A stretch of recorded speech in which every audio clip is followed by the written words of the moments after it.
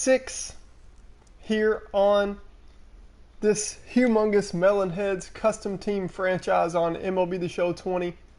As I let some of you guys file in, take your seats behind the dugouts. It's been a couple days, but we are back with this franchise.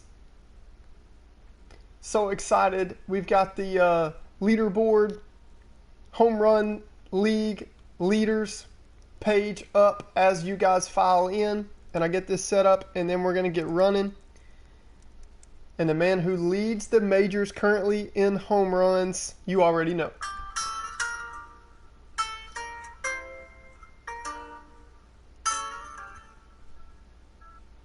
We are rolling with this new franchise. I'm going to get this stream set up. And then we are immediately, as we get a couple people start to file in and take their seats. The Melonheads can't play in front of an empty crowd.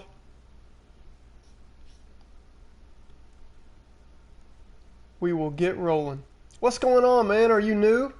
Haven't seen you before? Awesome. Waiting on more cats to come in. You're the first one into the stream. That's awesome. We are about to jump right into Season 1, Episode 6 of this brand new MLB The Show 20 Backyard Baseball series with this custom team.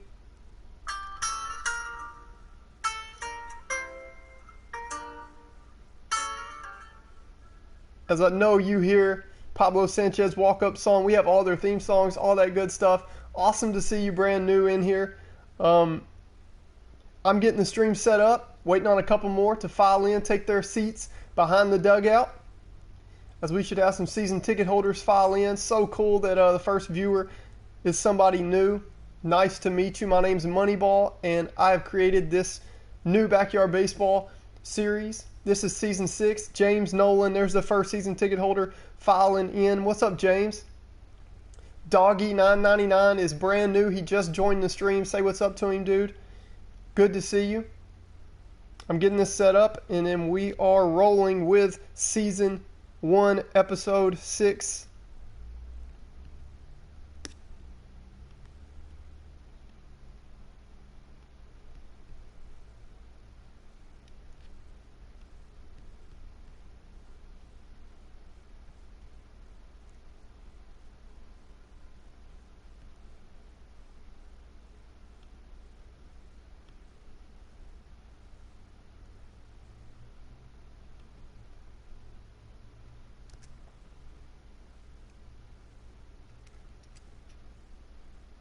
Nice, so we got that set up.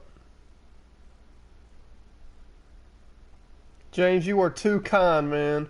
You are too kind. It is pretty neat, though. Brand new. And you guys make it a lot of fun. Doggy, as you'll see, comment your ideas and for the storylines and opinions on the players as we move forward. This is a brand new thing, never before seen on the internet. It's a lot of fun. We talk baseball. James always helps guide us with live score updates and all that, but it is a lot of fun. I'm setting up the stream, waiting on a couple more to get in. And then we will see Pete Wheeler and Pablo Sanchez in action. James, look at Pete, dude. He tied Ahmed for second in the majors in home runs.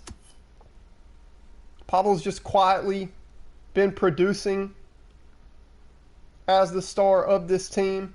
He's got 13, man. I'm optimizing everything on the PC, then we are rolling.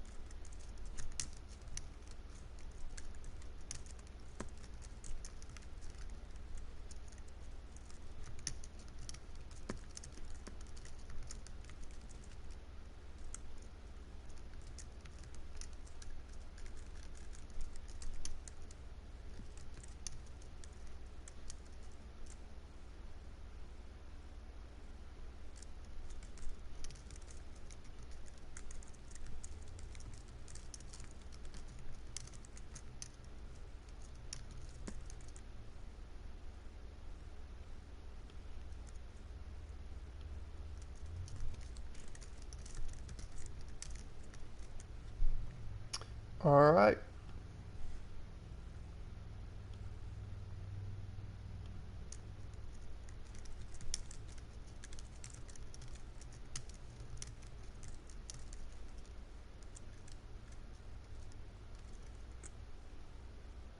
It is go time.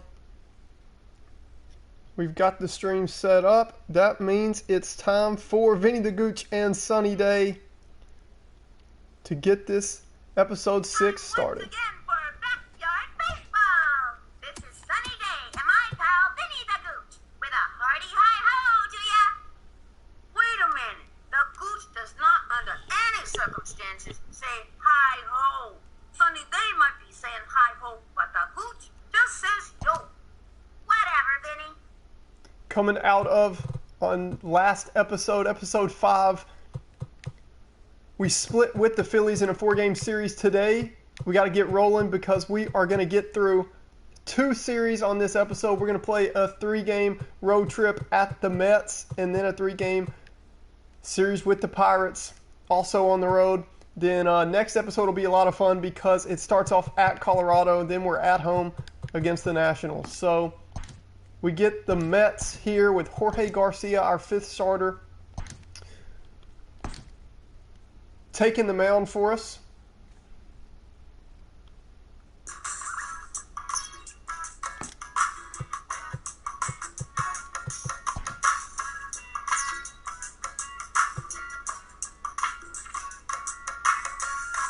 James, we got a predicament. So with the way that MLB The Show is on franchise and all that, sometimes your 5th starter won't be ready, even though he is on 4 days rest, and this is his 5th day. We're not going to pitch Angela because I like to wait. I like to give him 4 days rest, even if, you know, she just had a good game and didn't throw that many pitches. Do we throw Mr. Clanky, or do we stick with the rotation and throw Jorge Garcia? First one to comment, that's who we're going with.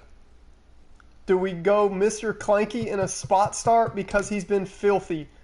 0 ERA in 9 1/3, 9 hits, no walks because he is a robot. Do we give the robot his first ever start? Clanky. Clay Beasy joins in. What's up, bro? We are giving Mr. Clanky a spot start. We're going to play his entry music because he's not coming in from the bullpen today. He is getting the spot start. Oh, James says Clanky as an opener. That's not a bad idea to save the bullpen, but for stats sake and all that, Clanky hadn't allowed a run all season. I want to give him a little bit of rope, a little bit of a leash, and we're giving Mikey the day off today as he's tired because he's Mikey Thomas, plus he's facing a lefty.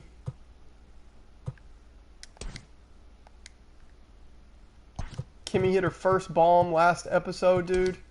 Keisha can play left.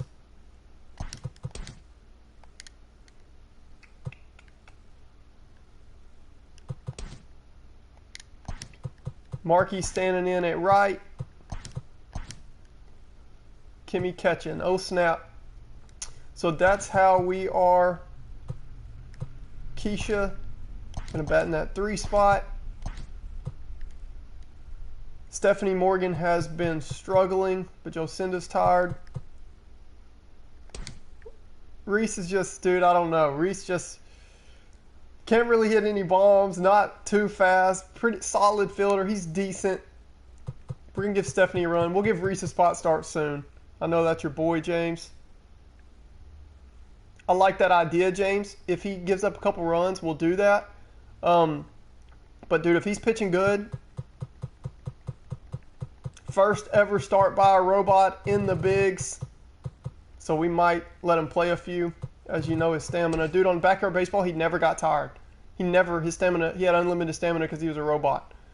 So, you know, we've got the 99 stamina. Their morale, he's mad because he's only making 60K. Dude, he's a big leaguer, only making 60K. So he's upset for the sake of the show. Hey, robots are supposed to be efficient. That's why we make machines, because they're more efficient and they complain less than humans. But anyway, we'll just have to see. But we're jumping right into it. Man, I miss Vinny the Gooch. Haven't streamed this in a while. Episode 6. Here we go. Sunny Day and Vinny the Gooch. It is good to be back. Hello, baseball fans.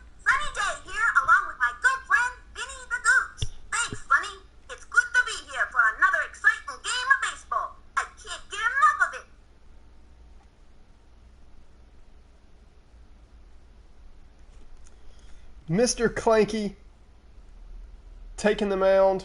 We will come up to bat first, though. I'll play his theme song when he takes the mound, the bottom of the first. Clay Beasy, oh snap, he's offering to join the Melonheads. He thinks he can make it. He said he'll work on $60K salary.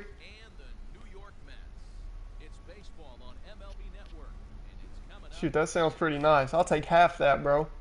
Playing baseball with my boys, Pablo, Ahmed, Steven Matz on the mound for the Mets.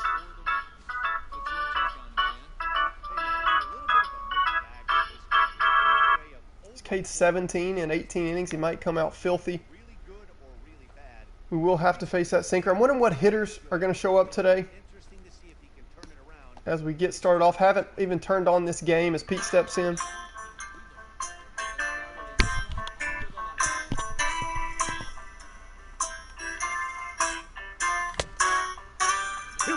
That's pretty rough. 90 on the high slider, and that's already got me on the ropes for this whole episode. I'm a little bit worried. Haven't even turned on my game in 3 days since I last streamed, but that's okay because it's all about these kids. Humongous Melonheads, let's see what they're going to do.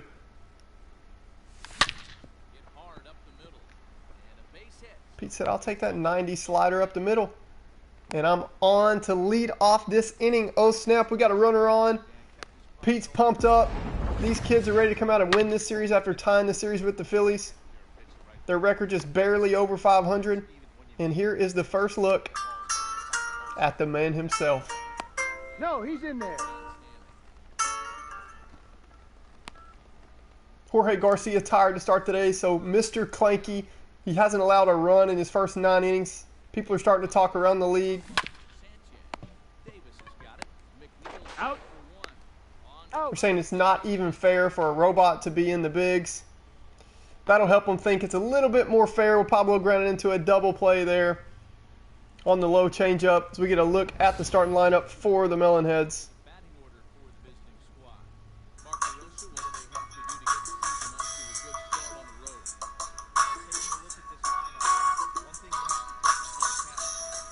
Those averages starting to come back down to earth. Ahmed Khan, after his ridiculous start, still in the high 300s, but that'll come down eventually. Here is Keisha Phillips.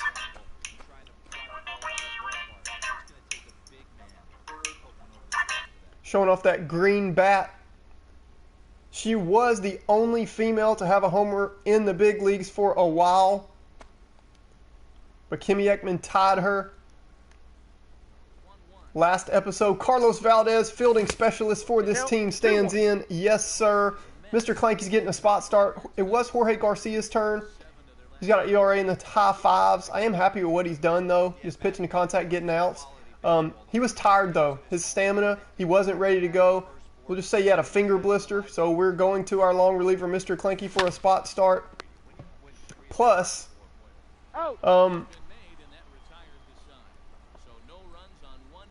he is not allowed to run in 9 1/3, and I didn't make him dominant, but he is really good at control as he is a robot, and he's good on stamina and all that good stuff. So we get our look at him here. There's the stats. So his whip, really solid, not incredible, but that ERA hasn't allowed a run yet. Only 4 strikeouts. Doesn't miss a lot of bats, but 0 walks. He's not going to be walking many. On Backyard Baseball, he could pretty much throw it wherever he wanted, and that is the case here as we get a look at Mr. Clanky.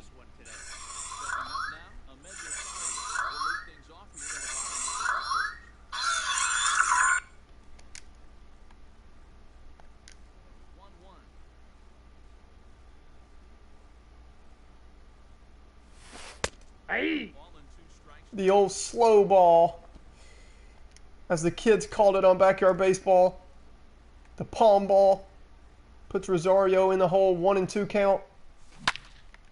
Uh-oh, this ball hit. I get my first chance with no fly ball indicator. Ahmed don't care, playing in right today. Keisha's out there in left. Kimmy catching today. She homered last episode. We get a brand new dude. Y'all welcome him in, man. Carlos James, Clay Beasy. Say what's up to Jordan. Brand new cat.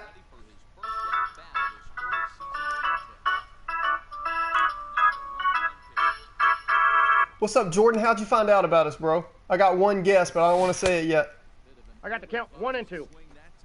As we did Not much you're gonna do with that pitch right there. You have to catch it. get this franchise and what we are doing here on this new series out a little bit on a certain platform. Wonder if Jordan saw it from that. I'm hoping we get 2 or 3 from that saw us over the weekend from PS4. What's up, bro? You play MLB The Show? Pablo in double play depth, so he can't get that.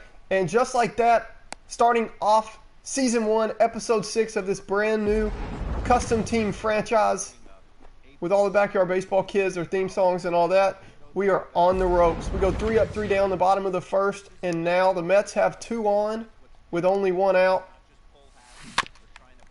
Ground ball to Pablo. I don't think we can get 2. He's just going to go 1. He's out. Marky Dubois over there playing first for us today as Mikey gets the day off. In steps Wilson Ramos.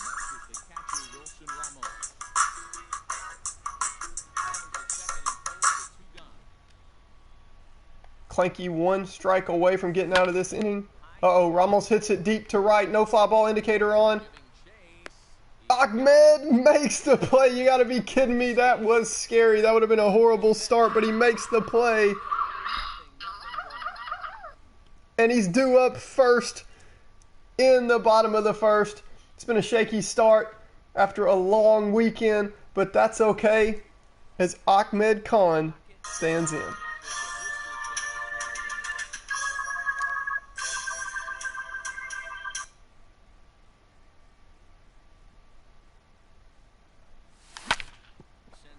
He's going to improve that ridiculously high average. It's already at 371. That's going to make it go up. Base hit to the right side of the field. He says rock on.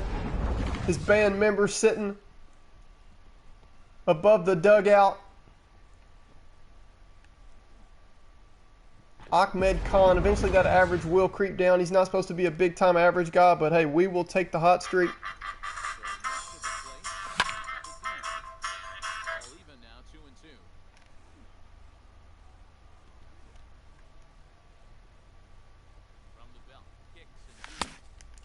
Filthy sinker, K's Del Vecchio.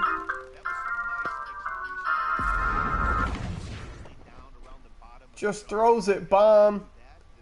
Thought it may have been that off speed breaking low, but hit him with the sinker. And here is first baseman today, Marky Dubois. 1 ball, 2 strikes. This team had a little bit too much funnel cake over the weekend on the long break, Ball. That's and inside. it shows. You have to find a way as a batter to get that 2-seamer up in the zone, or you're going to ground into a double play. So let's take a look at our umpire. Marky's going to poke that ball through. We will take it. The second base hit of the inning. Go no further than second as there are 2 aboard now.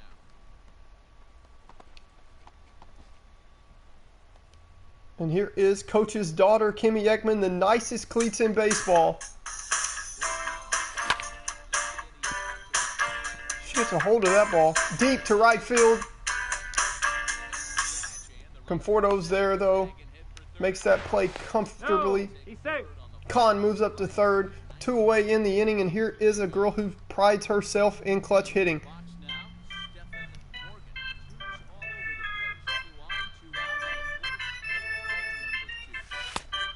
Ball. That's in. See Mr. Clanky over there on deck. They told him to try to act as human as possible. They input that into him as they created the robot for this season. The MLB hasn't come down hard on him yet for being a robot. Let's keep it that way. Soft fly out to right field like Stephanie Morgan usually does. We got the 6, 7, and 8 hitters coming up for the Mets. And this Melonheads team. Too much funnel cake over the weekend maybe. But we're still tied. We'll take that. Here's Michael Conforto.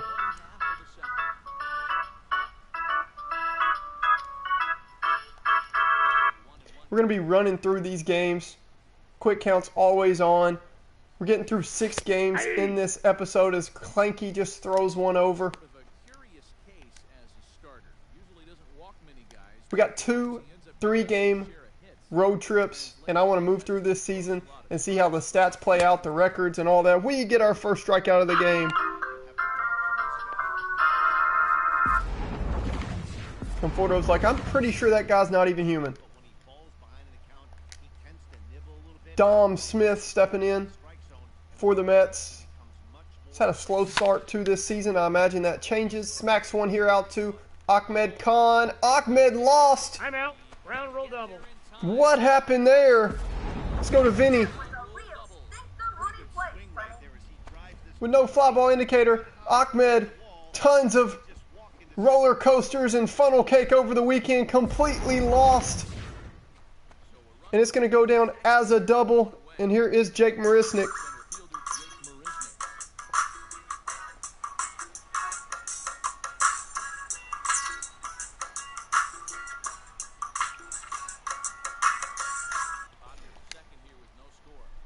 The Mets mascot doing everything he can to get this team going. Carlos Valdez, fielding specialist, doesn't like to see that. Line drive out to Pete in center. Dominic Smith going to hold up at second base. See if Mr. Clanky can work out of this inning after that mistake out there in right field.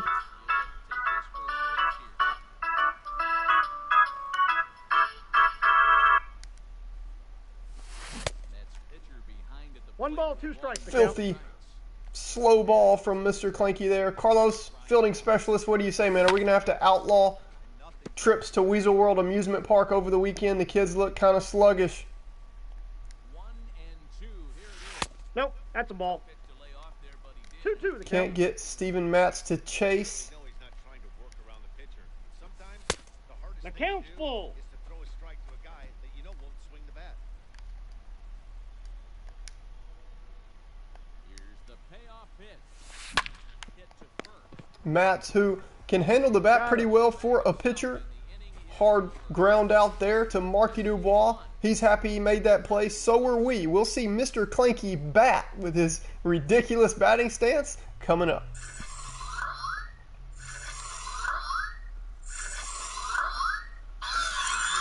Pitcher, play team 9, 1 and 2 due up. Pitch on the way. 1 and 2. The count is 1 and 2. Mr. Clanky calculated the fastball was coming, and he calculated wrong. That's ball 2. Ball 2. 2-2. High drive deep down. Mr. Clanky gets all of that one. That ball's out in deep left field. Just that's out. foul. Territory. Foul If that ball somehow got out, he definitely would have been outlawed by Major League Baseball. line to the right side. What a play by Pete Alonso. Have you ever seen a guy at 265 jump that high? Other than LeBron James, here is Pete Wheeler. Or Zion.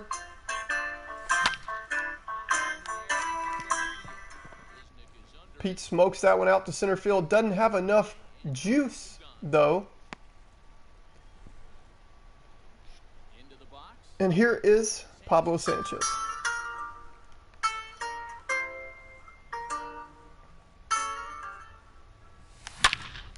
You got to be kidding me. We're starting off early here on this broadcast. Episode 6, Pablo Sanchez.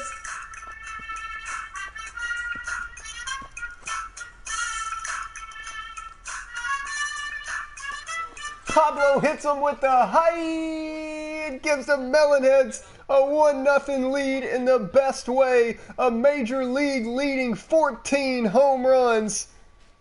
This kid is his whole life nicknamed the secret weapon. Why he's dripping with tools. He's quiet until he's not. You don't know how to attack this guy. You can't put him on base with Just like the game of baseball itself, it's boring for a while, and then all of a sudden, that's what can happen. you get an entrance like that. Pablo Sanchez, man. Unbelievable.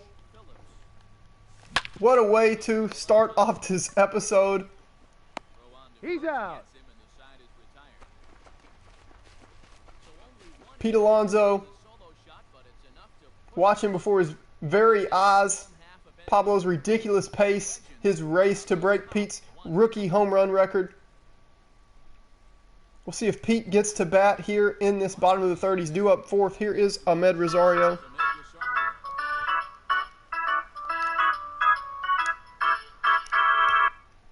James, you know me better than that. You know I didn't just give him a ridiculous one. Ball in. Backyard Baseball, all characters can pitch and can hit. So you know, man, with my research, playing the game, forums, finding videos, all that kind of stuff, I thumbed through all of the stances, like always, and found the one that was almost identical to him. There we go, dude. You know me better than that. Here is J.D. Davis.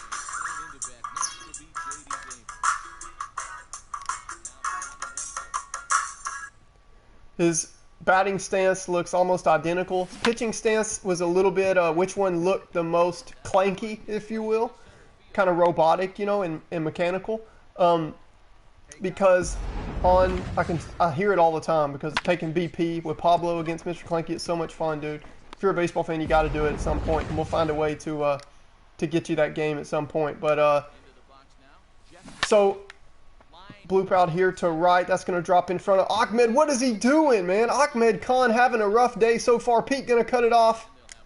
Runner's going to hold at third. We've got second and third with one out. Ahmed Khan, man. I don't know about Ahmed. Looked like he made a good, just kind of in-between ball. Wasn't sure whether to dive for it or not. Pete, luckily, there to back it up. And here is Pete Alonso, and there goes Pete Alonso. Coach Ekman has been around the game long enough to know, let's just put that cat on.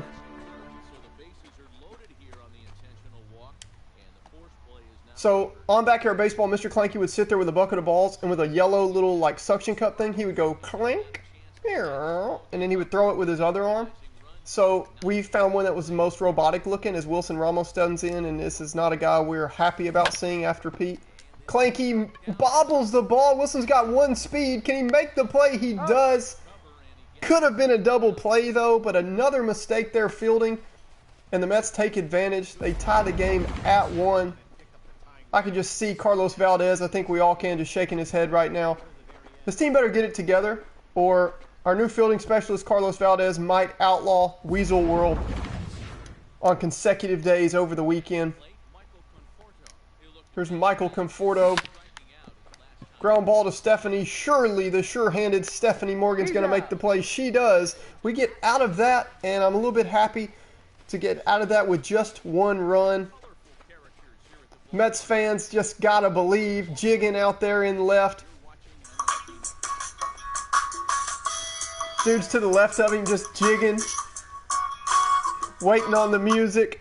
And here is Ahmed Khan with a couple bonehead plays, but he does have a single. Let's see if he can make up for it.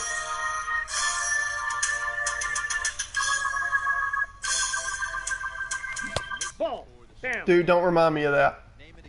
Don't remind me of that. I kept up with the Rangers that whole year. The year before that, was a big Rangers fan during that run.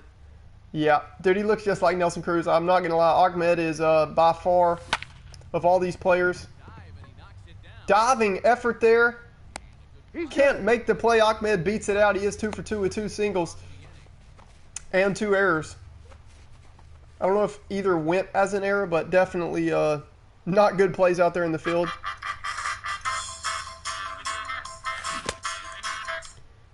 James, you have a lot of background knowledge of baseball, dude. That was 2011, and you're making that call. I'm a Braves fan, dude, but I am the Rangers and Braves are really my 2 favorite teams. 2010, 2011, growing up, was a big Rangers fan during that time, dude. That hurt, but that's pretty cool. Pretty cool that you referenced that because yeah, the ball was over Nelly's head and. Dude, he was so good in that series for the Rangers. But, yeah, that play haunts me still. As Markey stands in.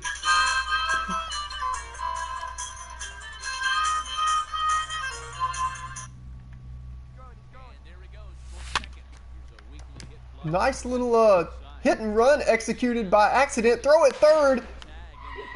Ahmed is out at third, so add a base running error to his resume today. But I will say, as he looks more and more like Nelson Cruz, he's modeled after a big leaguer more than anybody on this team is Ahmed, after Nelson Cruz. Here's Kimmy Ekman.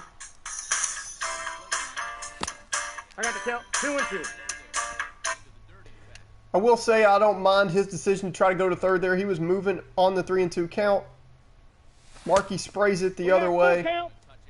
It was the second out of the inning, so the best time to try and get aggressive on the bases towards third base, as you don't want to make the first or third out at third. But the second, sometimes it can be worth it because you put yourself in a position to tag up from third on a fly ball, and that certainly would have done it from Kimmy. Unfortunately,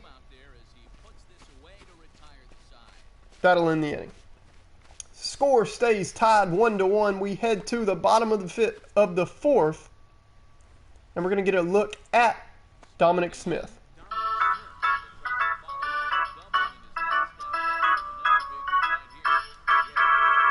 With the Texans, dude, I know wasn't he coaching Nebraska? Like, do I have that right?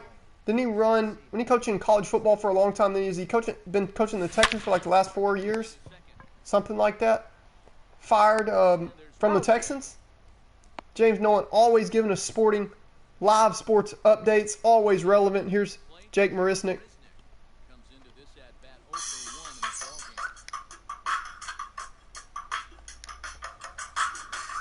That's super interesting, dude. Their timing after the Hopkins trade, and like, dude, a lot of people thought he should have been fired like 3-4 years ago just based on success or lack of.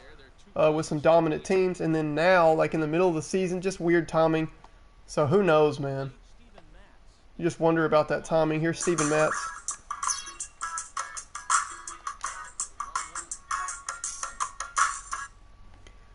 And I do like the call from Clay Beasy and James, season ticket holders of the Melonheads, with seats right behind the dugout.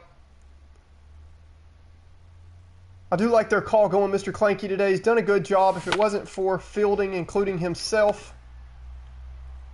Pablo takes a wide ankle to the ball up the middle, but he can afford to because the guy's running with 26 speed. The dudes are jigging out here. They love this Melonheads music on the broadcast.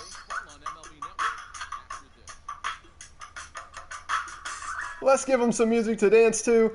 Hopefully some home run music.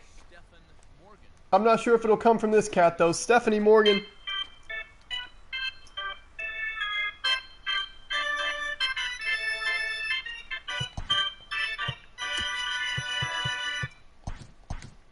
I like to call the advice and the opinions, weigh-ins from Clay Beasy and James Nolan today. We did use Clanky as an opener. He did go through 4 innings. Happy with that. If it wasn't for fielding, he could have done more, but I'll take it. We're going to go to the man that was a scheduled starter today, Jorge Garcia, for an inning or two. I don't want him facing too many big hitting righties, as that's just not a good situation. And then hopefully get this game to the late innings, preferably with the lead, as you see Stephanie Morgan doing her job leading off the 5th inning. With a base hit to that right side. We have gone the other way quite a bit against Matz today. And here is Mr. Clanky. Steven Matz going to try to quick pitch him like people do online.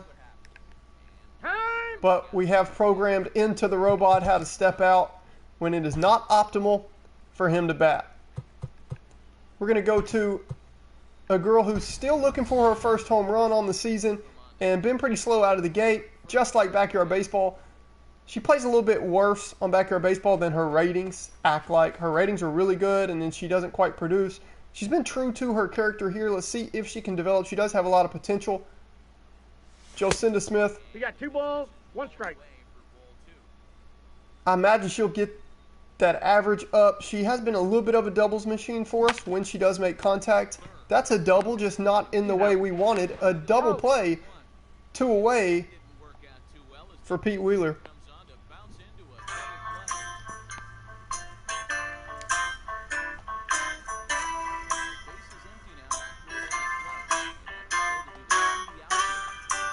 A man with 17 RBIs out of the leadoff spot. 2-2. Thanks in large part to 10 home runs.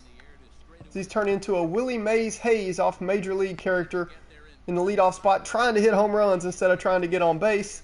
But we can't really say anything when he's producing. We do see the Mets leadoff hitter, Ahmed Rosario, who can hit for power and has some speed himself, due up here to start the bottom of the fifth.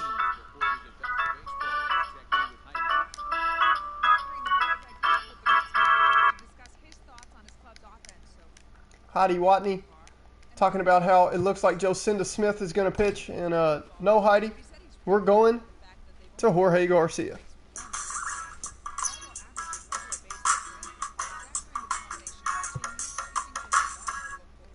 In steps Ahmed Rosario. Bottom of the fifth, game still tied. 1-1. Pablo kind of moved out of the way of that ball. Great instincts. He is small in stature, as we always know, or as we've always known about Pablo. Always been a small kid. J.D. Davis.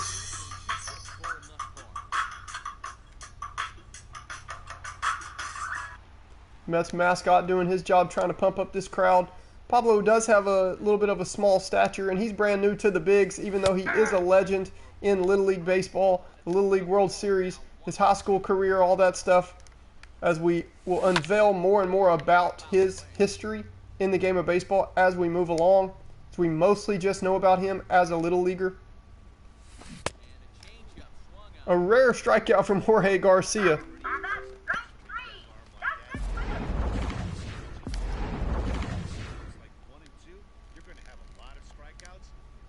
Jeff McNeil. Ball! That pitch is out. Aye. The old slow ball from We got a Jorge. full count. I think it's a real possibility to put that runner at first. Fly ball out here to right. Another chance for Ahmed, and he's thinking, oh no, please not me. Please don't hit it to me. Please don't hit it to me. Ahmed again can't make the play. We get a relay here from Stephanie. The throw not quite in time. Good tag from Tony. That's going to be another error on Ahmed. A real stick-the-rooty play, Sonny. He is hit with the 5% decrease in fielding because he's in a secondary position. We are going to watch Pete Alonso stroll down to first again here as Coach Eggman makes the call. But he's played really well for us in right field before, and we will be using him more in right field. Just I haven't put him in good spots today. Tony Del Vecchio, an incredible diving attempt, stops the ball, gets Wilson Ramos at first. A little bit of deja vu. It looked just like what happened back in the third inning.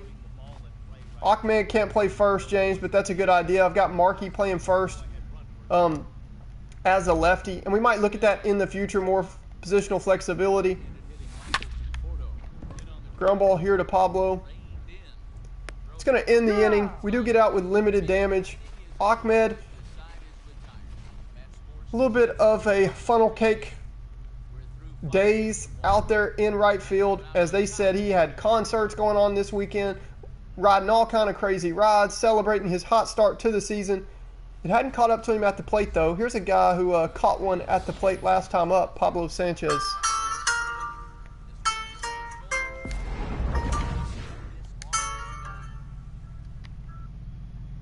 As the big leaguers just continue to try to work on a scouting report, a way to pitch Pablo that works. There's one there. We have seen, that up and in spot for Pablo. He has popped out on that pitch a lot. Be interested to see as the big leaguers get more and more of a scouting report on him if they'll continue to wear out that spot.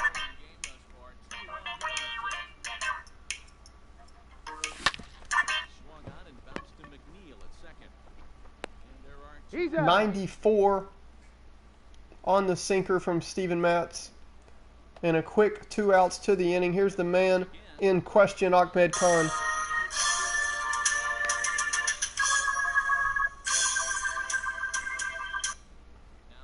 As Matz looks to get through 6 innings against this lineup, who has been the top offense in baseball so far. or in the National League. I'm not sure if they are still the top offense in all of baseball. Definitely up there, though, and Mats would be thrilled to get through 6 innings of 1-run ball here. 3-2. Ahmed going to make him work, though. Runs the count full. Challenge the hitter, but I think he'll be careful here. Shoot for the corner, and if you miss, you walk. Ugly chase from Ahmed. Somebody gotta dose some vitamin K. As we see the storyline play out more and more from Ahmed, wondering what is he thinking. He's had an ugly start to this game. He has poked a couple singles through the right side of the infield, but you just think the party at Weasel World, the concert, staying up late, playing guitar at the concerts, you know, it's got to be affecting him here mentally. He doesn't look very sharp and that ball focused went out. in this game. Interested to see how that storyline continues to play out here. 2 balls, 2 Filthy strikes. slurve from Jorge.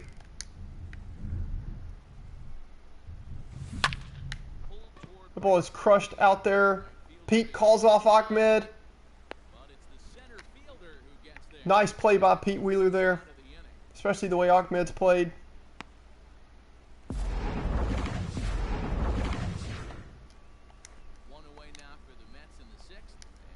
Jorge Garcia doing a really good job.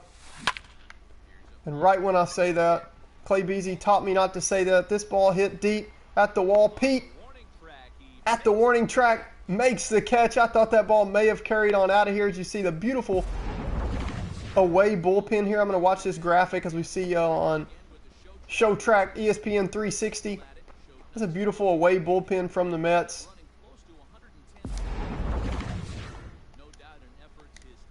Pete Wheeler with a couple nice plays out there in center field. Interesting to see as his game develops. 1 ball, 2 strikes, the count. Mets going to let Steven Matz bat here and start the 7th. If Pete Wheeler becomes an elite center fielder out there in the field,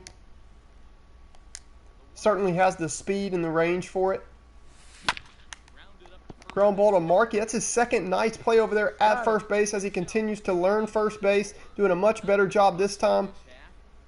We head to the top of the 7th. We're going to get to see Tony Del Vecchio in the bottom of this Melonheads lineup. Let's see if they can tie this game up.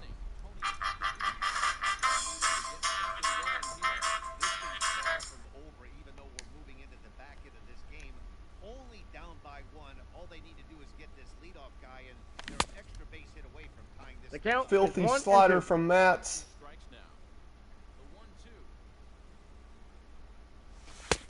Two, two, the count. Tony just can't figure him out here. And the changeup gets him. Filthy sequence from Steven Matz. Del Vecchio K'd on a sinker earlier in the game. Then he throws in the slider, swing and a miss. And then the changeup pulls the string for the first out of the inning. Here's Marky Dubois.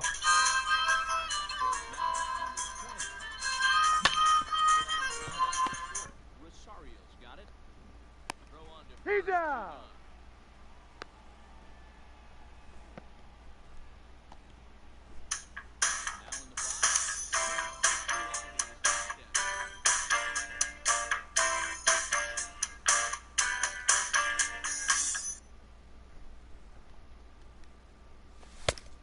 Two balls, 1 strike, the count.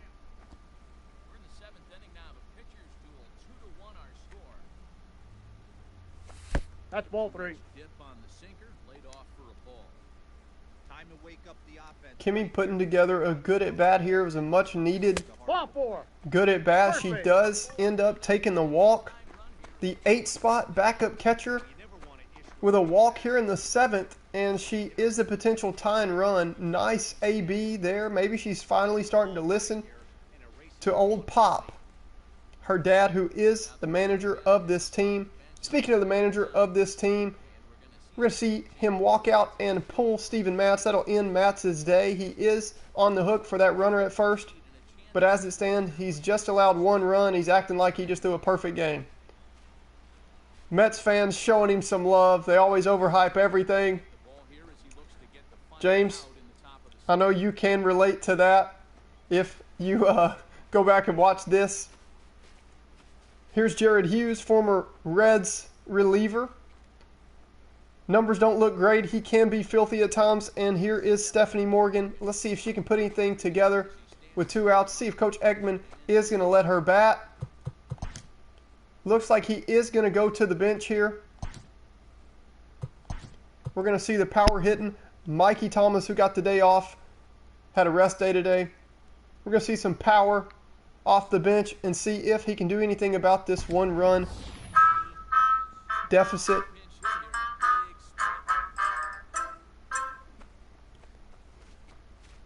Sabermetrics say that Mikey's in line for some more home runs and RBIs, as he is just, the stats love him. The average, the on-base percentage, trajectory, hit hard rate, as he hits that one hard, but it's on the ground to the second baseman to end the inning. 7th inning stretch here on this Melonheads broadcast, as Mikey Thomas will not be playing second base. We've seen the extent of him today as we get a look at Reese Worthington off the bench.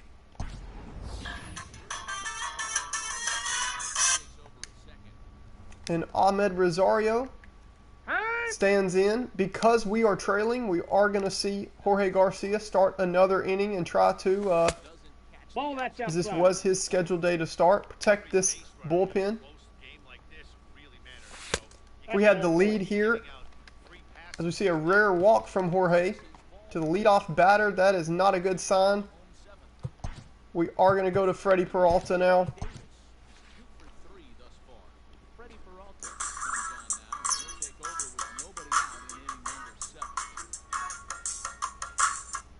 He's going to be coached up by Kimmy Ekman, who is the coach's daughter. And you know how coaches' kids can be sometimes. Nothing against them. I was one myself. But they're always wanting to coach on the field. So Freddie's like, yeah, let's get it. J.D. Davis with 2 singles already. Runner goes. Throw from Ekman. Not in time. Ahmed Rosario takes second, but we do see a strikeout from Freddie Peralta. Reese happy to get in on the action, contribute to this team. 3-2 count to Jeff McNeil with Big Pete Alonso on deck. Another K from Peralta. Pete Alonso stepping in with runners on base again and a base open. They will pitch to him this time. 1 ball, 2 strikes. Curve working for Freddie Peralta. That's ball 2. 2 balls, 2 strikes. The umpire says Big Pete is not big enough. They call that one high. 3-2. Low curve will push this count full. There is a base open. Pete almost catches that one. The other Pete gets under it, makes the play. We head to the 8th. Miltonhead's got to get something going on offense. We're going to get to see the top of the lineup after a pinch hitter. This is their best chance to get something going. We've already wasted Mikey Thomas as a pinch hitter. We're going to see Dmitry Petrovich, the science nerd, stand in.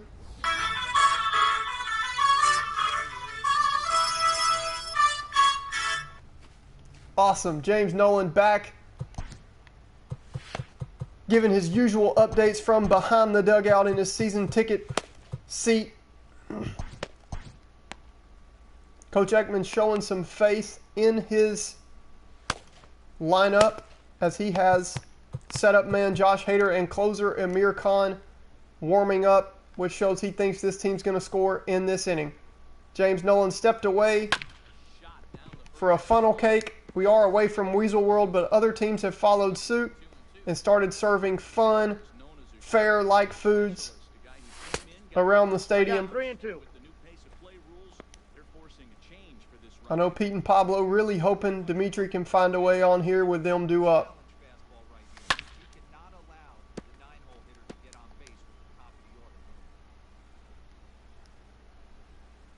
Dimitri, terrible vision, No, ball 4. but does have some pop if he can hit the ball. He's not going to hit it, Man, that's a tough one to but he's going to get on the only way you can without hitting it. Well, one of two. He's going to walk. lead off walk.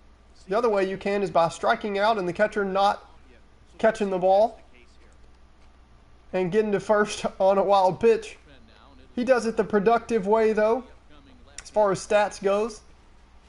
With a walk, we're going to see Justin Wilson come on to face the lefty Pete Wheeler, but that means he's going to have to face Pablo Sanchez, who's already homered against lefty starter Steven Matz today. He's the only run for the Melonheads in this game. Pete finds a corner. Conforto picks it up. Pete Wheeler with a double. Usually in that right field corner, it's a triple for Wheelie. He is pumped up. Can't head to third there because Dmitry Petrovic was in front of him on the bases. Nice little hook ball down there to the right field corner from Pete Wheeler. Man, if he could do that a lot this season, it would be a lot of triples. Here is Pablo Sanchez in such a big spot.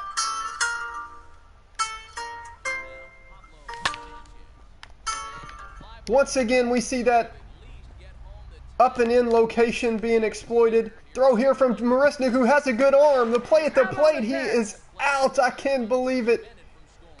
I can't believe it. They wear out that up and in spot to Pablo. He pushes a ball, should have been deep enough, but Marisnik makes an incredible throw. And Pablo doesn't get the tying run in. That's going to put pressure on Keisha Phillips here. Can she save the day?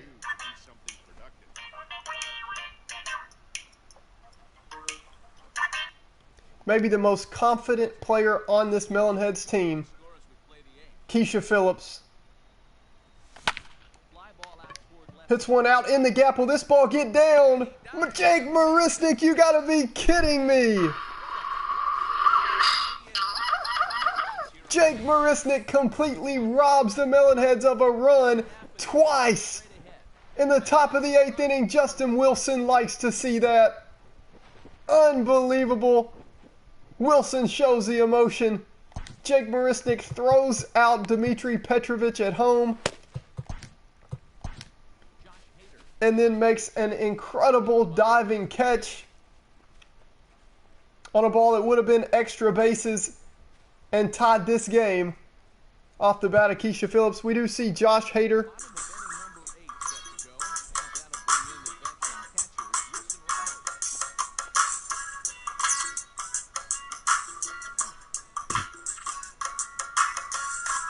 Jake Marisnik showing shades of Willie Mays out there. Unbelievable. That's one of the most dominant innings you will see on defense ever. As Jake Marisnik throws out would-be tying run. And then the next batter, we see a strikeout from Josh Hader.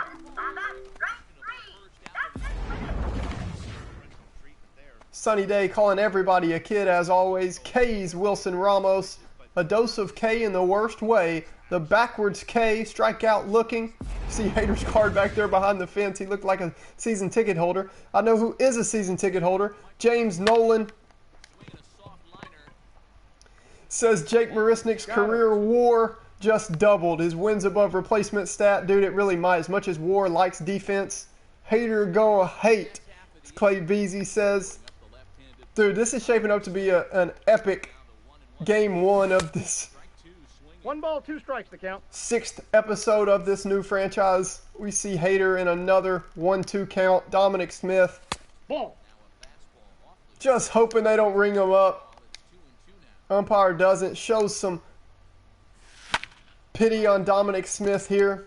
He's thinking, man, if I was a lefty and had to face Josh Hader late in the game. Filthy 3 balls, slider. 2 strikes.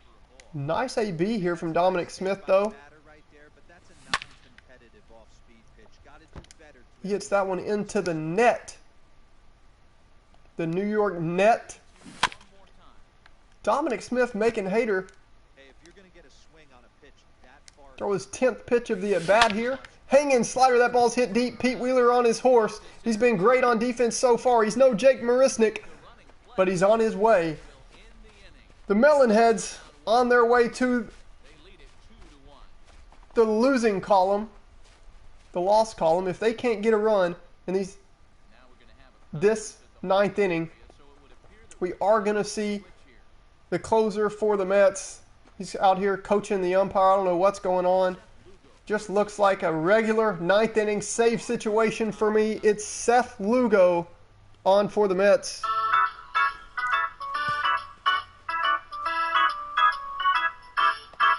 I just figured out what Mets manager was saying to that umpire. He was saying, hey, that's Seth Lugo, right? That's not Edwin Diaz, right? Just making sure. Will you please let me know if that's Edwin Diaz out there? Like, I'm just making sure. I meant to put Seth Lugo in the game, not Edwin Diaz. And the umpire's like, yeah, that's Seth Lugo. That's a ball. Clay Beasy catching my joke on that one. That's what the umpire was saying. Wish I would have thought about that earlier. That's okay. Plot twist, I went to Weasel World with the guys this weekend. That's why I haven't streamed in a while, and I'm a little bit hazy from all the funnel cake too. Here's Ahmed Khan. And there goes Ahmed Khan. Tried to check the swing, but he doesn't care. He's high on sugar. Mr. Funnel Cake himself.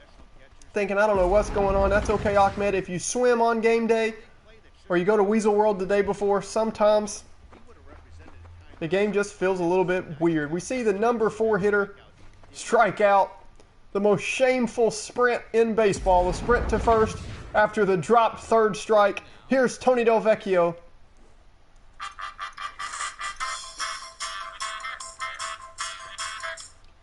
Seth Lugo, one of the most underrated relievers in the game. Throwing gas. Tony can't catch up to it. He just follows that pitch into the catcher's mitt. Ball. That two-seam had some movement on it, man. Looked like a cutter from a lefty. A 2-2 to Tony. Does a good job making good contact here with the changeup. McNeil can't get there. Maristic makes a rare mishandle out there in center. Such a bizarre game for Jake Maristic.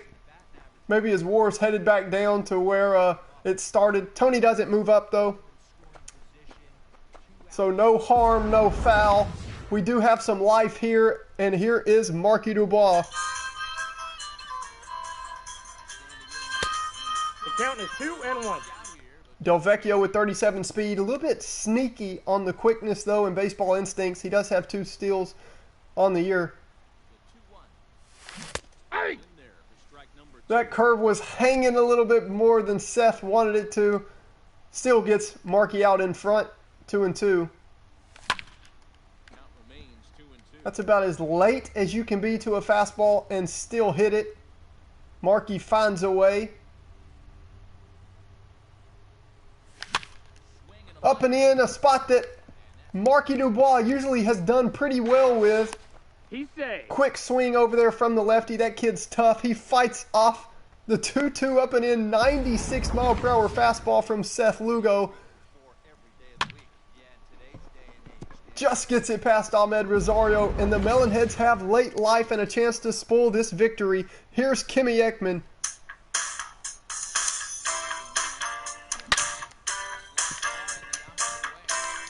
This ball's gonna get down. You've got to be kidding me. Kimmy Ekman. Oh no, we've got some.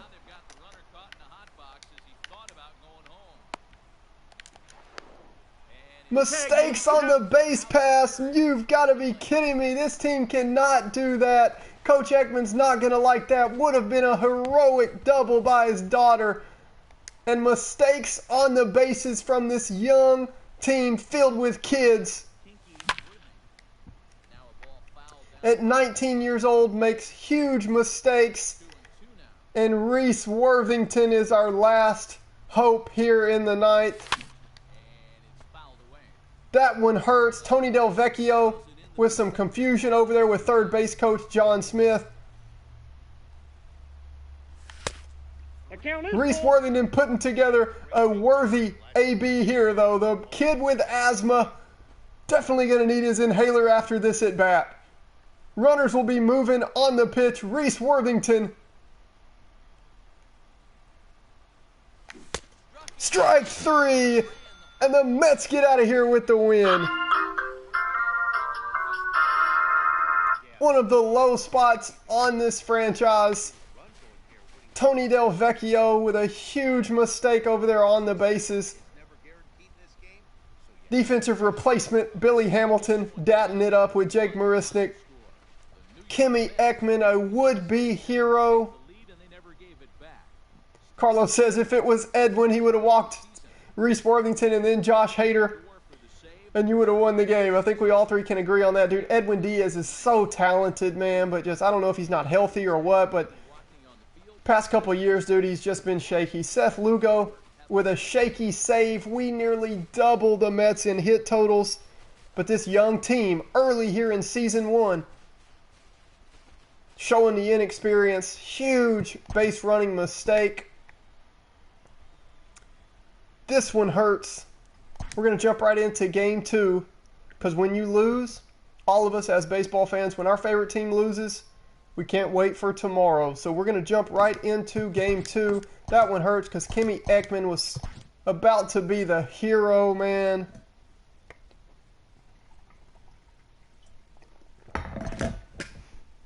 And we pull a New York Mets against the New York Mets and give them a victory. It's raining here in game 2, and we're going to let it. We are going to switch Ernie Still and Del Vecchio. I'm not sure what's going on with the pitching staff, but that's okay. Things aren't going to get any easier here. We draw Jacob deGrom.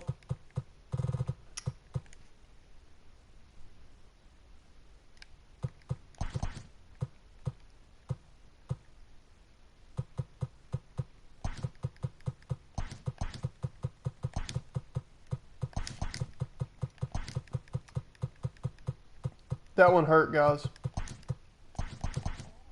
That one hurt. But we're jumping right into game 2. That's what happens. This team's young, inexperienced. You're going to see mistakes like that, and then they come out and do things they're not supposed to and surprise us all. That's what makes this series fun. Huge base running mistake.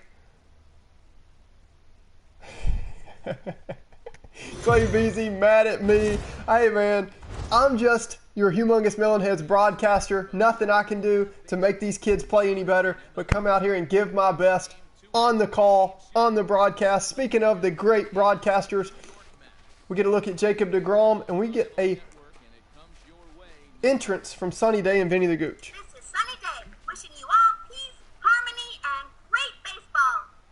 Thanks for the live look in, Carlos. It's time once again for backyard baseball. This is Sunny Day and my pal Vinny the Gooch with a hearty hi-ho to ya. Wait a minute. The Gooch does not under any circumstances say hi-ho. Sunny Day might be saying hi-ho, but the Gooch just says yo. Pete Wheeler with his average up to 260.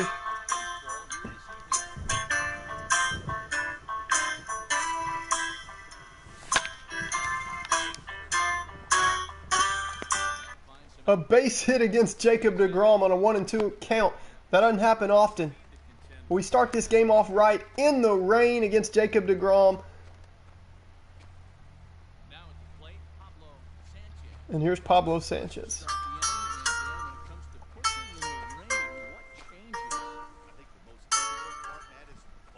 This series is worth following just to see the evolution of Pablo Sanchez and his stat line. He does have a sneaky 5 stolen base total on the season from so many walks, trying to help this team. Hey, he's good.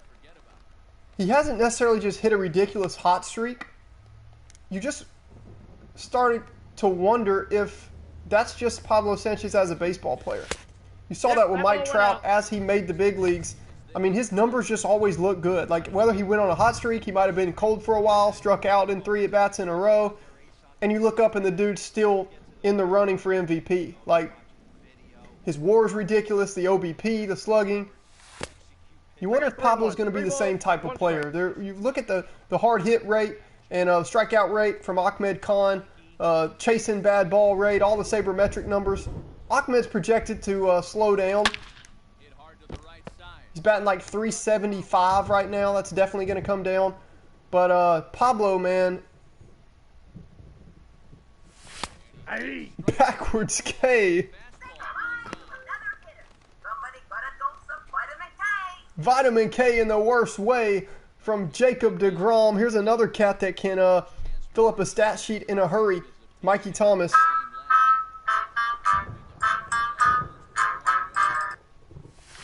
Carlos, we missed you, dude, last episode. If you didn't catch last episode, you've got to watch it, specifically you. Like, I want you, Carlos Valdez, to watch it more than anybody. Just thumb through it, scroll through it, whatever you got to do, because we had some interesting fielding occurrences. I know 2 episodes we were really good on fielding. Last episode, I can't remember if we were just great on fielding or if we had a couple crazy plays and then great on fielding other than that. But we've really improved fielding-wise the last couple episodes. So if you've missed that episode, I really want you to check that when you can. I know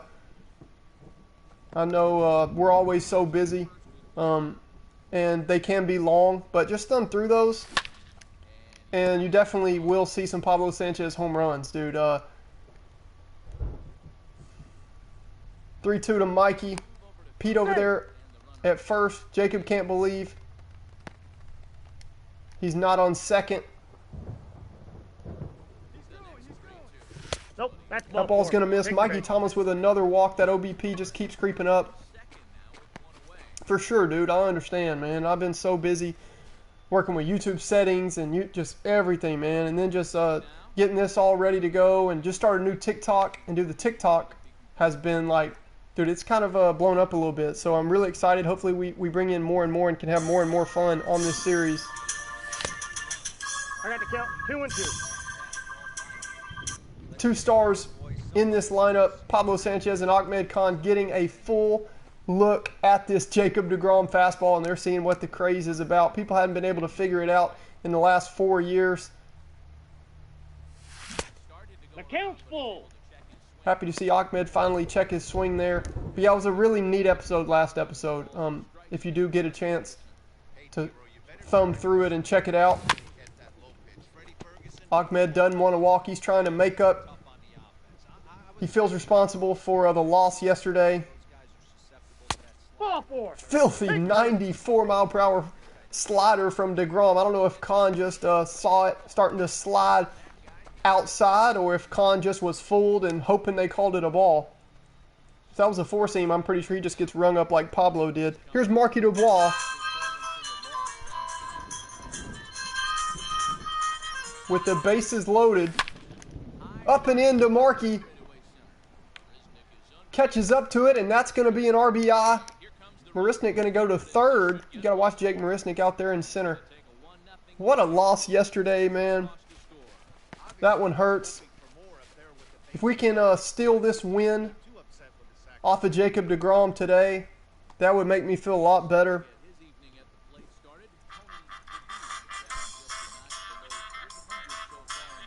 Tony has a chance to make up for that base running error last night, right here.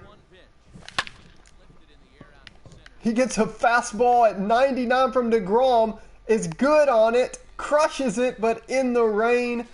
That ball's just not going to carry. Jake Marisnik makes the easiest play he's made in this series. We see a plane fly under the camera here on this humongous Melonheads. Always something unique, man, and we're going to see Angela Del Vecchio take the mound.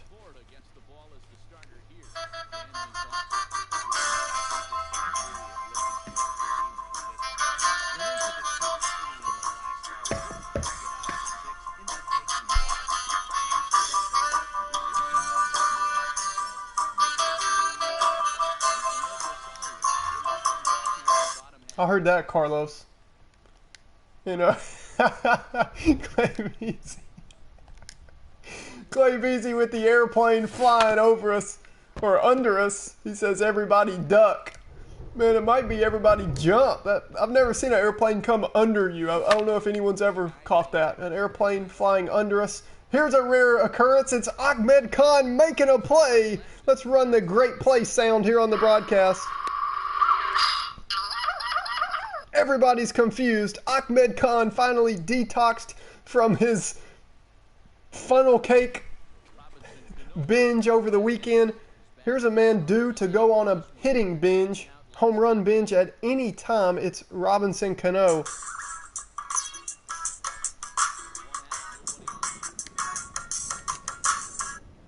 A guy that you think is over the hill, and then he hits 3 bombs in one game. It's Robinson Cano.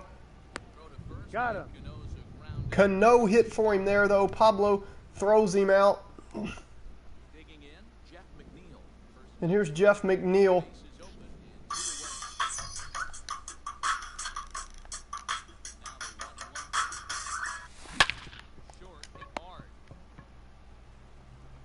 And Pablo makes that play as well. We head to the top of the second. The Melonheads have a rare lead on Jacob deGrom.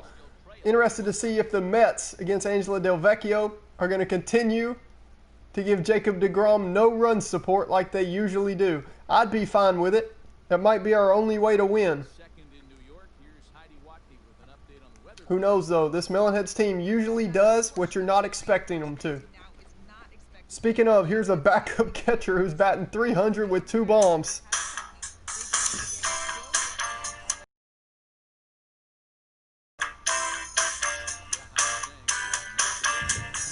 There were reports from Ken Rosenthal before this game that there might have been a little animosity in the locker room from the Melonheads. Somebody said you wonder if Tony Del Vecchio purposefully held up at third so that the coach's kid wouldn't be the hero, because sometimes the coach's kid can let things go to his head and start acting like the leader in the clubhouse, and his backup catcher Kimmy Ekman. I'm not sure if that's true. You rarely see Ken Rosenthal posting things that are controversial. We'll have to watch this develop. This team has been friends for well over 10 years, though, as Joe Smith steps in. So we'll get an update from that as we move along. And deGrom's making sure we move along quickly. 2 away here in the second inning. And here's Angela Del Vecchio.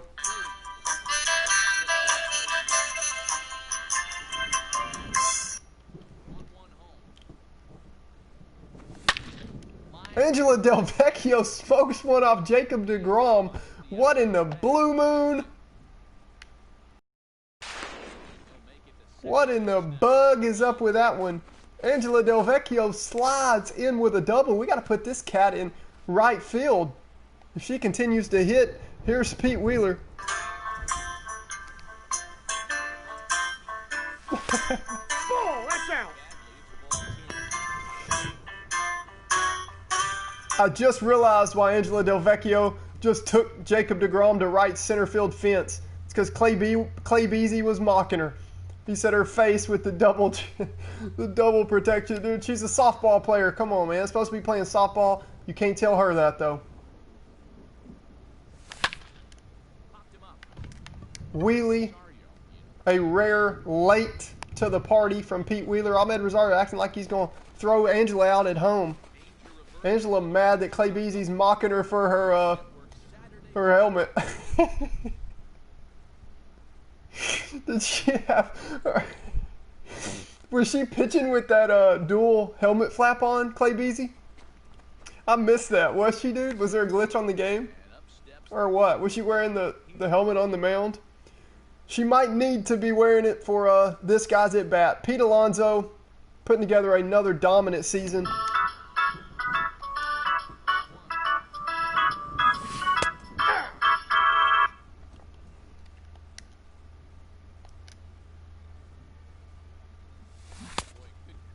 Strike 3 to Pete Alonso.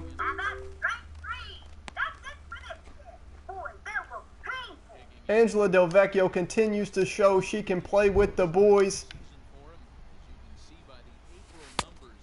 Outside, that's a ball. Her, Luann Louie, also in the starting rotation. And definitely, of course, Keisha Phillips showing that girls can play in the majors. They put together some productive seasons so far. Curious to see how their career continues to play out. 3-2 count to Conforto. Strike 3. Say goodbye to another hitter. Somebody got a dose of vitamin K. Delvecchio handing out vitamin supplements in the form of vitamin K today. She K's Pete Alonso, then K's Conforto. 2 balls, 1 strike. Here's Dominic Count. Smith.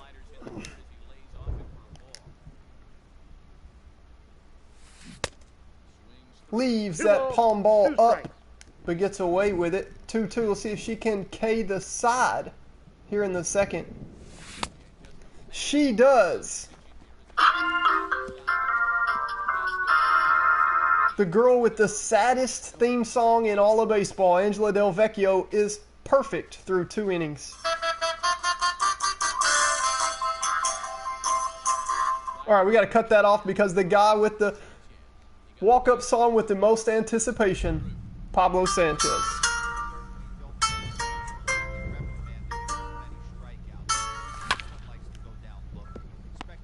That ball's foul. Hanging curve from DeGrom to Ansi, though, too early on it. 2-2. Up and in fastball. Pablo trying to make sure there's not a hole in his bat. He thought he was all over that one. Interested to see the feedback. The timing looked good to me. Pablo can't believe, as you see him, he's looking out in left field. He thought that ball was gone. And, he just got under it. Good timing. Great spot by DeGrom. How many times have we seen Jacob DeGrom do that?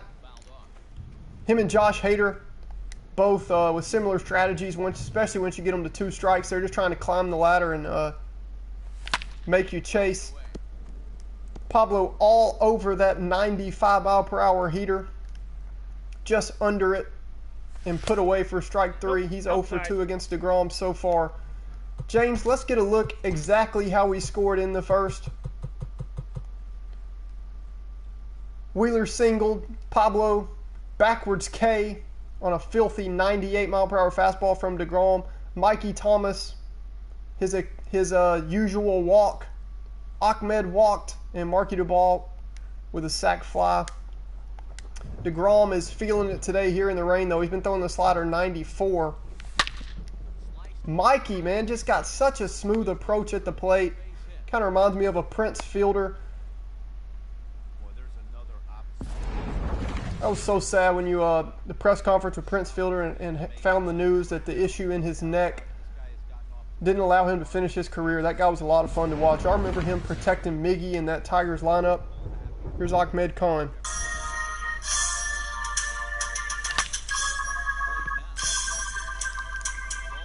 I think Ahmed is back.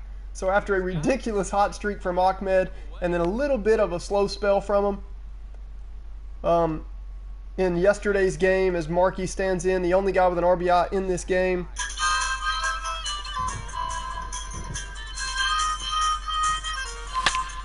They always try to bust Markey up and in, but as the numbers keep getting out, they're going to learn you cannot bust Marky Dubois up and in.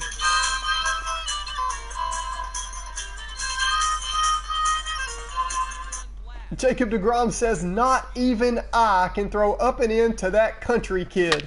Marky Dubois, who apparently has a pet frog, takes this pitch deep and puts the Melonheads up 3-0. Here's Tony Delvecchio, 3-2 count with 2 outs in the inning here, courtesy of quick counts.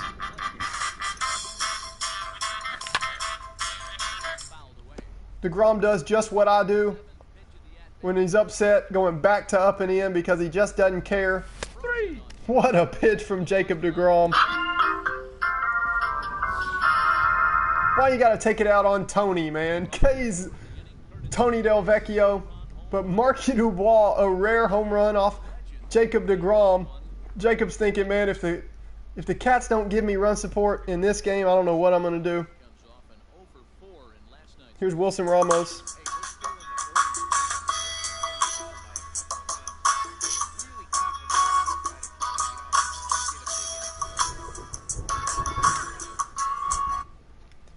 Angela Delvecchio, we don't want to jinx it here on this live Humongous Melonheads broadcast. Nope. Outside. She doesn't have a walk all season, and I know I just jinxed that.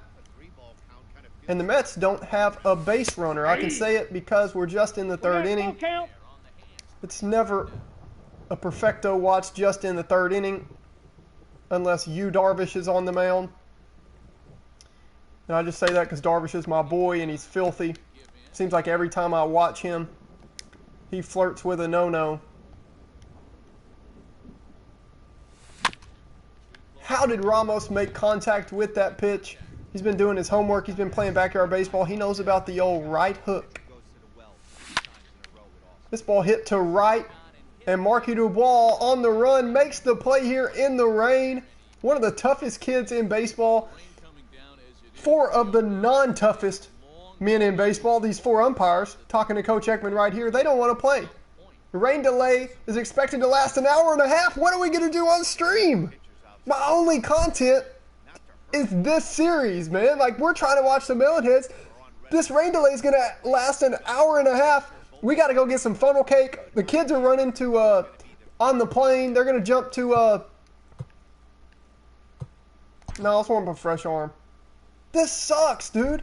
Angela's perfect. She's only like, what, 20 outs away from a perfect game, and it is the Mets in the rain. I'm just playing. We don't have to wait an hour and a half. I'm just acting stupid, as always. Well, sometimes I'm not acting stupid. Sometimes I'm just stupid. We're going to warm up. I rarely get rain delays. Carlos, this is brutal, man. I'm telling y'all, Angela was throwing a... We're going to keep her in, dude. She has great stamina. We can't keep her in. That sucks. Oh, well. We're going to Brent Suter for a couple innings till we get somebody warm. After an hour and a half delay, like, I'm not trying... I have injuries turned off, and I would still hate to do that to the virtual character Angela Del Vecchio. That would be... Coach Ekman would get fired if he threw 19-year-old Angela Del Vecchio out there after an hour and a half rain delay. He wants Peralta. We'll go to Peralta after this. He pitched yesterday. This might set up, if we have a lead late in the game, dude, I want this win. After blowing the win yesterday on base running and defense. I got the count 2-2. After a full weekend at Weasel World Amusement Park and a ton of funnel cake, I want this win off Jacob deGrom with Angela Del Vecchio. I'm not going to let the rain delay stop us. That was a quick hour and a half. And we're back on this broadcast. We might see multi-inning days from Hader, Amir Khan, and Kenny K. Kawaguchi. Got him. Might turn this into, well, definitely we've turned this into a bullpen game, but we might go to the dominant arms in this bullpen early in the game and see if we can hold this lead. Jacob deGrom clearly still upset about the Marky Dubois home run. He hits one to opposite field about 350. Pete makes the catch. We're going to see the top of the 4th. Kimmy Ekman, the almost hero from last night, standing in here. The girl with the nicest cleats in baseball.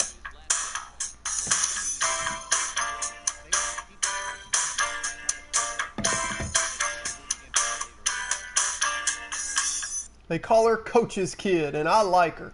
The team gives her a hard time sometimes for being the coach's kid, and she gets all gung-ho, especially when she's hyped up on sugar. She eats a lot of candy. Backyard Baseball said she went through spurts of a lot of energy, and then she would crash because of her love for candy. I like Kimmy Ekman, one of my favorite players on this team. I like the orange glasses, the orange trim on the batting gloves.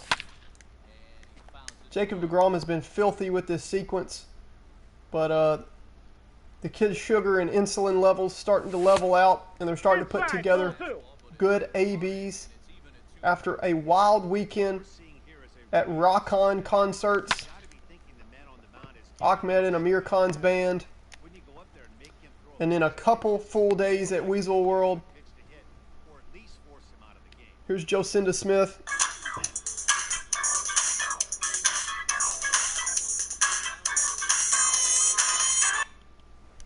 John Smith, who is the pitching coach for this team, Jocinda's dad. You'll get a look at him later in the game with a mound visit or whatever. Looks just like her. I was happy to find him as a pitching coach. Her dad also coaches her in basketball. She is working on making it in the WNBA, as we are not going to let Brent Suter bat here. We do have quick counts on. Ball, that's low. He's going to watch this one. Certainly know he's not trying to work. We're going to go to a pinch hitter in the form of To throw a strike to a guy that you know won't swing the bat. Keisha Phillips. Yeah, we might as well waste her as a pinch hitter earlier. Definitely our best bat off of the bench right now. She got the day off today. We'll give her the 5th through the 9th inning to rest back in the clubhouse, but we will see her make an appearance here, and I will finish my story about Jocinda and pitching coach John Smith after this.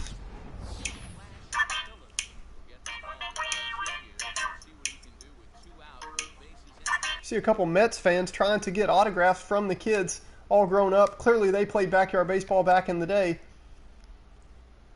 Keisha Phillips, 2-1 count from DeGrom. The count is 3-1. DeGrom looked like he threw his shoulder out on that pitch, just 94. But with injuries off, he's okay. You have to have the mindset that you're Keisha hits that one 7 miles, but way foul. She hit that ball backwards. Up and into Keisha. That's just wrong, Jacob. Up and in at 96 to the first girl to ever hit a bomb in the majors. Jocinda working on in her spare time, getting some shots up in the gym, trying to make the WNBA. And Dad, John Smith, doesn't always let her go to Weasel World. She had to skip out this weekend to put in some time in the gym.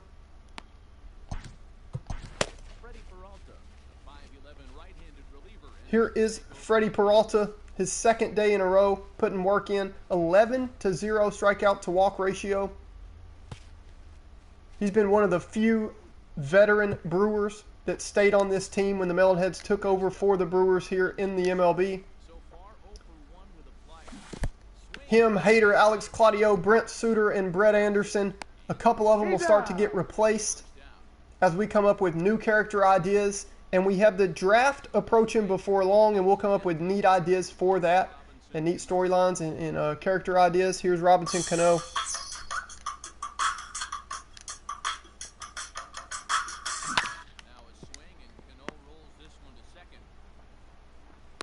But those are the only real baseball players that we have on this team. Freddie Peralta, one of them. The rest of the Brewers, Ball 2. after 2 balls, 1 the strike. Brewers GM traded Christian Yelich for the rights to this entire humongous Melonheads team,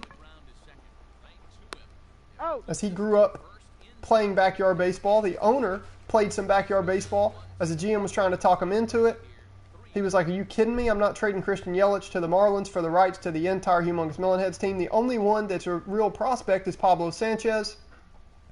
Pablo, of course, was approached by the Marlins to be signed and immediately placed on the big league team. And he said, "You don't get me unless you sign all my buddies that I grew up with." So that's how all this has happened. It's on the backstory. If you guys are watching this, I know you've seen that by now. If you haven't, you can always go back and check those out.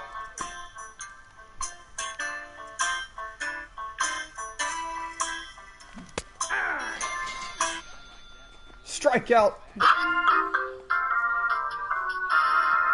It's Porcello K's Pete Wheeler. get him go around according to the umpire. Sometimes it can be really tough for these big And Pablo stands in 0 for 2 with 2 strikeouts. You don't see that often. swings down. Appears to be the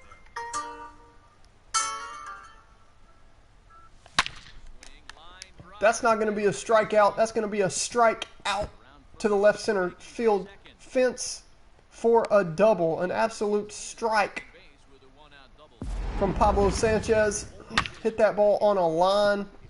Ahmed Rosario flinched a little bit and then watched it go over him. The ball came off the bat at 105 miles per hour, and in steps Nugget Mikey Thomas. 1 ball, 2 strikes, the count.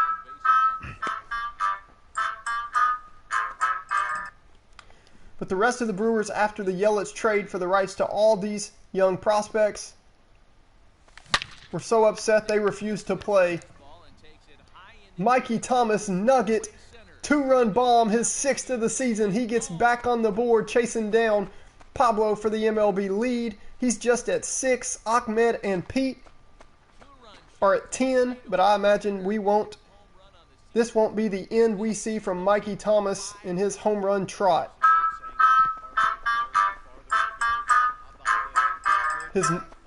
His numbers are terrific to date, and I think they will just keep on improving, especially that home run and RBI category. Here's Ahmed Khan.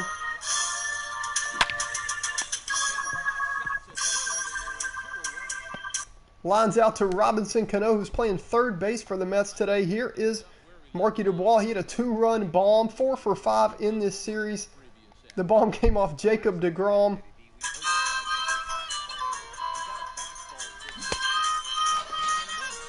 What was that? They know Marky can hit up and in. They try up and away, and they get the strikeout. Up and away for the K. The Melonheads have a combined perfect game so far through 4 innings. We see the heart of the lineup for the Mets do up.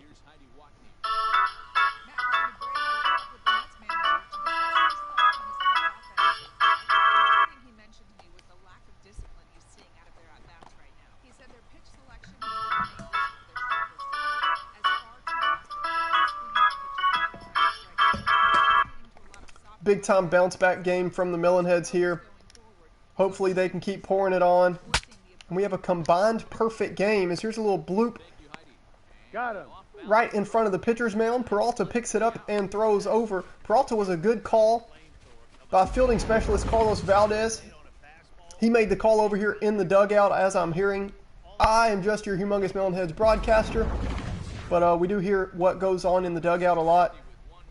Carlos Valdez leaned over to Coach Ekman, told him to put Freddie Peralta in for a couple innings, and it has worked well. We're definitely going to Carlos get jumping on me. I don't blame him. It's just the 5th inning, but he feels something special in the air, especially since he called to go to Freddie Peralta. That's ball 2. That'll be the last mention I make of it. Hanging curveball in the hole to Pablo. We'll see if he can make the play in time. He can.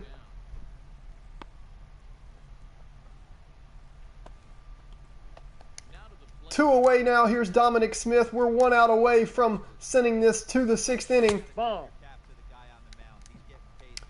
You got to think Coach Eggman will definitely go to his dominant relievers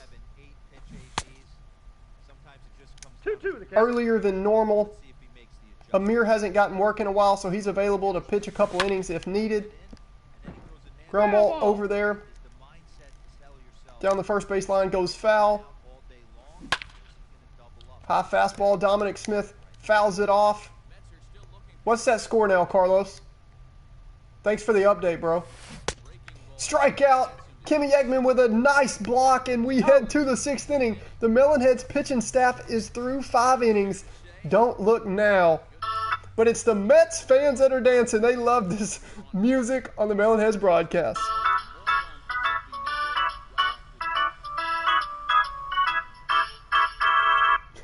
That's awesome. We get a look at Tony Del Vecchio, hoping he can pick it back up. Man, he was crushing the ball there for a while in the last couple episodes. Looked like he might be the next breakout star of this team, as he always plays great defense. Let's see what he's going to do with the bat here.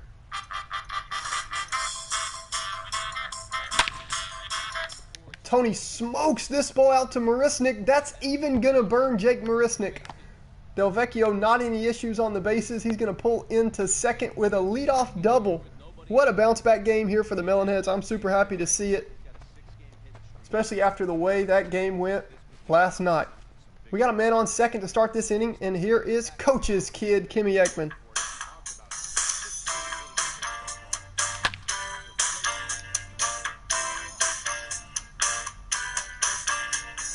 Rick Porcello with his 2nd straight fastball down the middle at 92. Why does he always do Rick Porcello things? 2 balls. Sometimes he 2 only strikes. throws down the middle. Sometimes he can't ever throw a strike. He's just a funny cat. And then sometimes he's really good for a while. Kimmy Eckman going to find some grass here in the outfield. That's going to bring in Tony Del Vecchio. They're going to push their lead to 6 now. But the story so far in this game, after DeGrom as we see runs scored. Look at the Marlins having a monster season after that trade, adding Christian Yelich to that lineup.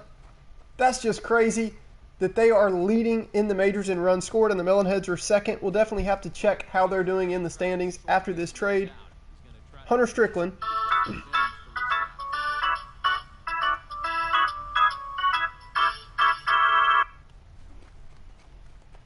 Jocinda Smith stands in.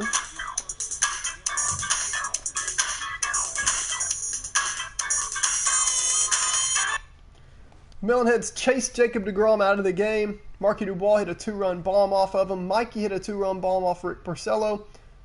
We get another run here.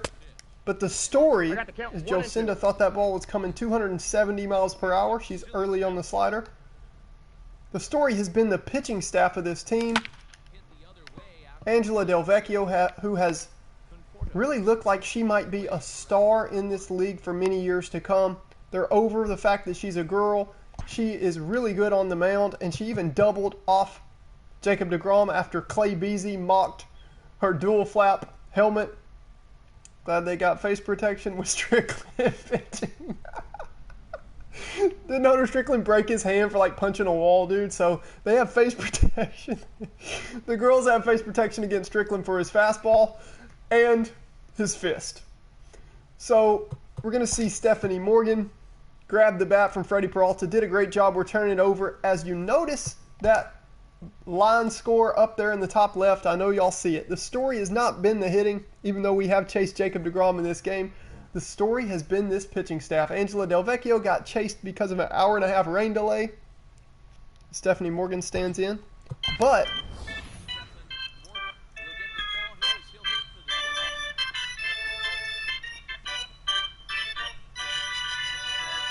that guy by the dugout trying to figure out where that music was coming from. Stephanie Morgan stands in. This has been a bullpen day in every sense of the word. I'll just say this, as Carlos reminded me not to jinx it. I'll just say this. Everybody that's come on to pitch for the Melonheads today has done a good job. Here's Pete Wheeler. 97 from Strickland.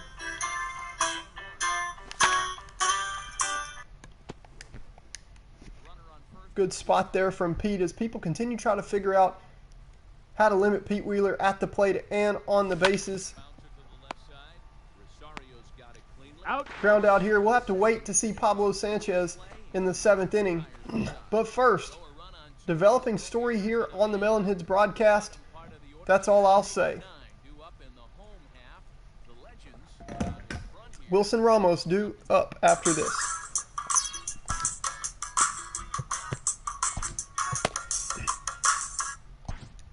Coach Ekman going to Kenny K. Kawaguchi in a big spot here. We need a good appearance from him.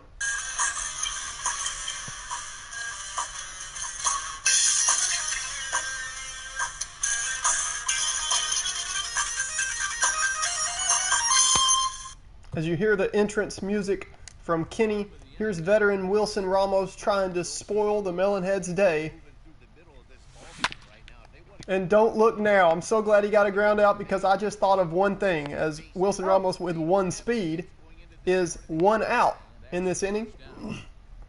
We have no fly ball indicator here on Legend as Jake Marisnik stands in.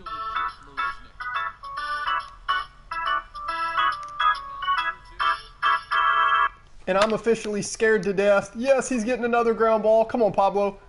Makes the throw in time. 10 outs away now as we start the countdown. Eduardo Nunez, the pinch hitter, the perfect type of dude to spoil our day. As there's a guy with a beanie looking the wrong way. He must be the cameraman. Camera's definitely out on this broadcast, and I'm scared to death. We have no fly ball indicator on. Mikey on the run. That ball gets down. It's fair. You got to be kidding me. Mikey Thomas can't quite get there, and the perfecto is over. Eduardo Nunez, just the type of dude to hit a bloop single, double down the line. Mikey can't quite get there. The ump doesn't even have a good angle on it, but he calls it fair, and the perfect game is over after Kenny Kawaguchi gets 2 quick ground outs. I'm not going to lie, though. I was scared to death with no fly ball indicator on legend difficulty. Carlos says, go to replay. We want to see this. If this ball was fouled, I'm going to be so mad. I might throw my headset. So it did catch some chalk. I'm kind of mad, though. I think the chalk guy, I want to figure out the number to the guy who laid the chalk today because I think he messed up. No, I'm just mad. Can't believe it.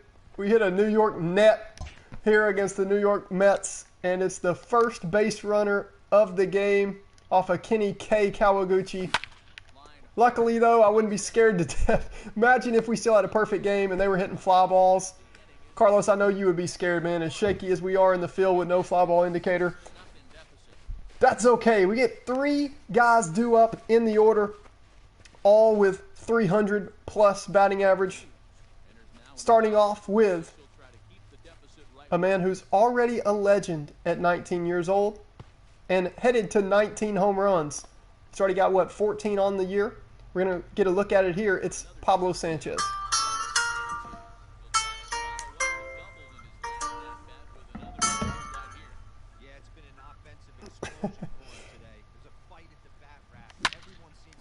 Pablo all over that fastball just early. Look how high he hit that ball. And let's start the countdowns. 8, 9. That ball was up there for a while. Dominic Smith somehow got under it as soon as the ball was hit. That's pretty impressive, especially take it from me with no fly ball indicator. It's hard to do that one away. Ball 3. Carlos says, right on the line. You look so concentrated when trying to catch that. Carlos, dude, can you blame me, man? I bet I did. That's pretty funny. But can you blame me? I was scared to death. And Mikey Thomas has 7 speed. So I was just terrified. I didn't know whether to dive or not. But I was afraid I would, like, knock it fair. So 3-2 count to Mikey here. Sprays the ball the other way. Eats up Rosario. Mikey's 7 speed, though. Not going to help us here. There is 2 away, and here is Ahmed Khan.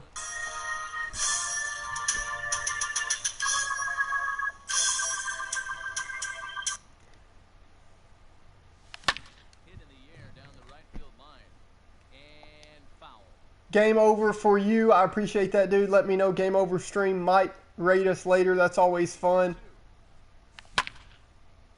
Ahmed spoils this one.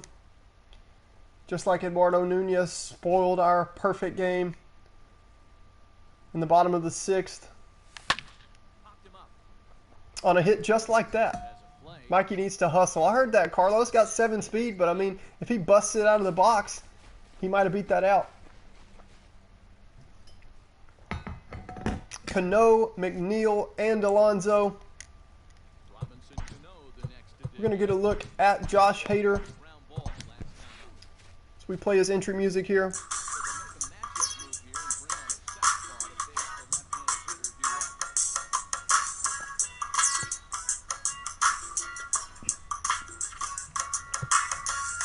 He's had a rough start to the season on the ERA just because of the fielding blunders early in the season, as this team is young and trying to adjust to Major League parks and Major League pressure and Major League fly balls hit way up in the air. But you see the strikeout to walk ratio from Hader, 12-3 in 7 innings. He's going to be just fine. 3 balls, 2 strikes. Excited to see what kind of season he has for us, as we really need him to give us a productive season out of the bullpen. Carlos, you remember the first couple episodes? There were some fly balls we should have caught. And the kids were young and didn't make the play.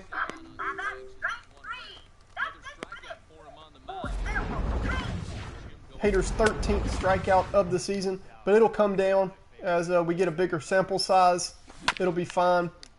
So he gets 2 quick outs here. Pablo looks so pretty over there at short. There aren't many hitters that like to see this guy on the mound.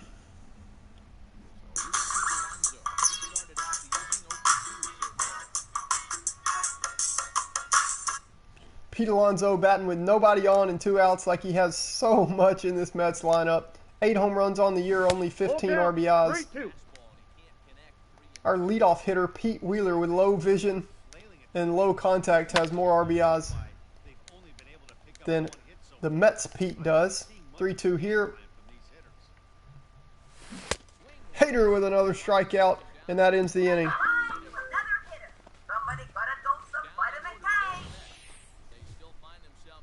Josh Hader, green trim on the glove. He got that newly customized when he realized he would stay and play for this Melonheads team. We head to the top of the 8th inning. Melonheads lead 6-0. The Mets have just had one base runner all game, and it was on a bloop fly ball down the right field line, on the right field line. Here's a guy with a 2-run bomb off of DeGrom earlier in the game. It's Marky Dubois.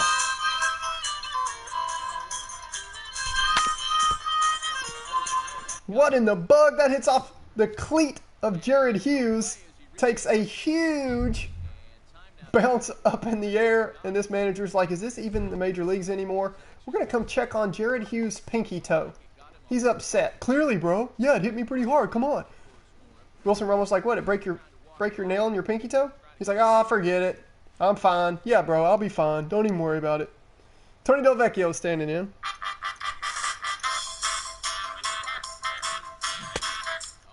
Strike 3 to TD.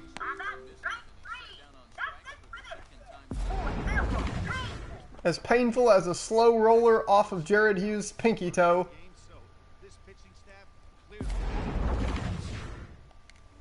And here's Kimmy Eggman.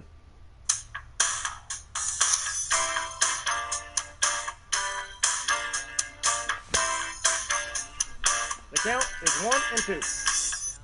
Carlos, I have, man. And this year they made it like so wild. The pitcher, like, it looks like a UFC animation or something. Or like the pitcher like takes it off the face and flies and lands. It looks pretty epic. As Dominic Smith, we're going to play some music and he's going to get this beach ball off the field.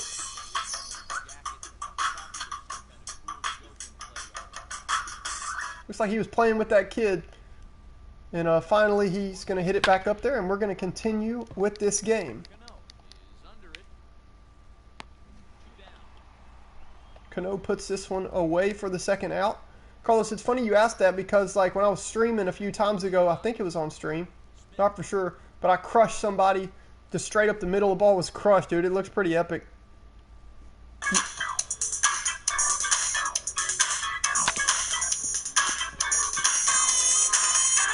The smooth fielding Robinson Cano makes the play here to end the top of the 8th. The Mets going to try to get something going and spool this win for the Melonheads. Conforto, Smith, Wilson Ramos due up in the bottom of the 8th. Mets trail the Melonheads 6-0. Settling in now, Michael Conforto.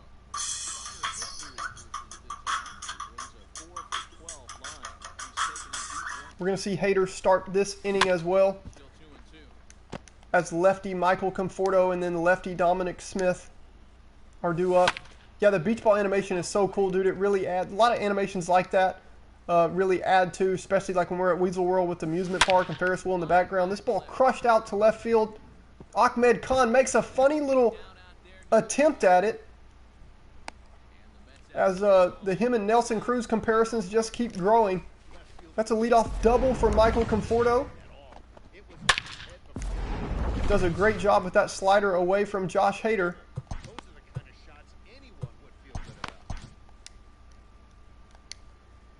And here's Dominic Smith. Conforto perfect on that ball, as you see from Show Track. But the beach ball animation and all that really add to this series. For the kids from Backyard Baseball all grown up, watching their major league careers. See if Hader can put away Dominic Smith here. It's his 14th strikeout of the season.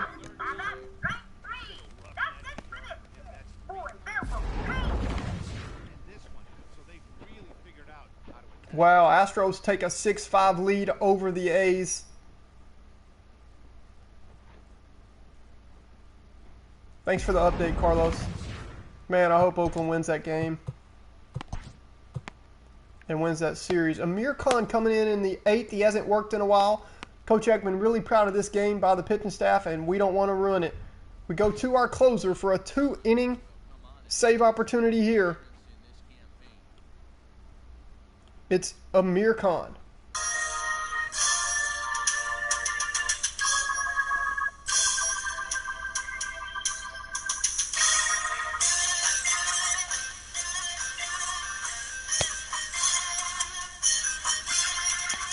His entry song, courtesy of his band, Ra Khan, that features him and his older brother, Ahmed, the cleanup hitter on this team. As he gets a ground out here Out. for the second out of the inning. Amir's got 4 outs to go for the Melonheads to get on the win column and tie this 3-game road trip series up at 1 win apiece. Another put out by Mikey Thomas. We're going to see the pitcher spot, and then the top of the lineup, we will get to see Pablo Sanchez bat right after this.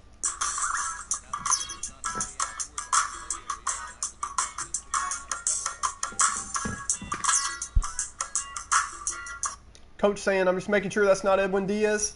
It's Dylan Betances, which is, he's filthy, and then sometimes he looks just like Edwin Diaz, as you see the 11-9 K to walk ratio.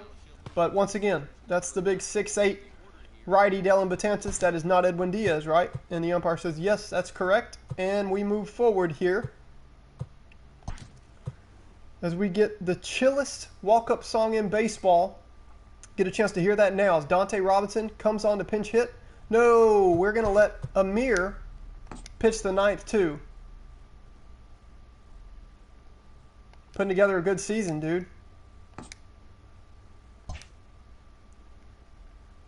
I like Dylan Betances a lot, man. He can pitch like Diaz, sometimes being wild, but dude, when he's pitching good, he's filthy. We are going to let Amir Khan bat here and then pitch in the 9th.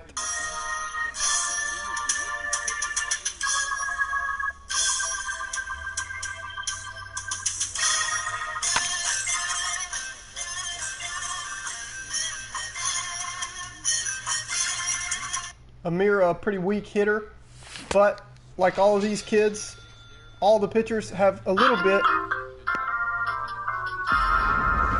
of hitting experience, as everybody on Backyard Baseball could hit and pitch, but pretty weak hitter as he Ks there against Betances. No surprise there. Carlos, I missed Betances' ERA. I missed that graphic. I was looking at the K to walk ratio.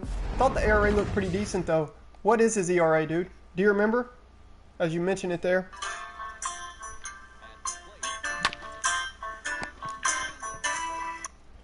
Pete grounds out to Pete for the 2nd out in the 9th inning. But don't worry, we do get a chance to see Pablo Sanchez bat.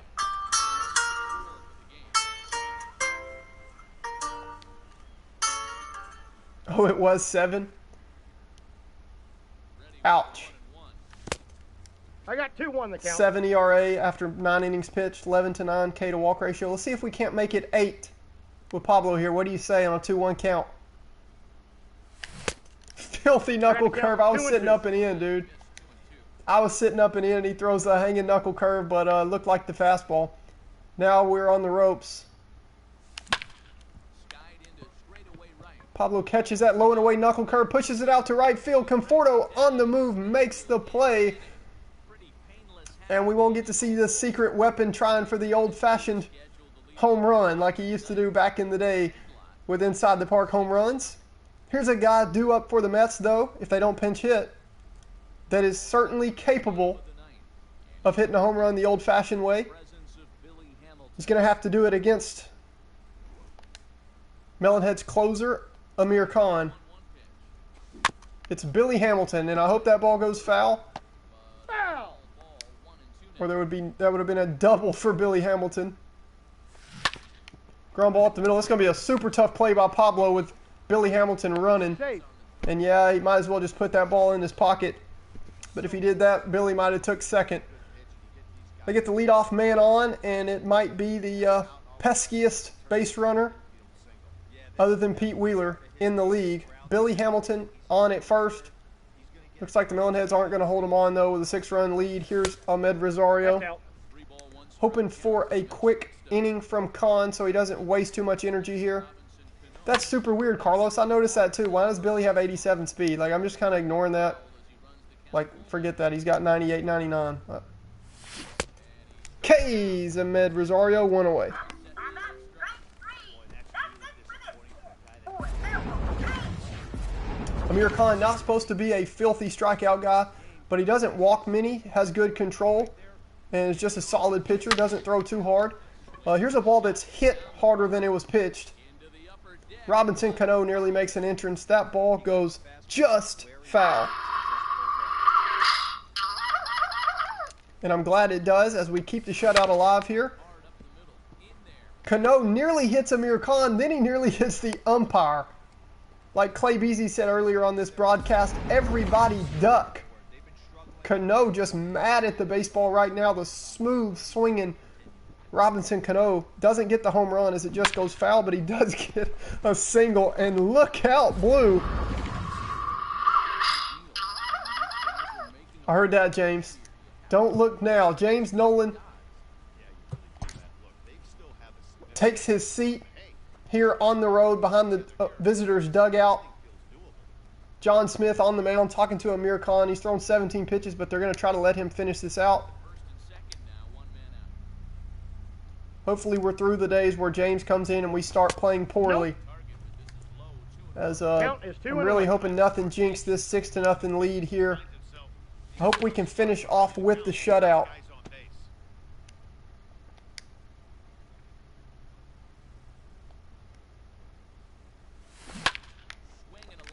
Line drive up the middle. This is going to end the shutout. Billy Hamilton is going to round third. Pete's just going to let him score. As we all know Billy's reputation. There goes the shutout.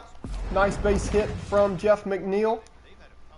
And in steps a guy looking to do more damage than a single. It's Pete Alonso.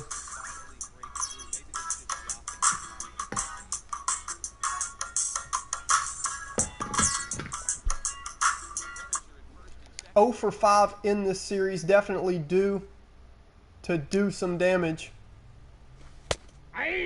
Knuckle curved a little bit higher than Amir wanted. But we'll take the result. It's 1-2. Tim LaCastro is the only guy with 99 speed. I've seen a ton of stuff about sabermetrics like sprint speed and stuff, and LaCastro's up there, dude. He's definitely has a... he can move. K's Pete Alonso again. Whoa. That just pushes us to 1-2. I thought that was strike 3. Oh, he fouled it off. I can't hear the audio. The audio's not very loud to me, the game audio. Pete Alonso crushes this one. This ball is deep to center field. Pete Wheeler on his horse, going to make the play at the track. No reason to try to tag up there as they are down by 5. Here's Michael Conforto. Whew, that was close.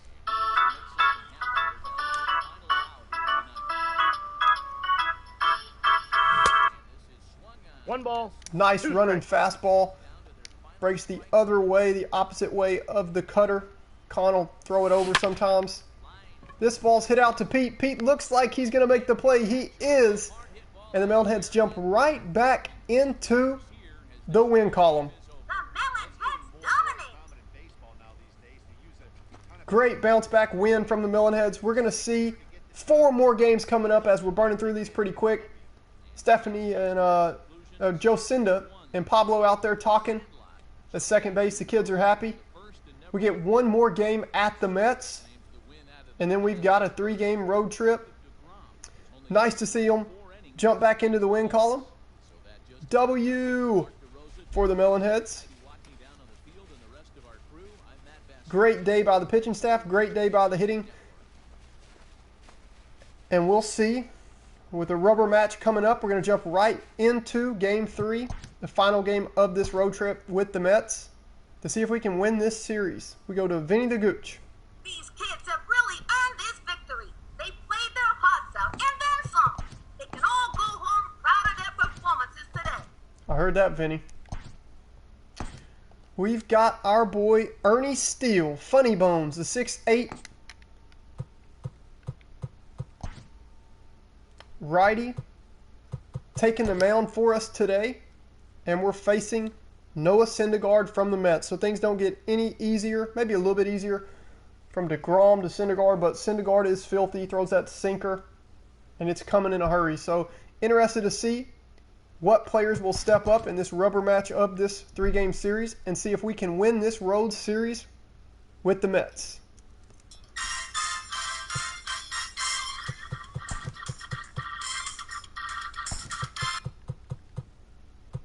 We get an off day tomorrow. So we are going to play Ahmed Khan, and he can rest tomorrow instead of going to Weasel World.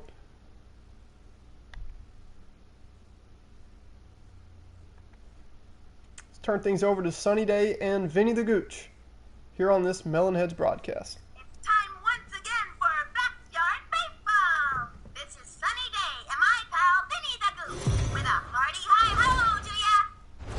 Wait a minute. The Goose does not under any circumstances say hi-ho. Sunny Day might be saying hi-ho, but the Goose just says yo. Whatever, Vinny. The always crazy Vinny the Gooch. I've been working so much on my TikTok account, building that up because we've gotten a ton of views and likes and about 10 subscribers coming over from that. And hopefully that starts to reflect even more on YouTube coming up. But I'm going to, in between streams, start adding more audio clips from Sunny Day and Vinny the Gooch to make this even a neater experience for all of us.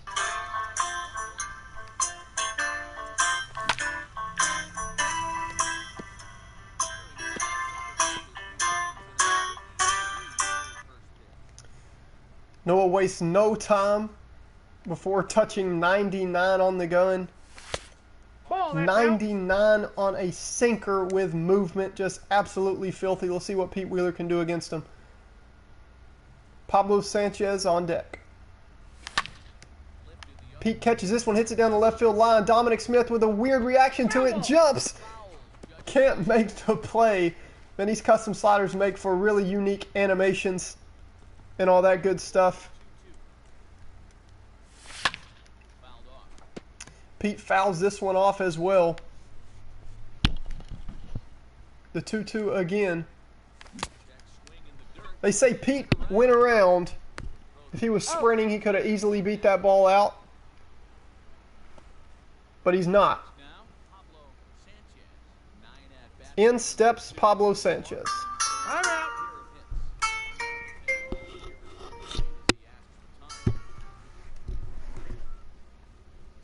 We're going to hear from our sponsor. Y'all give me just 1 second, and then we will see this Pablo Sanchez first at bat of this game against Noah Syndergaard. Here is a message from our sponsor.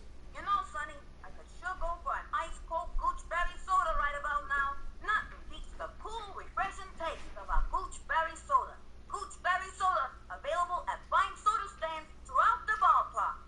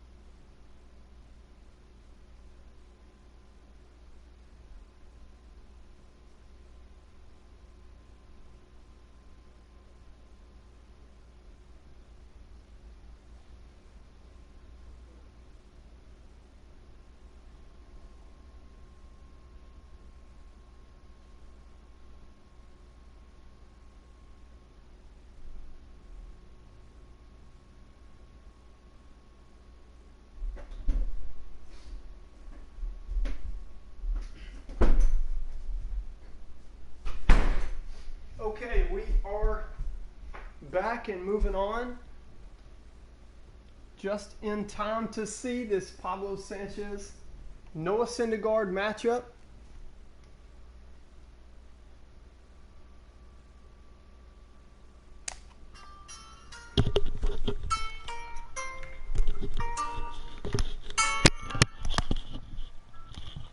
One out, nobody on. 2-1 count.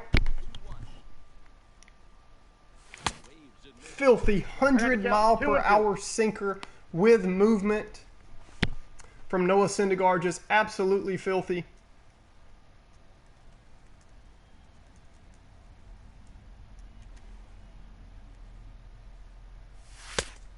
3 balls. 2 Jose strikes. Marrero joins us on this broadcast. What's going on, man? Hey, No Money Ball, what's up, dude? My kindness of sirs, who you favorite player in baseball all currently? Okay, my favorite player in baseball right now is Freddie Freeman. Freddie Freeman, man. What about you? Man, y'all show him some love. Carlos James, as Pablo walks, thought about going to second on that walk. Power hitters generally draw more walks than other guys. Is exactly what we saw right there. Pitchers Jose Marrero joins us on this Melonheads broadcast. Mookie Betts, Cody Bellinger, and Jose Abreu. Those are all three some cats, man. I like pretty much all three of those. I like seeing clips of them hitting home runs. What's going on, dude? How'd you find out about us on this new Backyard Baseball series on MLB The Show? Custom team franchise we've been doing. The count is 1. How'd you find out about us, dude? Glad you're with us. Grab a seat, man. If you click that subscribe button, I consider you a season ticket holder of the Melonheads, and you sit behind the dugout and can comment your ideas for the storylines, your favorite players in real life and on this franchise as... Oh, Pablo thought that ball would get down. He's used to Mikey hitting the ball a lot farther than that. They're going to turn a double play by the Mets here.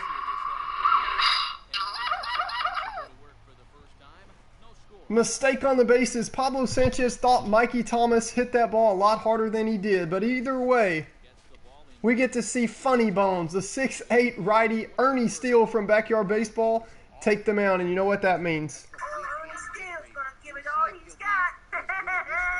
The Ernie Steele entry song.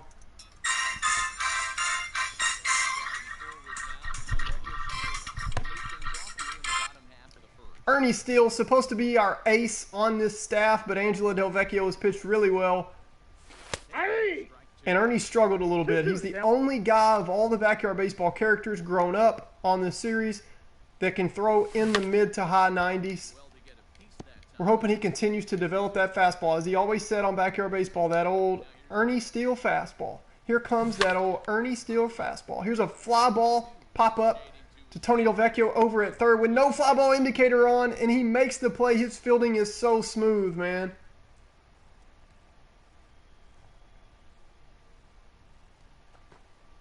J.D. Davis, the next at bat. James, Carlos, y'all welcome in Jose to 9 for this one. the stream, man. Takes this Fellow season ticket holder, Marky Dubois with a diving effort, can't quite make the play with no fly ball indicator. Super proud of Marky out there as this team continues to get better at judging fly balls. Here on Legend with no fly ball indicator, or as we know it, the kids just being young, coming over from Little League Baseball and high school baseball and jumping straight into the majors. now. Jeff McNeil. The ball just flies different off a major leaguer's bat. Well, you take a look at our visiting club as they take the field tonight. They've had a good last 10 Those are another cats that can hit the long ball, James. Gleyber Torres and Nolan Arenado. Nolan is so smooth, man. He's one of the neatest players to watch. Count. His highlight clips in the field, his home runs. on a 3-2 count with 1 out. It's a pretty Nope, good chance that's ball 4. Ernie can't get the call here, so Markey almost makes a dive and play. And then Ernie almost gets the backwards K, than last night when he went but that's called ball 4.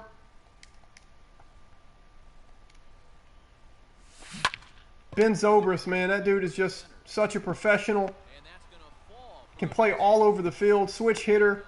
That clutch hit in the Cubs World Series, man. They're loaded. The double, right?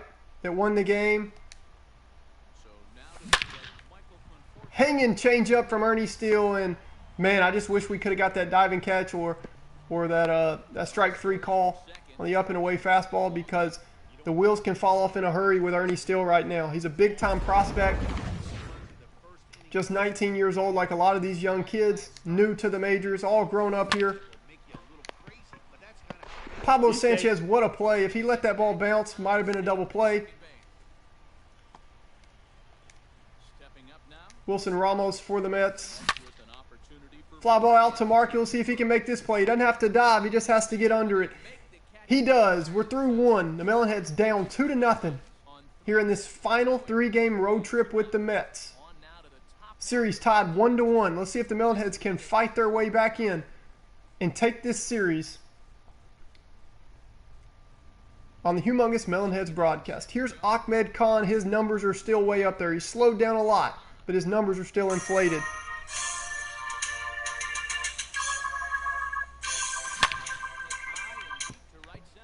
All over this slider, but the ball's just not quite flying off the bat the way it used to with Ahmed in that 3-bomb game he had a few episodes ago.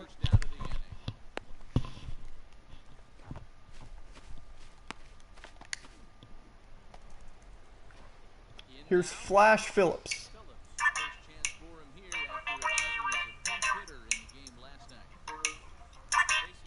Dude, Zobrist was a star for the Rays for a while, a couple seasons. And then he just became the ultimate utility guy. That just shows what kind of in-depth baseball fan you are, James. Because liking a guy like Ben Zobrist, that shows you really like the game. He was a good on-base percentage guy, too. He took a lot of walks. Marky Dubois is quietly now hitting .292 with 7 home runs. You got to be kidding me.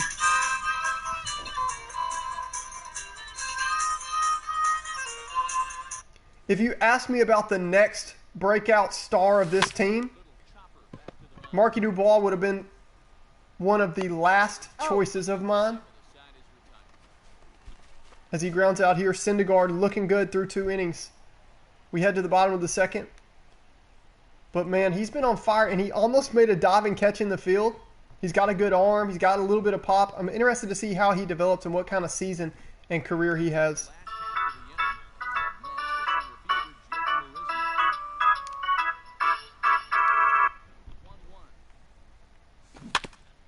That's crazy, dude. How is he hit? So I hate it, but on the show, usually I'm really good with low vision, high power guys, even low contact.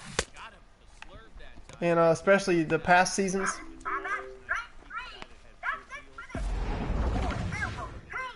Especially on 17, 18, and 19. Like nobody else could really hit the ball. You would just line out to left field or whatever, you know. But this year they've done a little bit better with that with Perfect. How has Ben Zobrist hit for you online? Because a guy like that, I love a card like that, dude. And I always try them every year, but then I can't hit that great with them. Like they'll just hit like 280, 290 with not many home runs and line out a lot.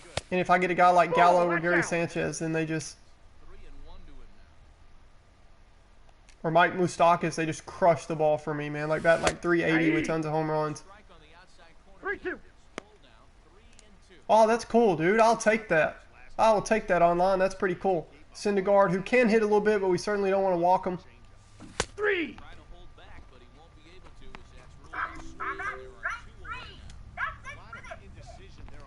We don't get the walk, we get the strikeout. I'll take that. 2 away. Ernie Steele looking to settle in after giving up 2 runs in the first inning. Marky Dubois continues his strong game, makes the catch. We head to the top of the third. The Melonheads got to get something going on offense. And even a Mets fan encouraging us here. Right on time saying, hey guys, you got to believe.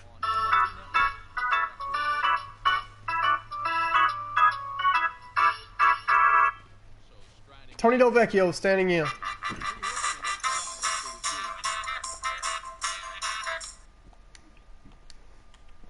Yeah, that'll be weird not having him next year. Nope, that's off the plate. 100 mile per hour sinker away. Just filthy from Noah Syndergaard. 2 balls, 2 strikes. Filthy changeup after an up and away sinker at 100. And then finishes them off with a 98 mile per hour sinker low and in. Delvecchio kind of slowing down lately. Here's a girl I would love to see get going, Stephanie Morgan. I got the count 1 and 2. Worried about that sinker. We swing early on the slider and it breaks out of the zone. I got the count 2 and 2. We're not going to chase that one. You get a guy flailing at a pitch like that, heck, you're going to go out there and throw that same pitch. Proves he can lay off of it. Stephanie Morgan all over that ball. She puts together good at bats. She just doesn't have the pop. Wonder if we can get her in the weight room, add any pounds on her, and see if she can start adding a few home runs at some point in her career. Speaking of putting weight on somebody, here's Ernie Steele.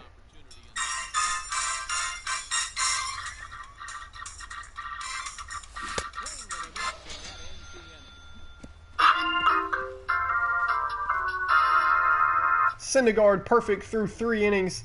The Mets fans showing the K sign. Here's a guy we've K'd a lot in this series. Let's see if we can keep him hitless. It is. Oh, I thought it was Pete Alonso. It's J.D. Davis. We have not K'd him a lot. He's had a good start to the season as far as average and on-base percentage.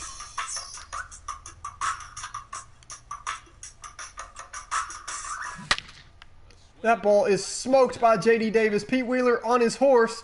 Jumps, can't make the play. Pete almost got to that ball. If he makes a better angle, takes a better route, he might have gotten there. Dude, that would have been an insane catch. Pete got there in a hurry. That ball was crushed. Line drive off the wall in dead left center. And Pete almost makes the play. Interested to see what kind of season he can put together defensively in his rookie year.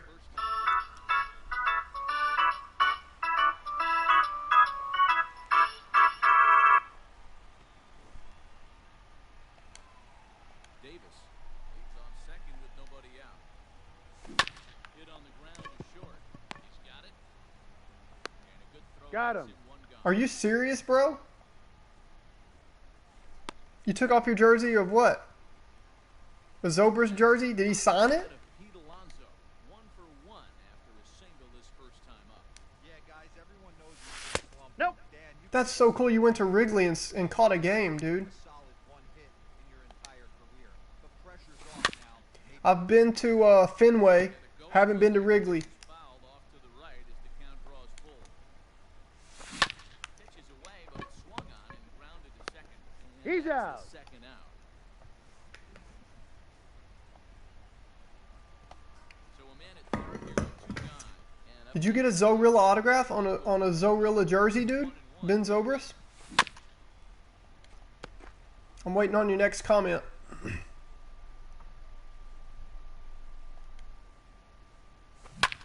high and deep down the left field line.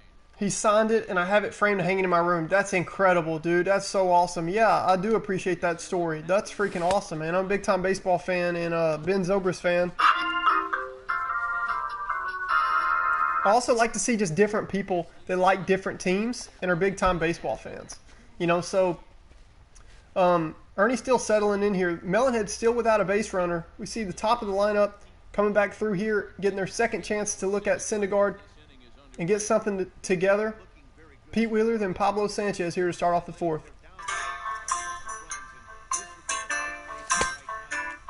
2-2 the count.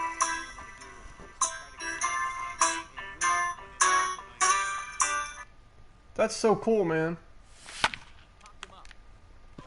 That's like a big-time baseball story. You know, everybody prides himself like on visiting Wrigley, but a Ben Zobrist autograph late in his career after that hit he had in the World Series. That's so awesome, man. So digging in now, Pablo.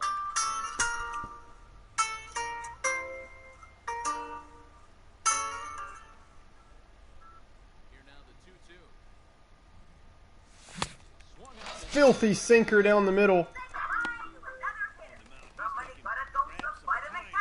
You don't hear that often, a filthy sinker down the middle, but when it's coming at 100 miles per hour, guys have success when they first get called up, but as soon as games start to get you out, he's only throwing his four-seam 98. That don't even make any sense.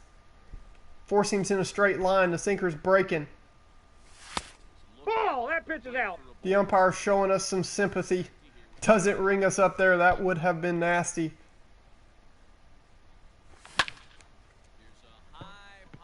Mikey almost catches that 99-mile-per-hour sinker, but Noah Syndergaard threw 4 innings. And we've seen now 2 games in a row we've had a team through 4 innings with a perfect game. Just about set to go for the last of the 4th, but Yesterday, the Melonheads had one, carried it into the 6th inning, because that's what Heidi Watney is telling us right now. And then today, the Mets have one against us through 4 innings.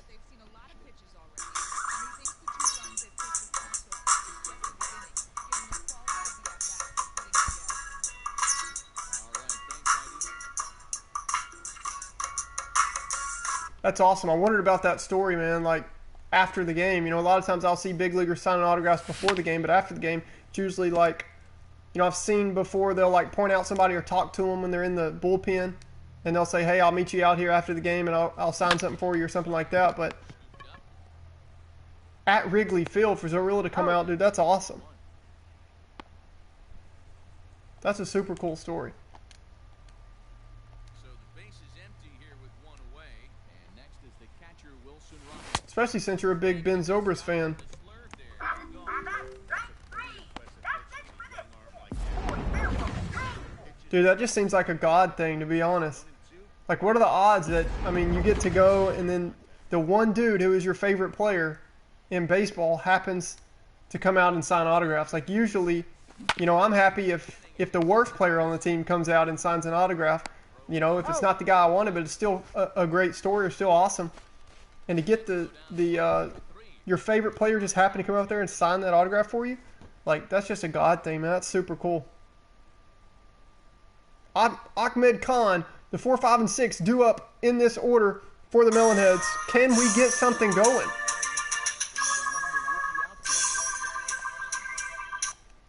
Noah Syndergaard, perfect through 4 innings against this Melonheads lineup. See if Ahmed Khan has anything to say about that. 98 up and in. Absolutely filthy here, especially on stream. 97 inside. We can't hit it. We can't touch Noah right now.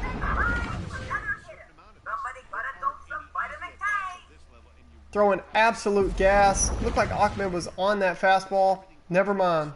Way late on it. Into the box now. Flash Phillips. Nope. Trying to hit Ball 4 up and in. 97 to 100 on Legend is hard enough. On stream, it's not really choppy, and my setup does a really good job. But, I mean, it doesn't help by any means. So, pretty filthy. The kids have their work cut out for them here. Keisha Phillips ends the perfect game, though, here in the 5th by taking a walk. And here's a guy who has been on fire. An unlikely breakout for us. I wonder how the rest of his season will play out.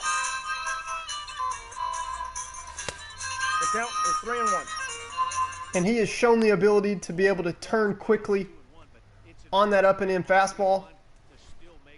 I know, Carlos, I always do that, bro. Carlos says try to jinx his no-hitter. I always do. Like, if I'm watching a team, it's my favorite team, and they're getting no-hit, I'll always try to, like, talk about it and stuff and jinx it. Marky Dubois, it works. Carlos Valdez, always providing value. Our longtime season ticket holder and hired on as the fielding specialist of this humongous Melonheads team, says try to jinx his no-no. So we talk about it, and Marky Dubois slaps the ball the other way. That's what you got to do. Even Marky Dubois, man, he's seeing the ball really well right now. He's a pull hitter, but even he knows you got to push that 98-mile-per-hour fastball the other way.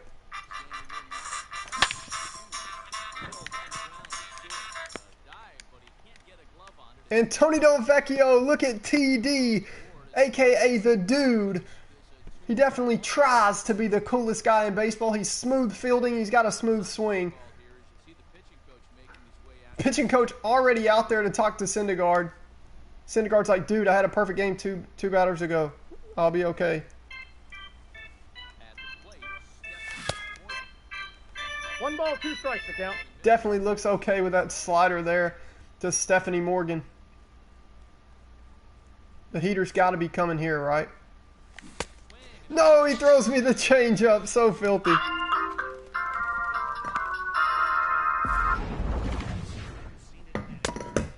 I love the breaking storyline from James Nolan. He tweets in on the live broadcast. Fun fact, Tony Del Vecchio, his initials are TD, but they also started calling him TD because he scored a touchdown in college football. Speaking of touchdown, that ball's going to touchdown fair. The same spot that ended our perfect game yesterday. Ernie Steele, the pitcher, the 6'8", 160-pound pitcher. If he's 160, I think he might be lying about that. He might be more like 140. Pete Wheeler stands in with the bases loaded.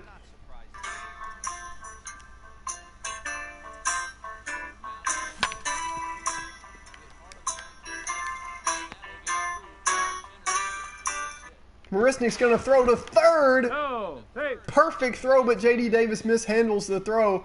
Pete Wheeler with a 2 RBI single, and just like that, the Melonheads take the lead, and this inning ain't over.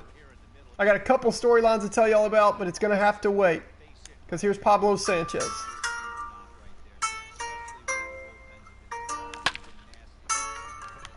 Pablo smokes that ball the other way. It's going to get down. Hits the wall out there in right field. Pablo Sanchez has his second double in the last 2 games. Pablo Sanchez, man, going to be so much fun to track this kid's career.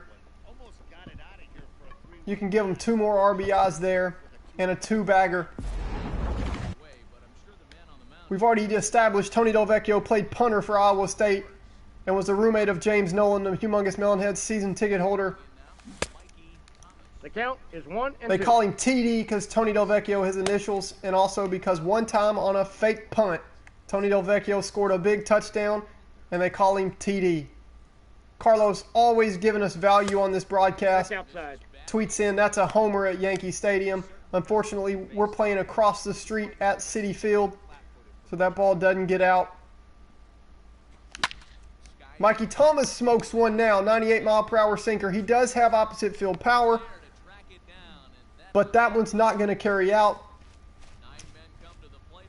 We do get 5 runs on 5 hits, and just like that, we take the lead. This offense can score in a hurry. They're second in the majors in runs. The Marlins are actually first, which is crazy because we traded him Christian Yelich. Y'all all know the backstory. You've all seen that on the page. Here is Robinson Cano, who's had some good ABs and good moments against us, but he's had a slow start to this new season.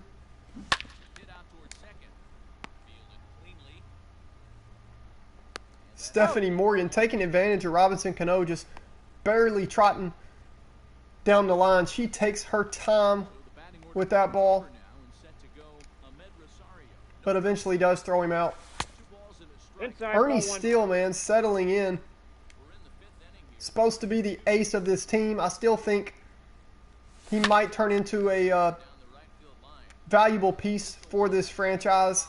He also has a chance to be moved into a bullpen role, a late inning guy, kind of like a C.J. Edwards type guy for the Cubs. Another put out by Stephanie Morgan.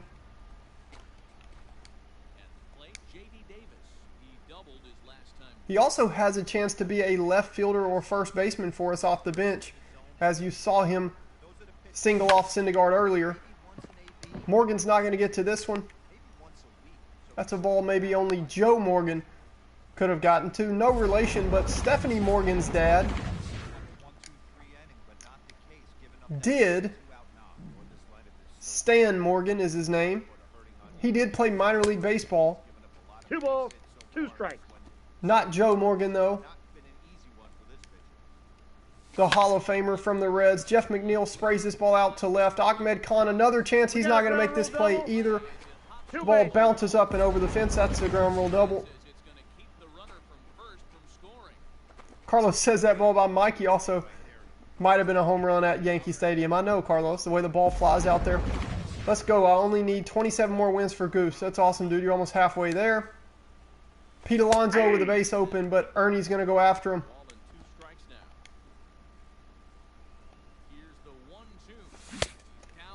We K Pete Alonso again.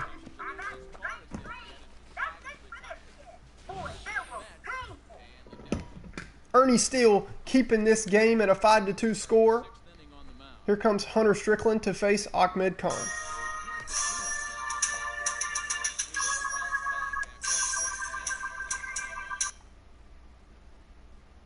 Ahmed been slow the past 3 or 4 games. 3 balls, 2 strikes. Just looked, might be a streaky player for us. Was on an absolute tear. And then lately, him and Mikey, it seems like they are all over the balls. You see a good timing there. Just missed that fastball. And they've just gotten a lot of deep flyouts. So I think Ahmed might be due to catch another hot streak soon. He still has great numbers because that hot streak he went on was just absolutely ridiculous with the 3-bomb game.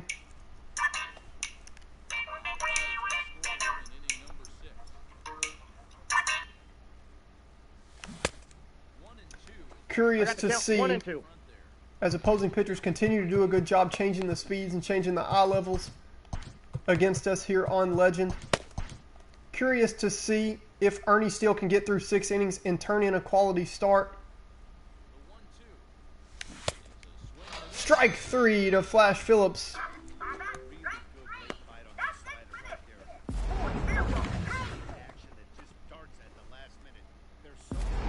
When you throw in the high 90s, you can get away with location with the off-speed sometimes. Here's Marky Dubois. 1 ball, 2 strikes. Once again, just keeping us off balance. Off-speed down the middle, but we're just looking for that high 90s fastball. Thought it was coming there, but it's not. It's another strikeout for Hunter Strickland. Melonheads still lead the Mets 5-2, trying to get the victory here in this rubber match of the series. It is tied 1-1. We're going to see Ernie Steele start the 6th. Got him. Might be his first quality start of the season. If he can get through this inning, giving up 1 run or less.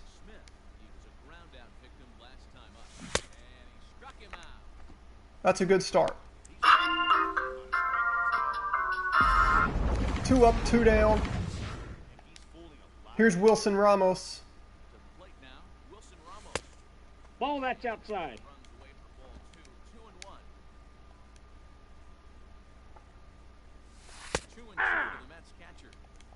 Good spot for the changeup. You know he's got a good fastball. If he can start spotting that changeup, he might start to improve. Speaking of improve, maybe Ahmed can make the play here. He can. We head to the 7th. Ernie might start the 7th. We'll see. But right now, it's time to dance.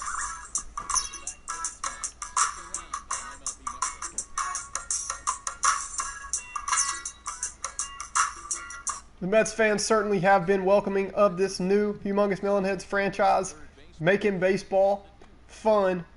Here's Tony Del Vecchio.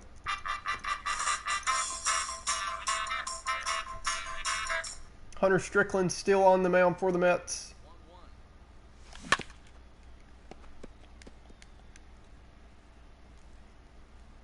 He continues to throw that change down the middle.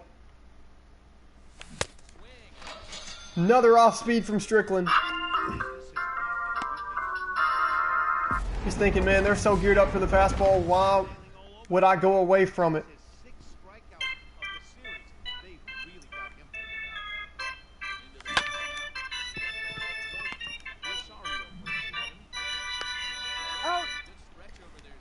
The Mets have cruised on the mound in every inning so far, other than one. Back in the 5th, we scored 5 runs on 5 hits. Kimmy Ekman pinch hitting for the Melonheads.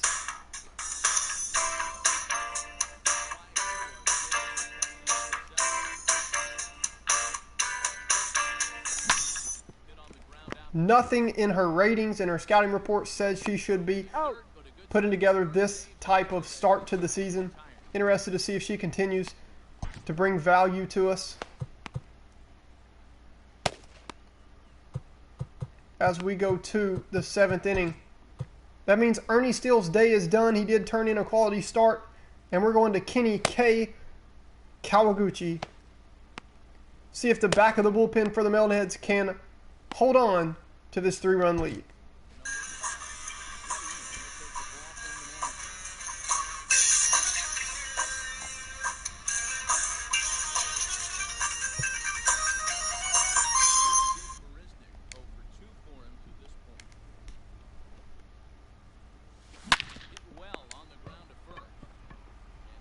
He's out.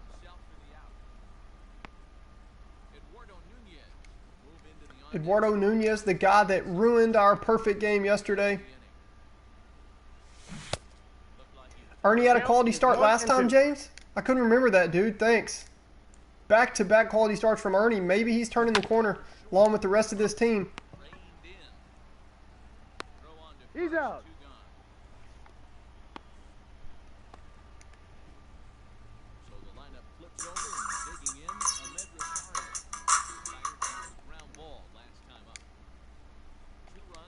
Kenny K looking for a quick 3-up, 3-down inning here. If Pete can make this play, he does.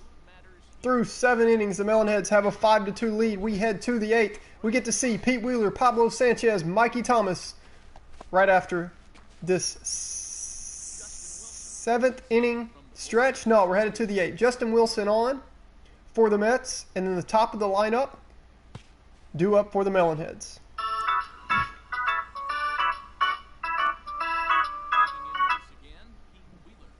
Pete Wheeler, 1 for 3 on the day.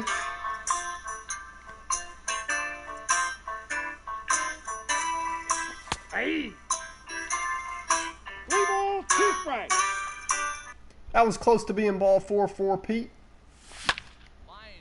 Filthy cutter. Pete just going to knock it out there to right field, though, for a base hit. And the Melonheads looking for insurance. They're going to send the right guy up to the plate here. It's Pablo Sanchez.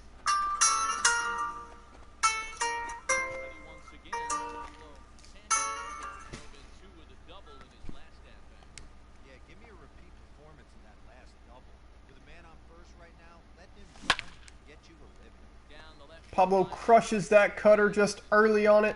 Pushes the count to 2-2. Full count. Pete headed for second. He's safe. Just gets in there. Good effort by Wilson Ramos. Let's check out Pete Wheeler's top speed. Gets a late jump.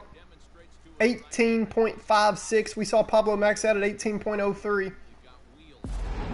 Pete is moving. That's not the fastest you will see him run in this series. Ball 4, pitches down. Great take by Pablo there. He hates to be patient and take walks with runners in scoring position, but just a big spot there, big take. And let's hear from Mikey Thomas.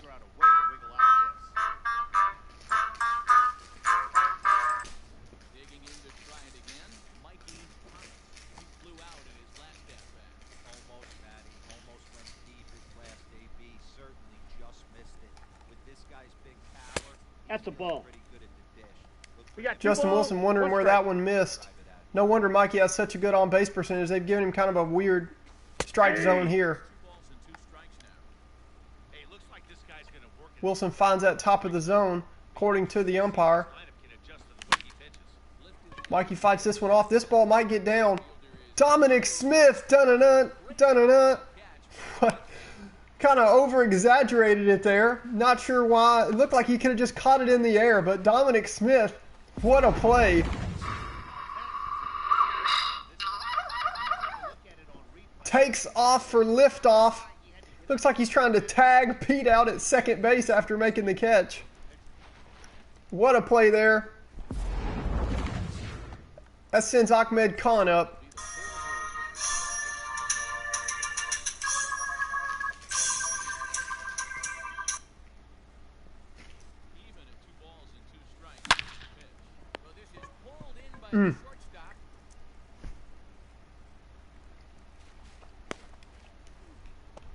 Khan, another hard hit ball, goes for an out. Here's a girl who's been a really clutch hitter for us with 2 men on late in the game, Keisha Phillips. That's out. There is no hitter alive that doesn't love hitting a fastball counts like 3-1. It's usually a pretty fruitful count in terms of getting a pitch. Puts good wood on it here. That ball's going to get down the right field corner. Pablo's not going to get a chance to score from first, though, as it is up and over the wall for a ground rule double. Keisha Phillips continues to be a clutch hitter for us.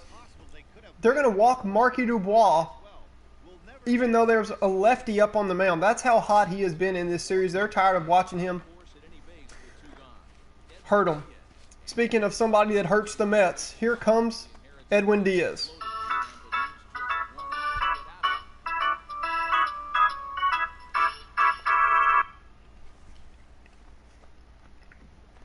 .73 ERA. Didn't look like things are going to be any different for him here. Tony Del Vecchio up with a 3-1 count and the bases loaded.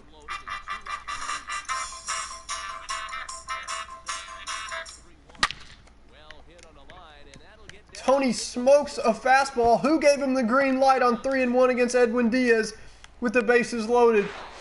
He's safe. The dude. A 2-out, 2-run double. That's a big hit because the insurance means the Melonheads can give the back of their bullpen some rest today as they get Mr. Clanky up in the bullpen with a 6-run lead. Now to the plate, Stephen Morgan. I got the count 1 and 2. Slider there gets a swing and miss.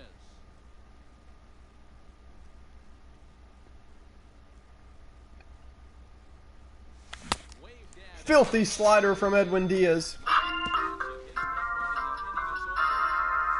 3 runs on 3 hits, no errors. We had 2, the bottom of the 8th. Melonheads now lead 8-2, and we're sending on Mr. Clanky.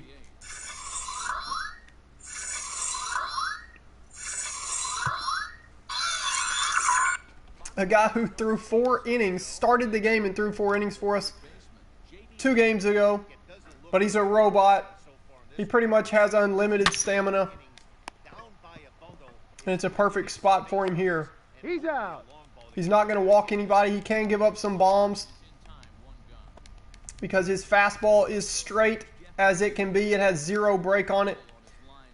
His fastball was made to just throw batting practice to Pablo in Pablo's backyard. And he certainly gave up a lot of bombs back He's then out. to Pablo.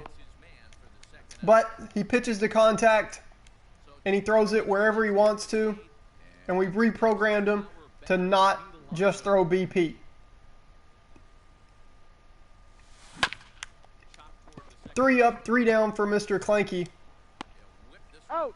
He's now thrown 14 scoreless innings to start the year. You wonder if Major League will get involved with any kind of sanction on him when they find out he is a robot. Here's Jocinda Smith.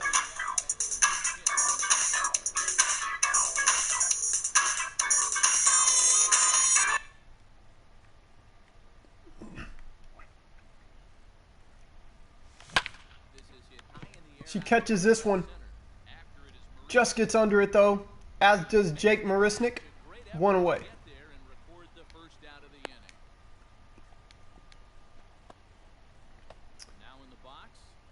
Here's Pete Wheeler.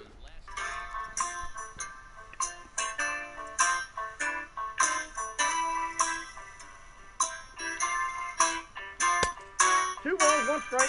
The count. James, I remember that, dude. I just now remembered that. I can't believe I forgot that. You said you felt like Ernie would throw a gem, and he did. Nope, that's a ball. And then he threw a quality start today. Edwin Diaz 3-1 to Pete Wheeler. This is exactly the kind of stuff Edwin Diaz does. Hey. Pete with Count. the take sign there. Pablo hitting behind him in a 6-run lead. Good timing on that one. But he's going to fly out to left, 2 away. And again, in the 9th inning, we get, with 2 outs, we get a chance to see one more Pablo Sanchez at bat.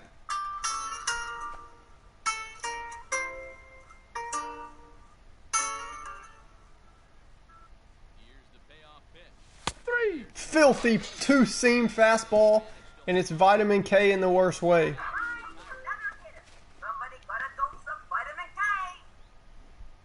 Pablo Sanchez, a rare backwards K strikeout.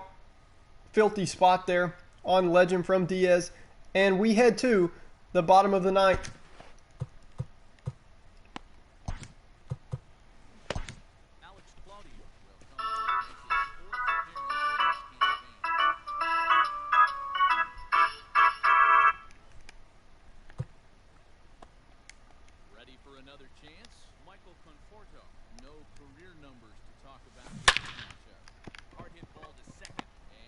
That ball was crushed. Markey going to try to make the play at first base.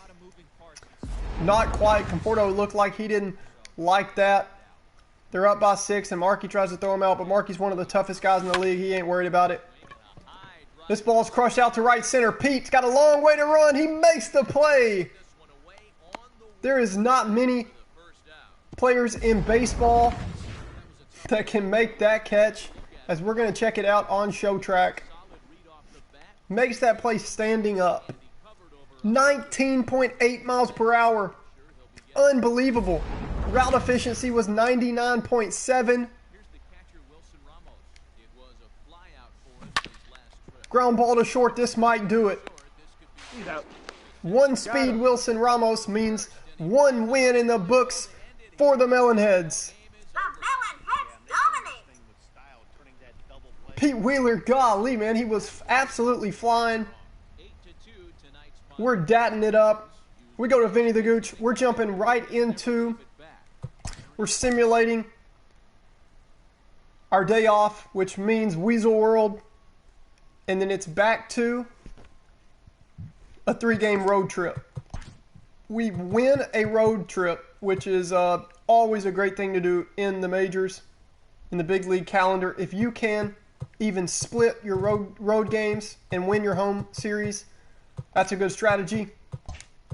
We got another 3-game road trip with a team that we are capable of taking 2 out of 3 against, definitely, and we might go for the sweep. I'm going to save this and make sure no disasters happen. And then we are getting right into this 3-game series. We're going to burn through them.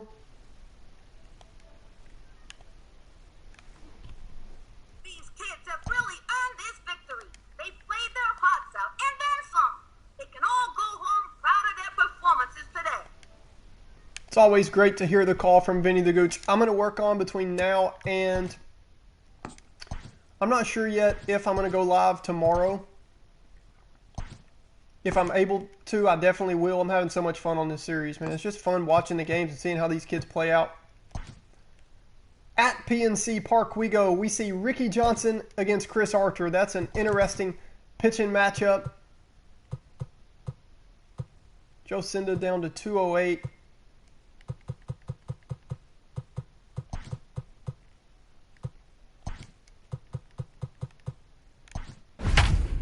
Interesting matchup here. Melonheads at the Pirates for a 3-game stand. Ricky Johnson on the mound. Hey, I'm Ricky Johnson.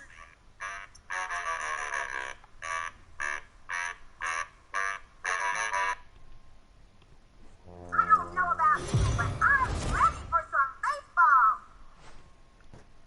We are under the lights this evening as we get you set for another edition of Baseball on the Show. See what kind of season Chris Archer's having. 8.10 ERA, 2.35 ERA. I mean WHIP. 24 to 19 K to walk ratio. Chris Archer has had a rough start to the season, but this guy can be good. Pete Wheeler.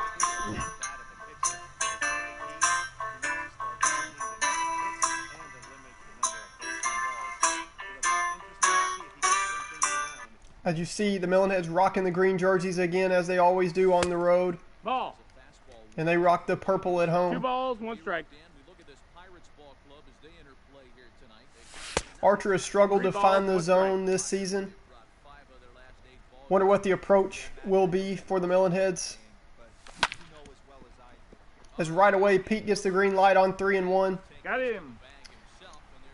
And Josh Bell puts that one away. Let's see what the starting lineup looks like from the Melonheads.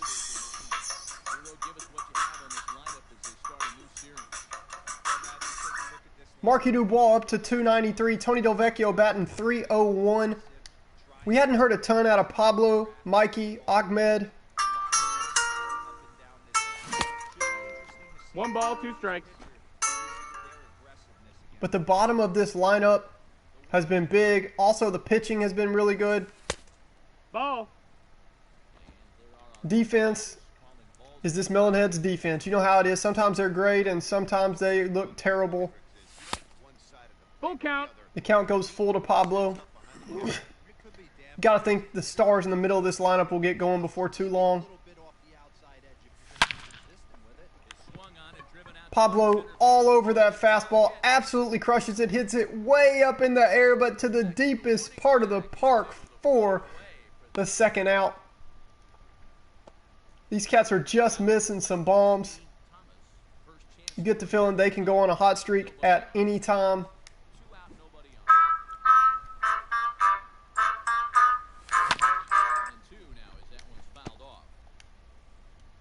Melonhead's chasing that changeup in the dirt by Archer. 2-2's the count.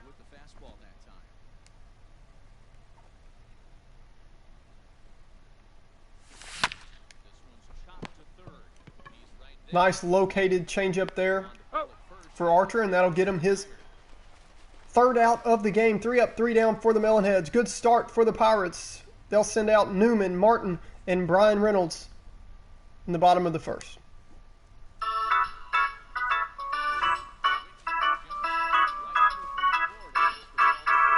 Ricky J, the nicest guy in baseball, and it shows. He's been nice to the opposing hitters, that's for sure. He's had a rough start to this season. Some scouts say, though, that this kid has potential. He's got the 6'4" build. He's got the body to be a starter in this league. If he can add some velocity to that two-seam and some break to that slider, We got a full count. he has a chance to lock down a spot on this Melonheads pitching staff.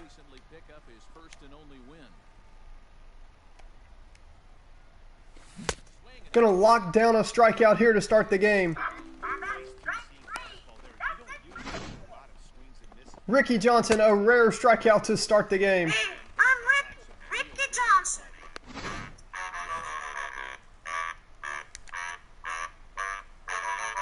Not to start it, but the second out of the inning. Now he's got Brian Reynolds down 1-2. You can't really expect him to strike out Brian Reynolds, though. Such a smooth hitter. Ahmed Khan making it look easy out there in left field. I don't know, man. Maybe he just had problems at Citi Field. Either way, we're going to get to see him do what he does best. Other than play the guitar, he's going to bat here in the top of the second.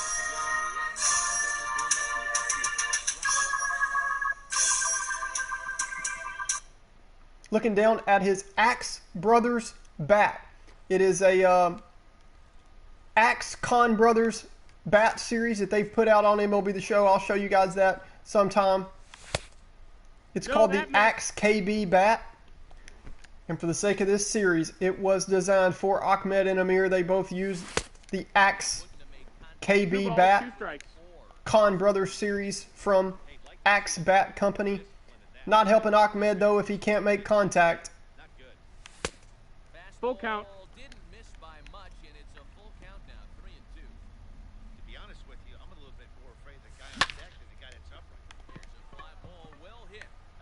Ahmed late on that changeup, but he's got so much power, he almost pushes it out of here.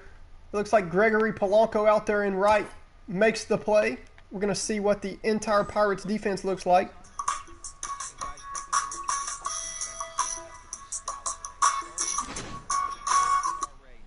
And here is Flash Phillips.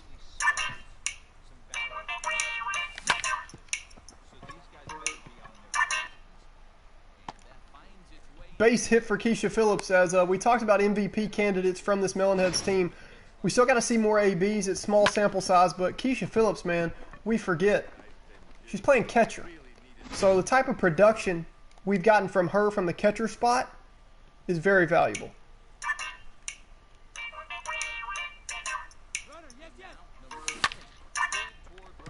She's moving on the pitch. Marky Dubois makes good contact with his changeup. Doesn't quite have the raw power, though, to push it out of here. That's the second out of the inning. Here's a guy who is surprisingly batting over 300.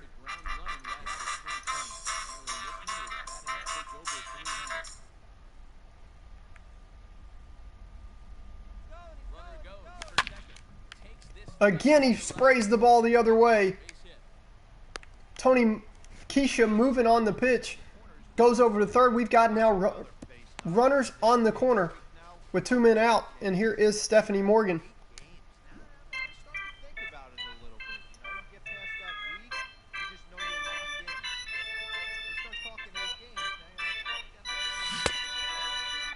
Stephanie getting a little antsy. She puts a lot of pressure on herself to be a clutch hitter.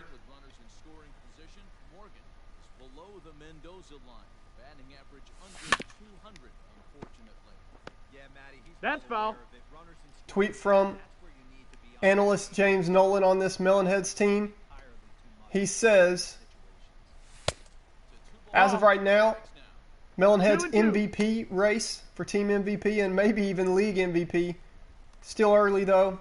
You want to see if these kids can hold up on a full 162 game big league schedule? Number 1, Pablo Sanchez. 2, Ahmed. And 3, Angela Del Vecchio. I would have to agree, but I will say Keisha Phillips is right behind Angela Del Vecchio, and it's pretty close. Here it is. Hit back up the middle. You have to expect Angela will not, I hate to say this, The base hit. Angela's due for some regression as big league hitters start to figure her out. 1-0 lead. Stephanie Morgan, look at the clutch hitting 2 outs, 2 strikes. from Bubbles, they call her, because she's always chewing gum and blowing bubbles. Always messing with her batting gloves, trying to look like a big leaguer. She looked like a big leaguer there. Take that pitcher deep in the count. Here is a guy who we need to start That's the type of hitter this guy is. teaching how to act and look more like a big leaguer. The nicest guy in baseball, which I don't have a problem with. I think it's pretty cool, as it gives you some benefits. The catcher refuses to go try to catch it because Ricky's so nice to him. But we need him to just play not so nice. Hit out to a second. Ricky Johnson. Second for the force. We're going to see Ricky take the mound here. Bottom of the second. He's going to face Josh Bell, and you got to be worried about this matchup. Next, big bat of Josh Bell. Fielded Pablo with a jump throw. Again, Pablo Sanchez, second jump throw of the year. What a play. Such a pretty jump throw. Gets Josh Bell, who actually runs pretty well for his size.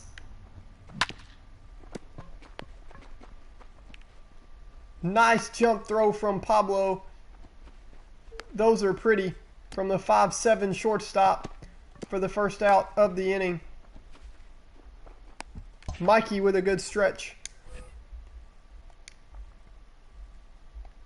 Smellhead's team does not strike out many batters, 2-2. as they just don't have the stuff that big-time prospects do. fouled away. But they've done a great job spotting pitches and pitching to contact and getting ground outs. Pablo leads the majors in assists, Way to left center. Left fielder giving chase. and I'm sure Stephanie Morgan's right behind him. Nice running play. This team gets a lot of ground outs to short and second. They rely on Pablo Sanchez so much. Now, Here's Gregory Polanco. Look out, he's putting together a really nice season for the Pirates. part of the season. They really hope that he can develop. Well, the shortstop got him played perfectly as he takes this in for the third out. 1, 2, 3 go the Pirates. It remains We get to see the top of the lineup due up for this Melonheads team.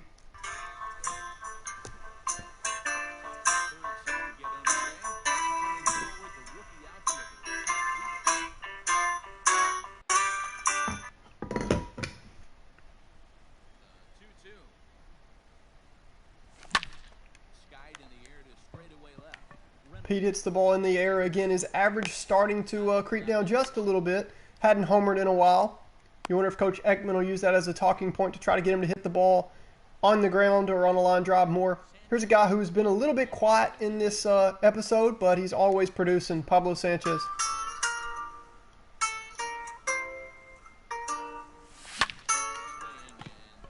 If that ball stays fair, that's number 15 for Pablo Sanchez. It does, and it is.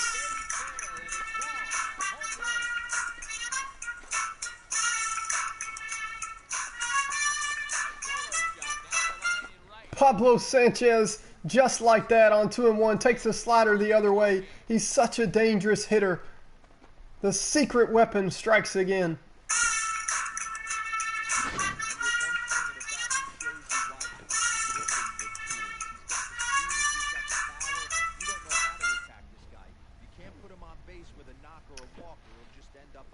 The man who, at 10 years old, had Alex Rodriguez copy his batting stance and Sammy Sosa copy his home run hop, Pablo Sanchez.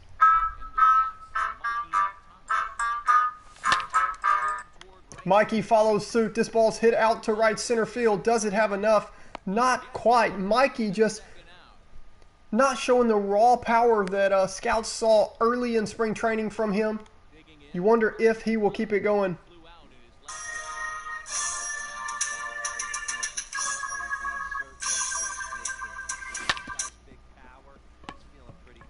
And Ahmed grounds out.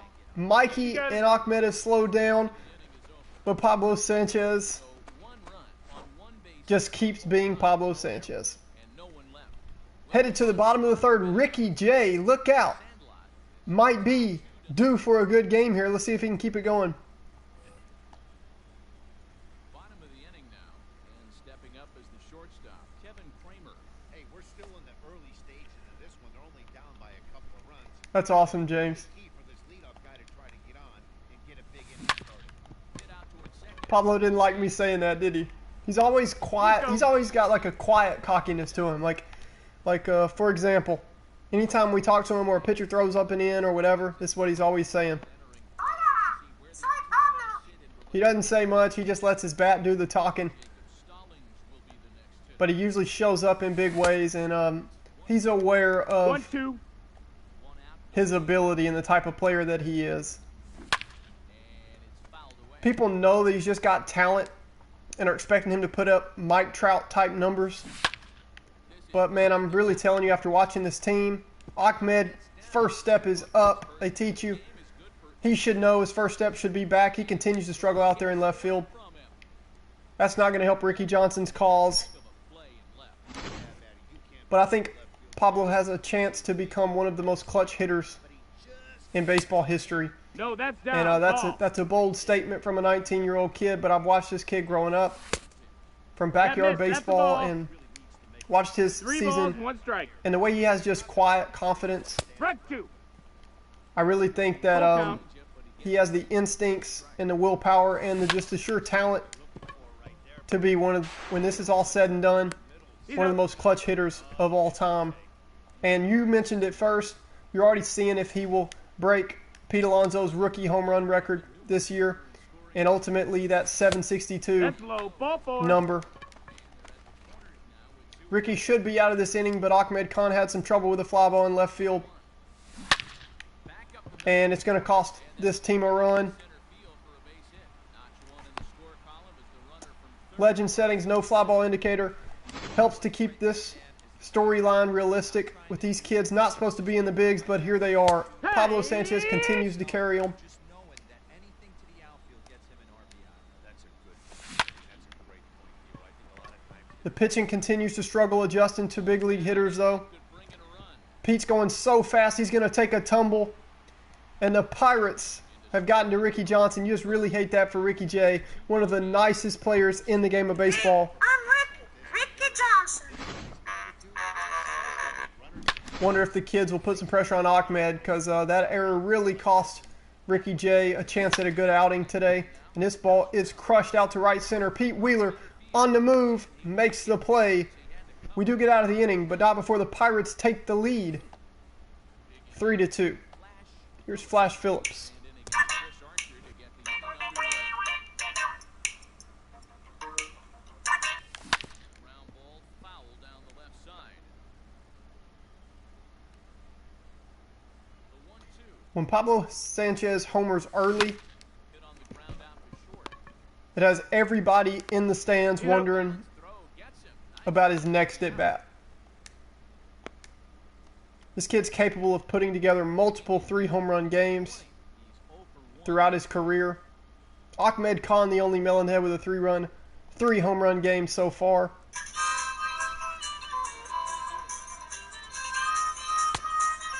We got a full count. The dude will be next. Tony Delvecchio's numbers just keep climbing. He might be the next breakout star on this team. This is on the ground over to first. But Marky Dubois has got something to say about that. Two into right. It's a He was a cat that people were talking Ernie Steele might replace him out in the outfield.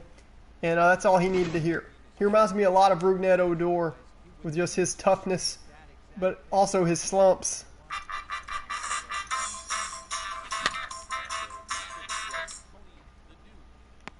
Bell is over now, and he's got it. As we see Tony pop out here. Riding in once again, Stephen Morgan, who came through with an RBI single in the last inning. That's a ball. 96 from Chris Archer. If he could consistently touch 96, he might be elite again. But that velocity's just been a little bit down. Stephanie Morgan, another base hit. Coming on, but he won't get there. It falls in. And he is No, he's safe. it's a nice piece of Good to see her getting things going, getting away from her cold streak. Here's the worst hitter on this team, Ricky Johnson. I'm Ricky Johnson.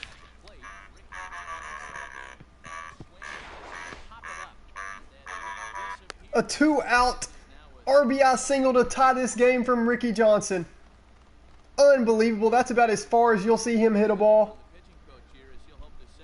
But that was a big hit there, and that gets the bat to Pete Wheeler.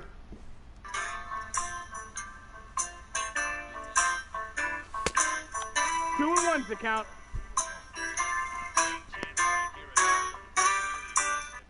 Pablo just really hoping Pete can draw a walk here.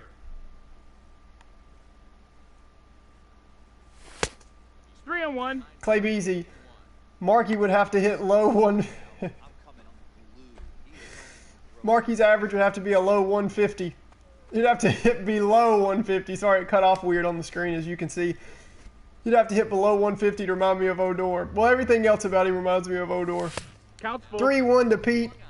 He got the take sign, but he swings 7 seconds late on that one. Pablo's just hoping for ball 4 here. So now we've got a battle on our hands. This is hit the other way out. That might have been ball 4. Pete lines out to left. Pablo might have a word with him as Pete heads back to the dugout to grab his Two men left on. glove for center field. We're going to see the bottom of the 4th. Game's now tied 3-3. Hola, soy Pablo. Riding into the box, Colin Moran comes into this at bat 0 for 1 in the ballgame. James says, and a sucker punch, right, Clay Beasy? The 1-2. You ain't kidding, man. But that's kind of why Markey reminds me of him. He's kind of just a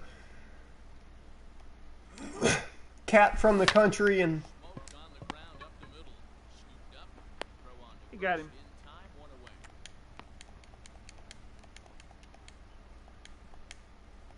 Stepping in and ready for another shot. Ricky Johnson really putting together a good game here. Nice play there. He's a pretty good fielder. Yeah, Matty, it's always That's an out. frustrating when you square one up. You hit a solid line drive like you did, and all you have to show for it is a job. As we continue to move through this season 1 here on the new franchise Back and he falls behind 1 and really start to get out of runs, 3 hits, and no errors so far for the Pirates. Bouncer up the middle. chalking everything up to small sample sizes. Called out and the side is retired. Down in order go the Pirates. Pablo Sanchez stepping into a 1-2 count here.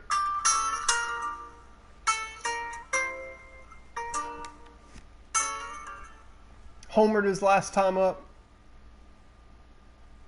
And he Take your base. out of the way there. So And the Melonheads aren't going to like that. He pegs Pablo Sanchez on 1 and 2. You just think that ball got away from him. Never trying to do that. Just coincidence that Pablo took him deep last time up. Either way, here's Mikey Thomas. digging in. Can we get a look on the home plate microphone, what Pablo said? Hola, soy Pablo. He's running. Pitch outside. Pablo Two balls, wants it one to be strike. known around the league. You hit me, and that's a double. Is on the way down. Pablo takes second for his 6th stolen base of the year. This cat's got 15 home runs and 6 steals Top the plate. already. He's not afraid to use his wheels on the bases. To your point, Dan, he did go deep earlier, and now the stolen base here is really having an impact. 3-1. 3 balls, 1 strike. One to him now. This would be an absolute terrible start to the inning. After drilling the first guy, you can't allow the second guy to reach base via the ball. High fly ball after Mikey again with good timing. He's such a solid hitter, Martin is right there, 1 down. but that's just going to go as a fly out. Not tagging, will retreat to second base. Here's Ahmed Khan.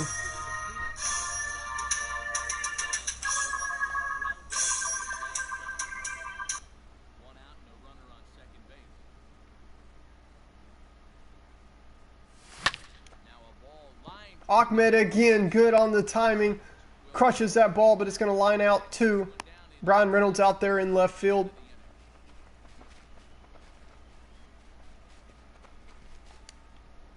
Two away for Stepping in. a girl who's been our best 2-out hitter, Keisha Phillips.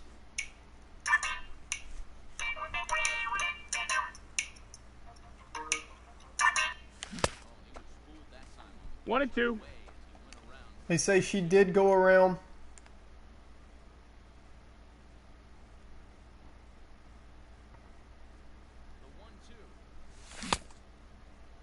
What you got?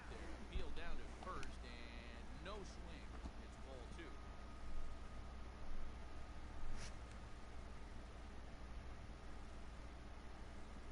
The 2-2. Count is full. Another good 2-out AB from Keisha Phillips here with a man in scoring position. The base open, it's not the infield Pablo that stands at second. still needs to get a quality pitch. Keisha's going to try to knock him in here. That ball's hit deep to right center. That ball gets down, hits the top of the fence. She's going to pull up his second with another 2-out RBI and gives this team the lead.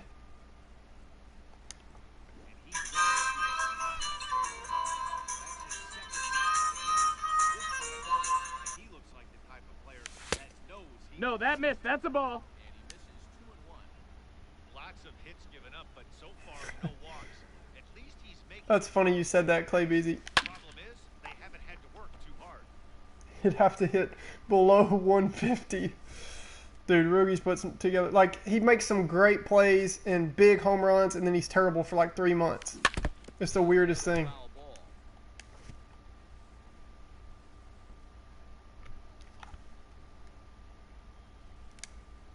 Here's the 2-2. Right side. Marky Dubois, another base hit to that right side. You wonder if eventually they'll start putting the shift on him. He moves up to second on the throw home. Marky Dubois.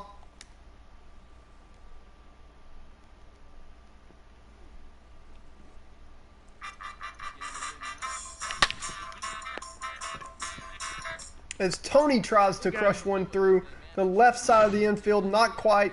Keisha Phillips, though, with a 2-out RBI double, and the Melonheads take a 4-3 lead here in the opening game of a 3-game stand with the Pirates.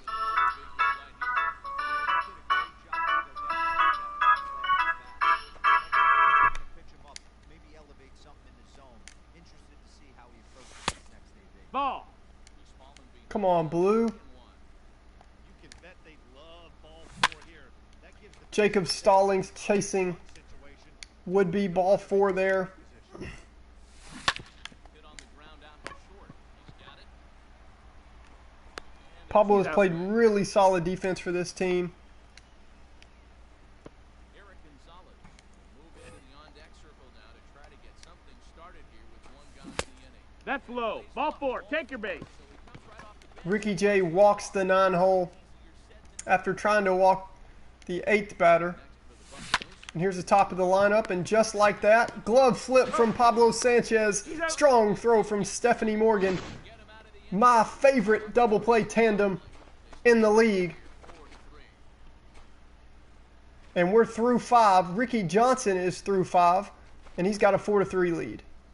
Trevor Williams takes over to start the 6th inning on the mound. Ready for another shot now. Stephen Morgan singled his last time.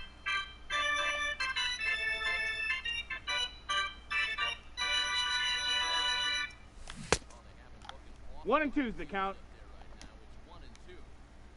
Man, this guy's been locked in all game long. I don't know where that ugly swing came from. Grounder down the line at third. Got to take advantage of that pitch right there. 0-2 breaker hanging over the heart of the plate. Not going to see too many of those today.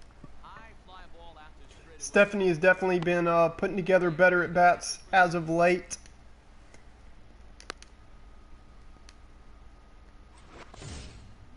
We're going to let Ricky J bat here. We're going to hear from our sponsor. I'm going to go fill up my water, and then we will continue. You know, Sonny, I could sure go for an ice-cold gooseberry soda right about now. Nothing beats the cool, refreshing taste of a gooseberry soda. Gooseberry soda, available at fine soda stands throughout the ballpark.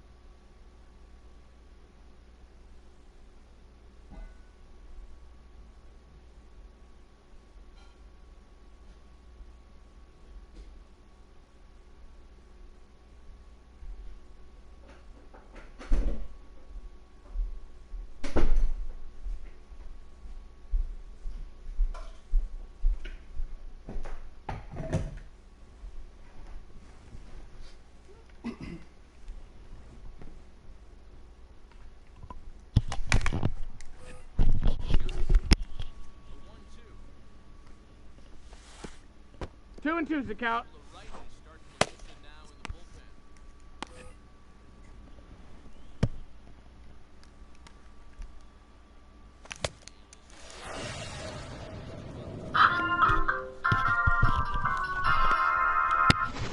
That's a good fastball. What does he do? He's throwing a good fastball. Right by, brings the express. No chance.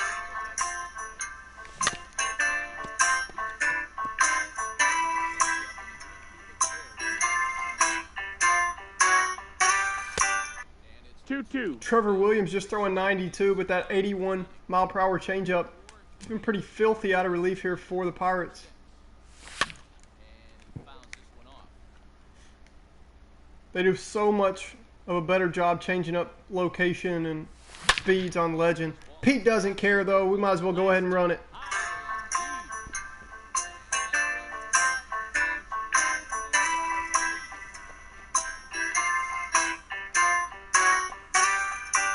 Pete flying around the bases. That's a 11th home run of the season for Pete Wheeler, and he is at home plate in record time.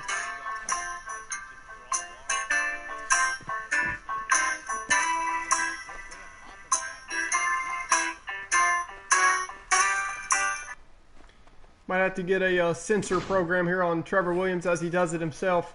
Speaking of home runs, here's Pablo Sanchez. Here, let's flash you back to the third inning. This was just a solo shot, but it definitely Did Pete hit that ball out of the stadium?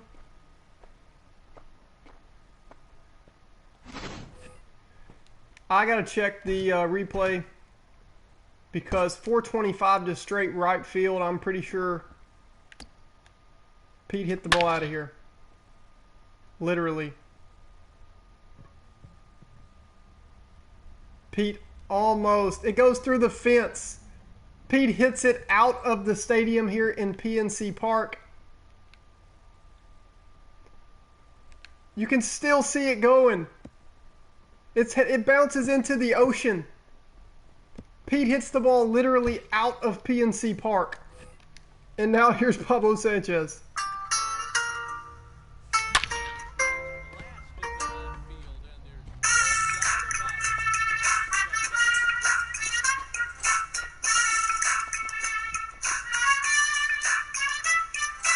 After Pete hits the ball smooth out of PNC Park, Pablo Sanchez follows suit. They go back to back for the third time this season, and the Melonheads now have a 6-3 lead.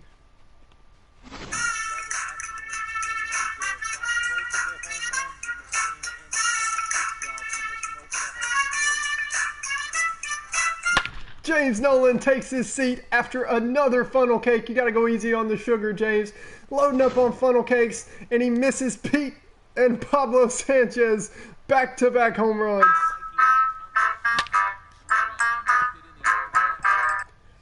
Mikey Thomas with another good on the swing. He's supposed to have raw power, but the ball has just not been carrying much off of his bat. He might need to look into maybe a Kahn Brothers bat by Axe. Either way, the Melonheads lead the Pirates 6-3. bottom of the sixth inning. Next will be the outfielder, Jason Martin. Ricky Johnson now has a chance Lifted in the air out to turn in a quality start after Ernie Steele does, but Ahmed Khan never going to make it easy for him. digging in the swing. He does make the play, so I'll take it. Hopefully Ahmed's starting to settle in and get his ball. confidence back out there in In there, 2-1. 2-1. the outfield. Hit well towards the hole. Brian Reynolds with a Brian Reynolds single. How many times have we seen that from the young left fielder? Into right field. And as we check out our Pittsburgh Pirate leaderboard, that he currently sits second best on the team in that category. 3-2 to Josh Bell. Into the That's box ball now. 4. Runner take He's your going to base. take ball 4. So good at working that on-base percentage up. Here's Colin Moran, who has had a resurgence here, the veteran third baseman. Been a good hitter for the Pirates For 2 in the ballgame so far. as of late.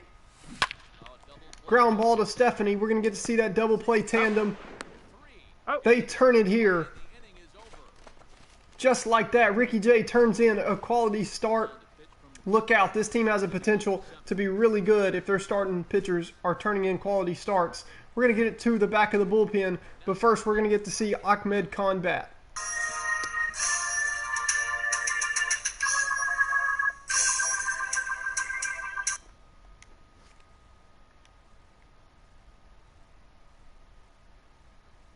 The 1-2.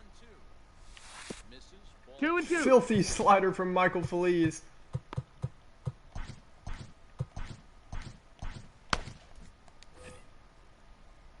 We're going Josh Hader in the bottom of the 7th with his 3-run lead and a couple lefties due up. Ball. fastball that time. Ball Count is 3. full.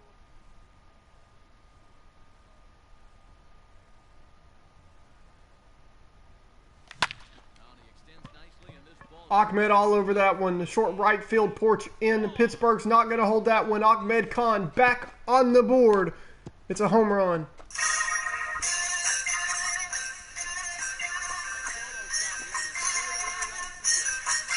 Rock on. as it is now.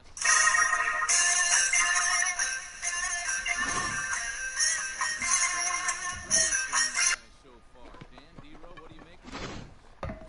Manny D, 0. I don't know what you think. Flash Phillips. Round trigger.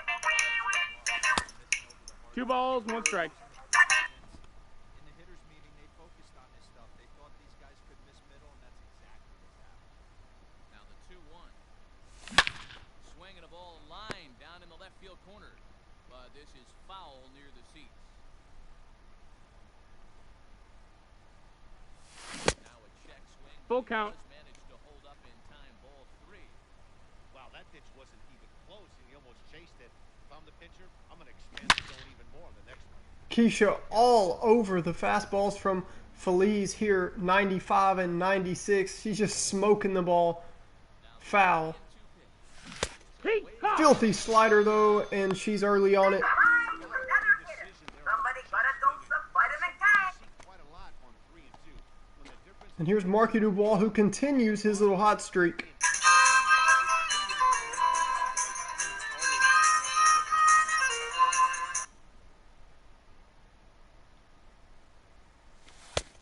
That missed. That's a ball. Here, and he runs it to 3 and 1.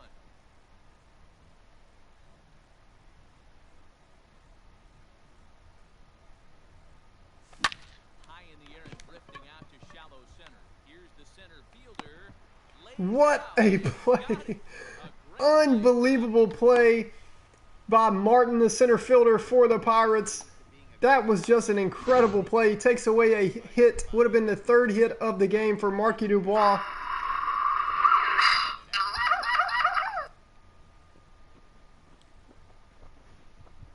Unbelievable catch. So stepping There's in. Tony Delvecchio. He's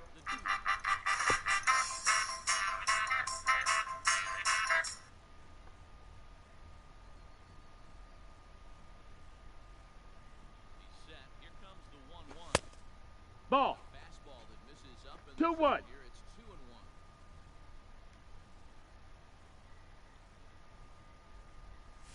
On a good pitch there, had him. Tony sitting 2 and 2. fastball here on 2 and 1. That's not like him. Hey, nice job of bouncing back after the leadoff homer. 2 quick outs after the bomb, and he's got a chance to get out of this. Not Full going to count. chase that one though at his helmet. There now. It's full 3 and 2. for the guy on the mound, this is one of those innings where nothing comes easy. He's thrown a bunch of pitches, and this AP has Filthy pitch from Feliz. But not before we get to hear a little guitar.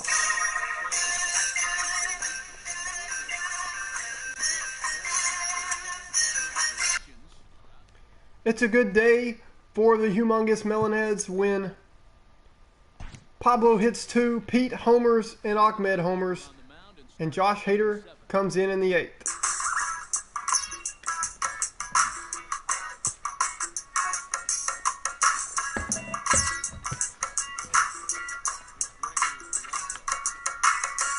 it doesn't look very The 7th, I'm sorry, we were just in the 7th. into the later innings, down by a Hader and looking two's to the count. continue to get that ERA and hopefully a long down to where he usually has it. and I think he will before gotta long. pull out. His strikeout and walk numbers are already there. The ERA shouldn't be as high as it is, but Protecting with 2 strikes. the fielder's kind of That time, but he stays alive. Looked like he was cheating a heater right Ball there. 4. Take your base. messed with him as Hader doesn't get the call there. Find a way to keep his hands back. And that misses. But that's okay. Hader will have his ERA back to elite numbers in no time, I think. Settling in now, Kevin Kramer. Looking at the surrounding stats, 1 ball, 2 strikes. James Nolan, who's been so great to this stream and this team, the ideas and everything else, as Hader gets a K. Say goodbye to another hitter.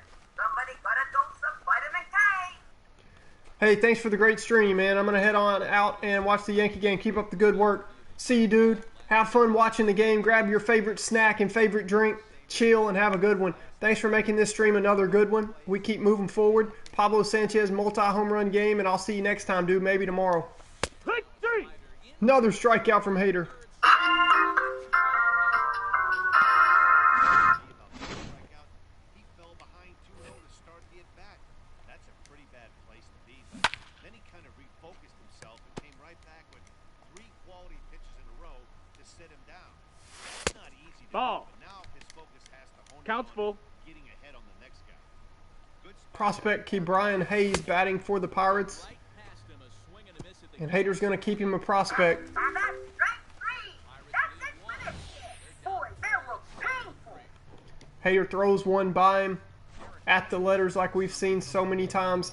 Derek Holland with his 11.91 ERA makes an appearance here late in the game. to begin the 8th. That'll give way to the rookie second baseman. Threw it for the first. Stephanie Morgan sits down as fast as she stands up. And here is pinch hitter Jocinda Smith.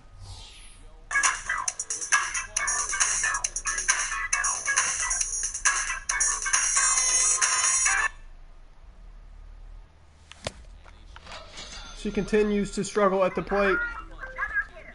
Somebody got a dose of vitamin K. Problems for him now since he's come out of the pen to start this inning. And here's Pete Wheeler. Back K's, he's making it look pretty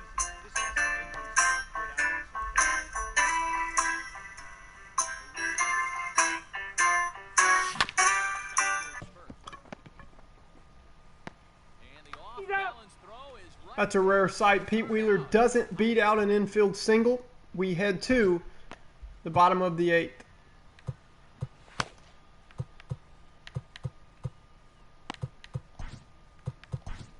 Brett Anderson is on the pitch out of the bullpen in the bottom half of the 8th. Back to the top of the 9th, stepping in.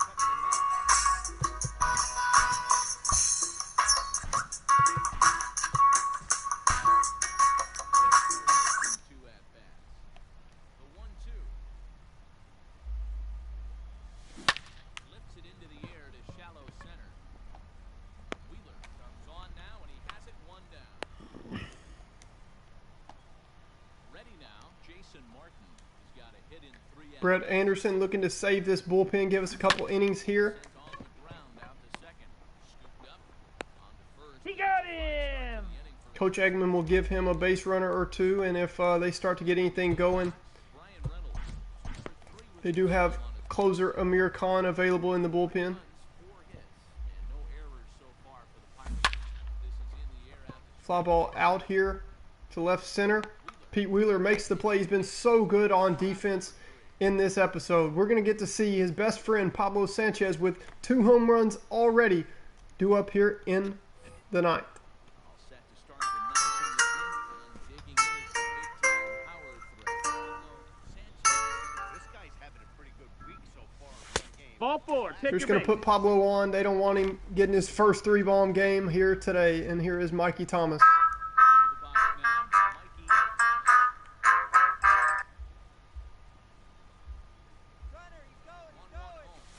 Strike 2. Strike, the throw. No. Pablo with his Mistake. 7th steal of the season.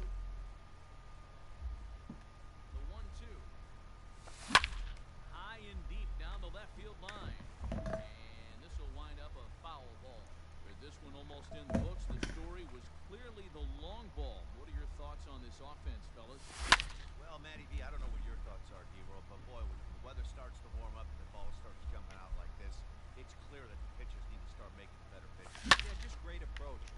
Mikey finds a gap. He's such a smooth hitter. Reminds me so much of Freddie Freeman. RBI double here for Mikey late in the game. In at second safely. It's going to help Coach Ekman keep faith in Brett Anderson to start the ninth and not have to waste one of his elite bullpen arms, So now to the plate. as this is the first got a game full of the count. series. 3-1 count. Ahmed wants in on the RBI. Stat day. Chases what looked like an intentional walk pitch, but he doesn't pull a Miguel Cabrera. He just swings through it. Count is now 3-2. What you He got? says he's going to hold up on that pitch. First, no swing. He gets credited with a walk, and here is Keisha Phillips. Striding forward now. Flash. And singled in 4 at-bats in this contest.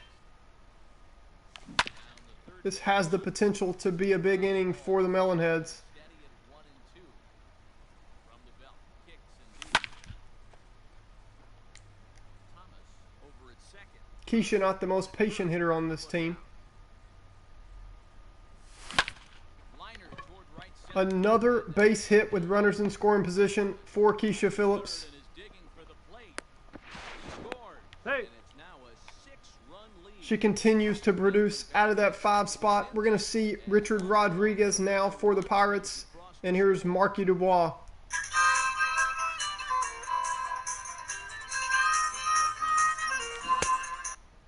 Filthy slider 1-2. from Richard Rodriguez. The fastball slider.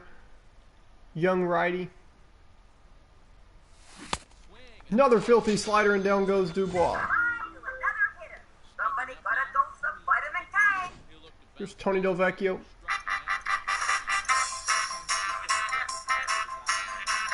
Paid to try and get you out as well. 1 and 2. Why throw anything other than the slider? As these Melonheads are just way early on it right now. Let's see if he makes 2-2. some adjustments. It's one of the most filthy sliders I've seen.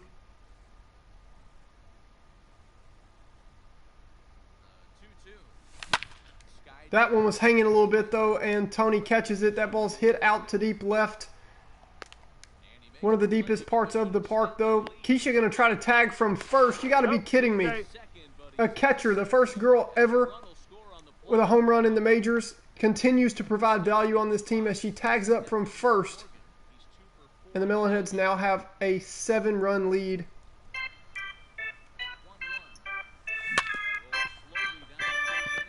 Foul.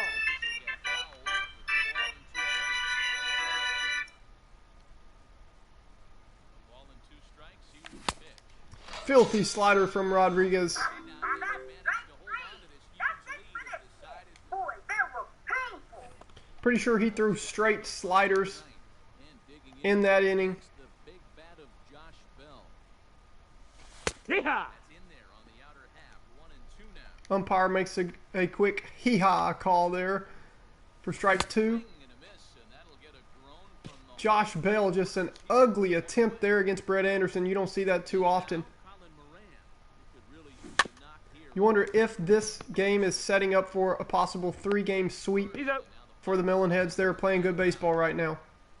Bucks down to their final out now. The left-handed hitting out. Here's a guy playing good baseball right now. Gregory Polanco, 393 on base percentage. He's the last chance for the Pirates. This ball's dribbled out. Anderson makes a nice play, and And that The Melonheads dominate. we're going to jump right into Game 2 of contest. this Humongous Melonheads custom team franchise as we work to move on through this first big league season for these kids and the season of many.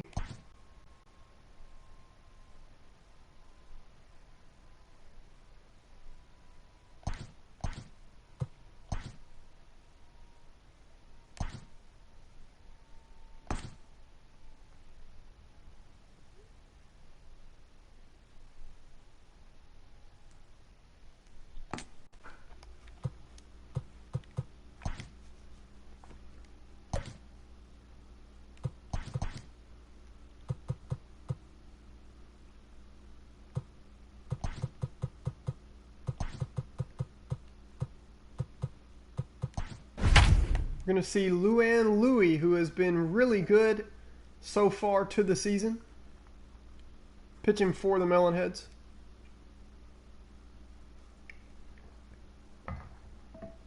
Pablo's officially on a hot streak.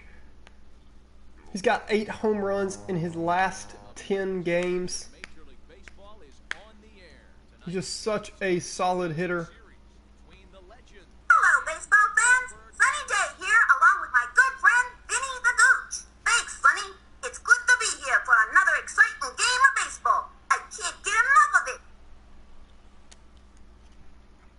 Into the box now, Keith Wheeler. And we are set for baseball.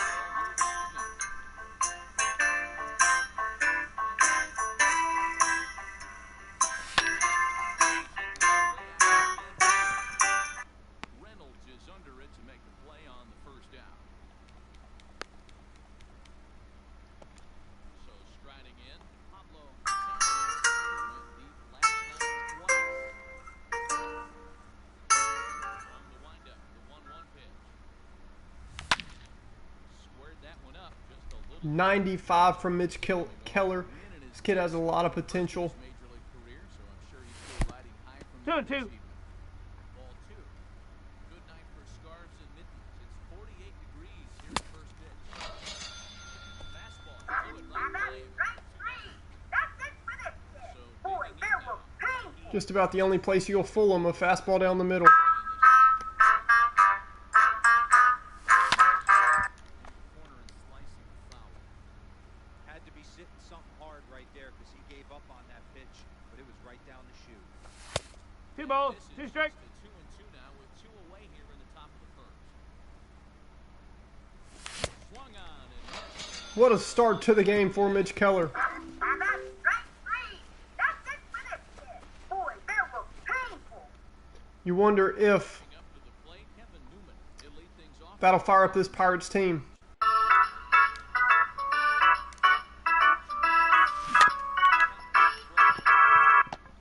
And that's the He's first out. out. At the plate, Jason Martin is ready for his first at-bat of this early season contest. 1 ball, Ball and 2 2 strikes. now. Fouled off.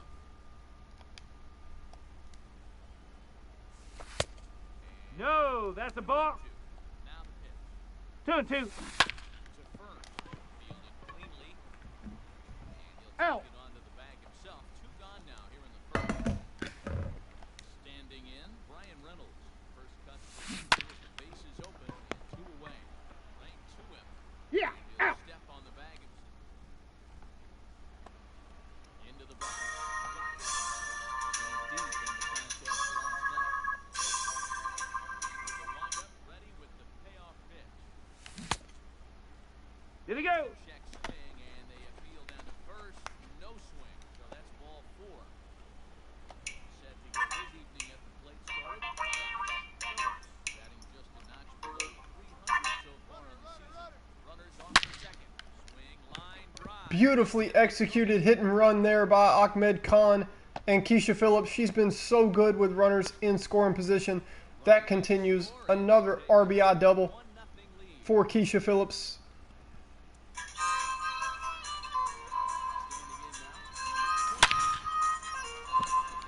And now Marky Dubois. And they've got the runner hung up between first and second. And he is Got him. out. Man, it's so tough on these legend settings. You can't mess around with the computer at all and try to take an extra base. They just won't let you. But that's okay. It adds to the storyline as these kids are young and getting used to a big league defense. Count's full. Tony chases would-be ball 4. Guys throwing on the mound, you cannot be chasing. You have to set your sights a little bit lower and control the strike zone. Mitch Keller keeps using that fastball down the middle at 95 when he has 2 strikes against the hitter. Certainly it's fooling this team. Stephen Morgan. He'll get to take his first cuts here. Set the payoff pitch. Ball 4 as this one gets away a bit. 2-out walk by Stephanie Morgan. And here's the pitcher, Luann Louie. They call her Lulu.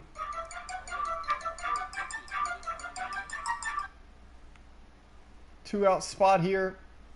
Not known as a great 1 hitter. and 2. She is the fastest pitcher in baseball, though. As on Backyard Baseball, she could fly.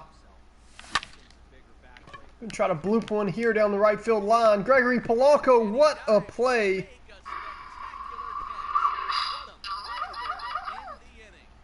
Incredible play by Gregory Polanco. We'll get to see him bat after Josh Bell due up.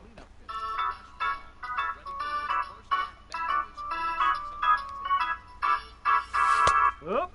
As we continue to move through this new custom team franchise here with all your Backyard Baseball favorite characters all grown up and in the big leagues.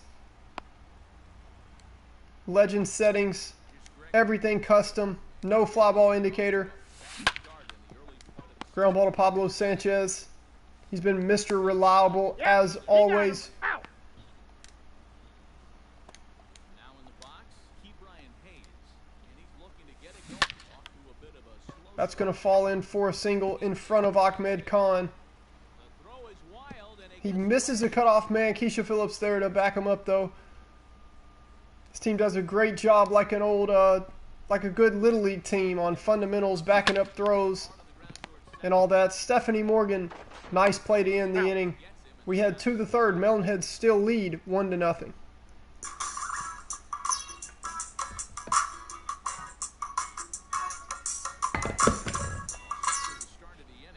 The fastest man in baseball, Pete Wheeler.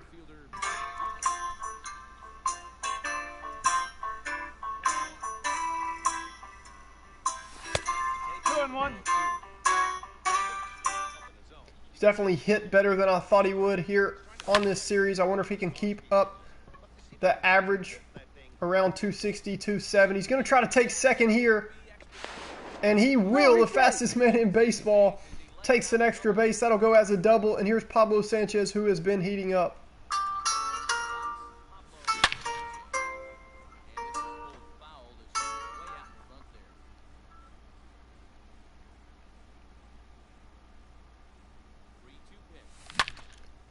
Hanging curveball, Pablo just under it, hits it a mile in the air, and that's going to take a while to come down. Pete's going to tag up easily. May have had a chance to tag up and score from second. Pablo going to kick himself about that one, but here's a guy who can produce runs. It's Mikey Thomas.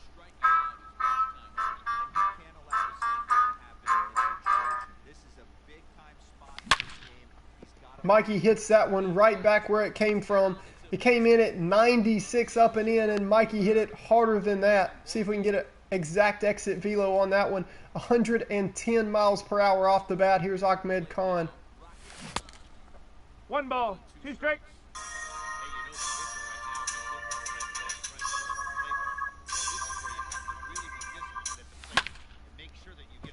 Ahmed just under that one.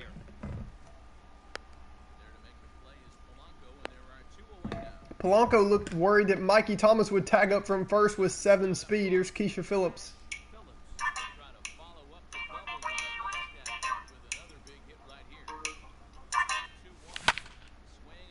Keisha again. She's been such a beast in this episode here. Episode 6, Season 1. All the backstory and everything else is up on the playlist. Here's another guy who has been a beast in this episode. It's Marky Dubois.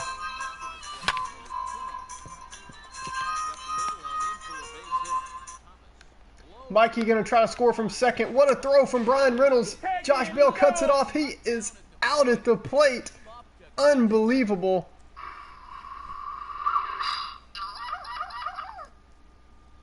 And back-to-back 2-out singles from Keisha Phillips and Marky Dubois as they continue to stay hot. Luann Louie making the play. 7 speed with the catcher Stallings running. She's got time. 1 away. Here's the pitcher, Mitch Keller. Rounded down the third baseline, but a foul ball. 1 and 2 the count now. Fouled away. Bases are empty. Welcome to the stream. Nope. If you're just joining us, Strikes now. welcome to this series. If you're new, if you're a returning season ticket holder, Right, will that get It's good to have you. Feel free. Oh, as Markey can't get to that one. No fly ball indicator. Pete on his horse trying to make up for it. They have a relay throw to third. Not in time. That's a one-out triple. These kids are young and inexperienced. Pablo is the only Major League ready guy on this team. Stephanie Morgan with a nice play. So we do see all kind of funky animations with the custom settings and sliders that I always do on my franchise. I've made this settings and sliders to mimic backyard baseball as much as I could.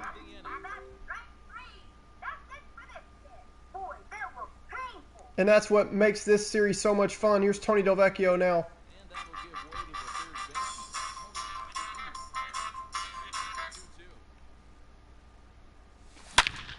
Tony smokes that ball. Martin, a terrific center fielder out there as far as range and speed, reaction, quickness. He made a great catch against us earlier. Even he can't get there. I don't know if Pete Wheeler could have got to that one. And the Melonheads have a leadoff single. And it's going to get erased. The next pitch, Stephanie Morgan grounds into a double play. Let's go to our sponsor after we hear Lulu's walk-up song.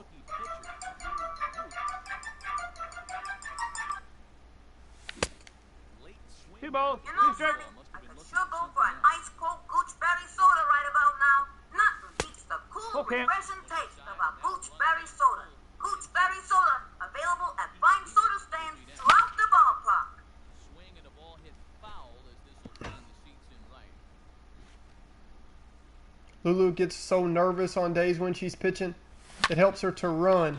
So she tries hard to get on base. Fielder giving chase.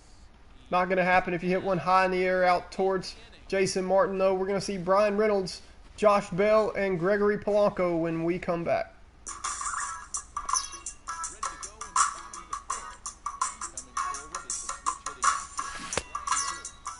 Two and two.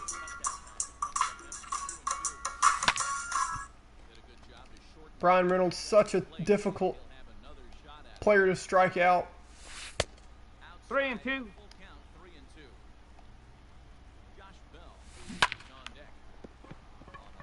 Nearly hits second base there. And stands on first base with a leadoff single. The Melonheads just lead 2-1 here against the Pirates. We're really hoping they could get a 3-game sweep. This is game 2 of the series.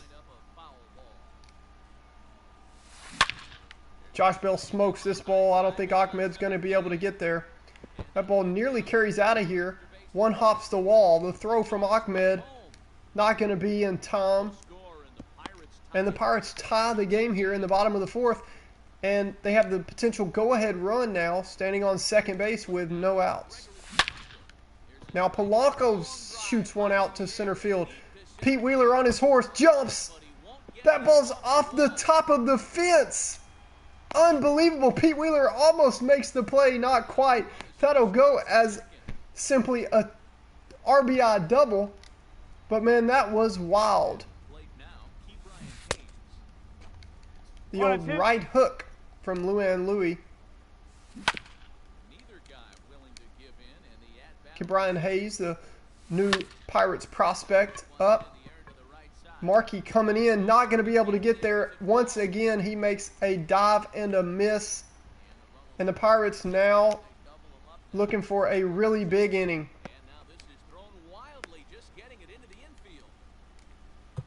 We're going to get John Smith, Jocinda's dad, out there to talk to her.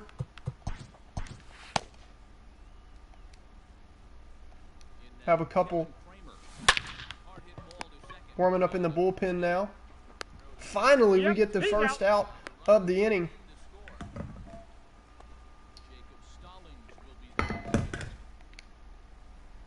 We are happy to see the 8 and 9 guys in the lineup do up, the catcher and then the pitcher. Hopefully Lulu can get out of this inning.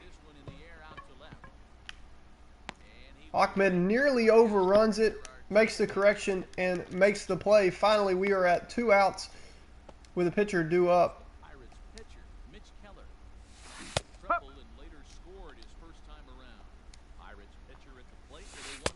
That's a ball. Breaking ball called just just a bit low. Ball. Just a bit high with the 3 balls. 2 strike. Can't get the call. That runs the count full. Innings where nothing And now even Mitch Keller smokes one out to left center. Pete Wheeler makes the play, though. Finally, we're out of the inning. Pirates take a 5-2 lead over the Melonheads, but the top of the lineup is due All ready to go with a for the Melonheads. standing in the rookie outfielder.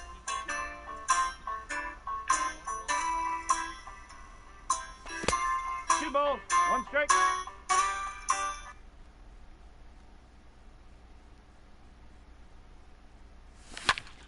Skied in the air to straightaway. Pete all over that fastball. Is not going to carry, though.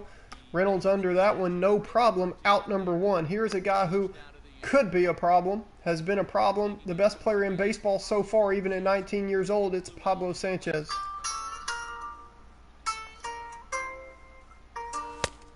2 and 1. On that one, 2 balls and a strike. You wonder if the stories are true about this kid and if he will continue to just dominate the big leagues as he smokes one out here, and that ball's going to get out of here. Gone, a home run.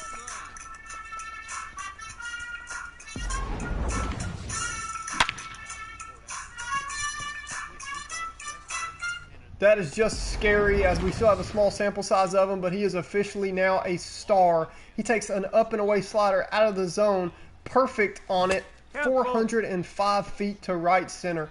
The kid's just such a smooth baseball player, 88. and you have to think by now that he's here to stay and that he's the real deal. Man, the game's changing. Throw in time at first for out number 2. Digging in to try it again.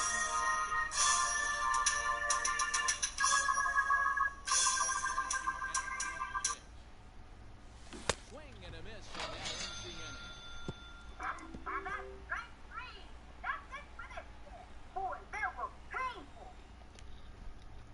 Pablo's home run does a little damage, Order turns over now and set to go Kevin Newman. but the Melonheads still trail the Pirates 5-3. Little confusion there. Stephanie thought Lulu was going to make the play. Up the inning. It's rare she makes a mistake, a mental mistake out there. She's a big student of the game. Other way out toward left field. Hahn will settle under it to make the play for the first out. As That'll just go as a leadoff single, and we get an out digging in at on the next pitch. Brian Reynolds. Ground ball to short. This could be 2. Oh. He's safe. Pablo still has some things to learn. He tossed that ball when it should have been an overhand throw because he was quite a bit away from second base. Josh Bell. No harm, no foul, though, as Mikey with his 7 speed beats Josh Bell to first. We get to see the 5, 6, and 7 hitters due up for the Melonheads. Still down by 2 here in the 6th inning. Takes over to start the 6th inning on the mound. The 6th about to get started, and next will be the power-hitting catcher, Flash Phillips. Things not looking very good so far in this one, but Ball we're 2. still in the middle innings. They're down by a 2 couple balls. of runs. 1 strike. This would be the right place and the right time to get something That's going. ball The 3. last thing they want to do is to try to come from behind. Count is 3 and 1. This one in the 8th or 9th inning.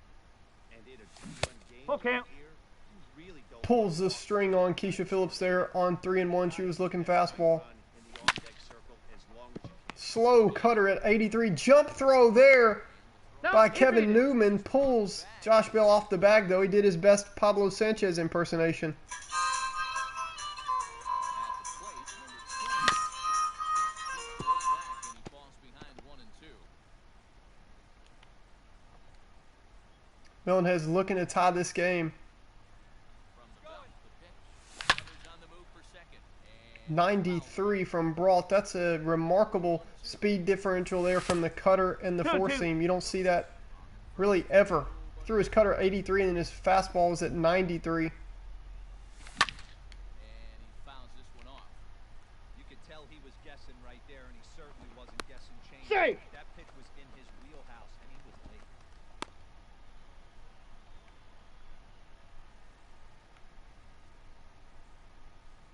Runner going a second time. Keisha heads for second.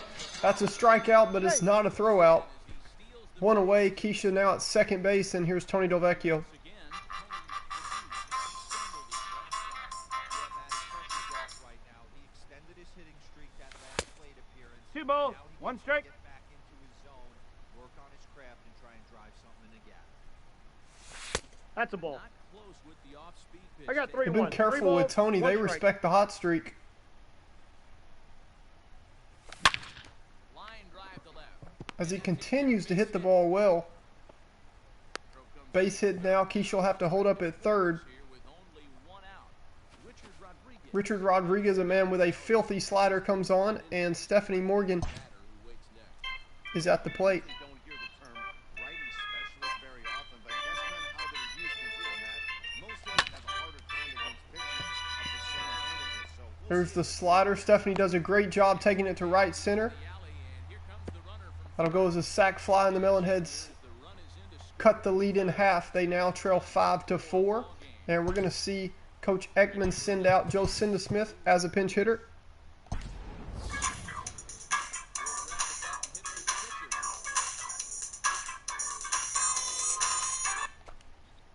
If she can find a gap, we might can tie this ball game. full count now. good spot. 3-2, 2 outs, so Tony will get a head start over there. He could score all the way from first. He's set. Here's the 3-2. Got it. Strike 3, nice fastball. Another good inning by the Melonheads. They have more hits than the Pirates, but less runs. The latter is the category that really matters. We'll see Mr. Clanky coming on here in the bottom of the 6th. To do the pitching in the bottom of the 6th.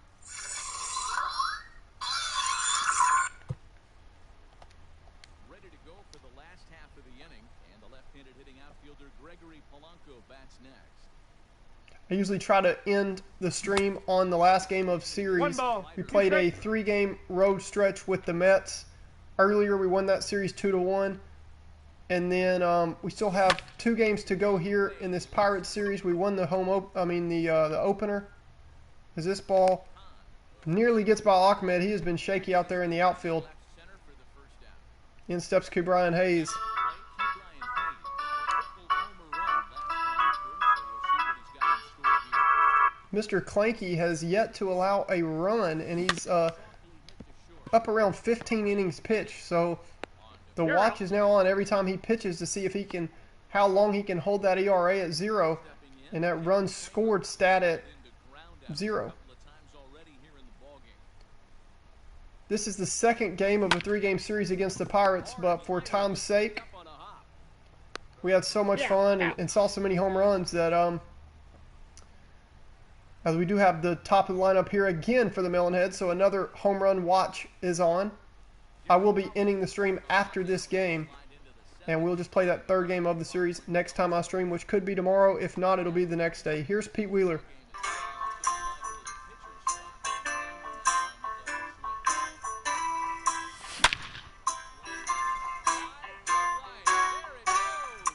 Pete absolutely crushes his slider. Is this the second time in as many days that he hits the ball completely out of the stadium? Exactly the same.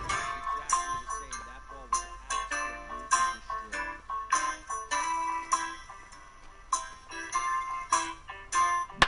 absolutely destroyed. That ball is easily into the ocean. 450 feet off a lefty to straight right field. Derek Holland throws a hanging slider, and Pete Wheeler goes fishing. 450. Unbelievable. As it's pretty neat, the show lets us see that much of it. That ball is into the ocean in the air. 450 feet. You'll need a boat to go get that one. Into the box now. Here's Pablo Sanchez. Nope, that's a ball. Backing him up 2-1. Count is 2-1. This guy's afraid to He tempts, strike zone. Holland tempts Pablo with a hanging slider. Back to being aggressive. Pablo doesn't chase. He chases the next one, though. Out. Holland just not throwing the ball here in a tie game anywhere close to the zone against Pablo. Here's Mikey Thomas. Up for the 3-2. Hanging slider to Mikey now. One into the air. This will The catcher might just want to quit putting down the number 2 behind the plate. He throws another one, and this one's hanging. Mikey gets a good piece of it. That ball carries way out there, about 375 out to the left field fence. Brian Reynolds finally gets to stop running, though, and makes the play. Derek Holland just keeps throwing hanging sliders.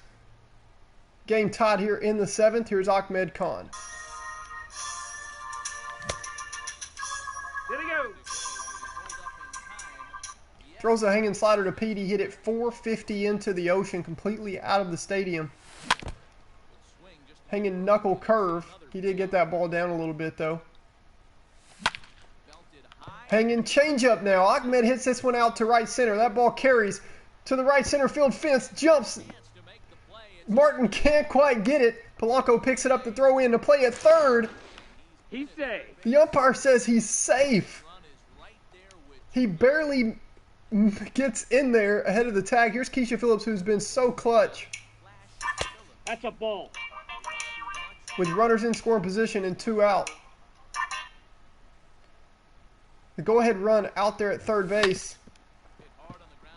Derek Holland misses his spot again. Keisha makes him pay. That's about her 5th straight hit with runners in scoring position. Unbelievable. Here comes Michael Feliz, a guy with one of the sickest sliders in the game, as he has shown us in this series. 1 and 2.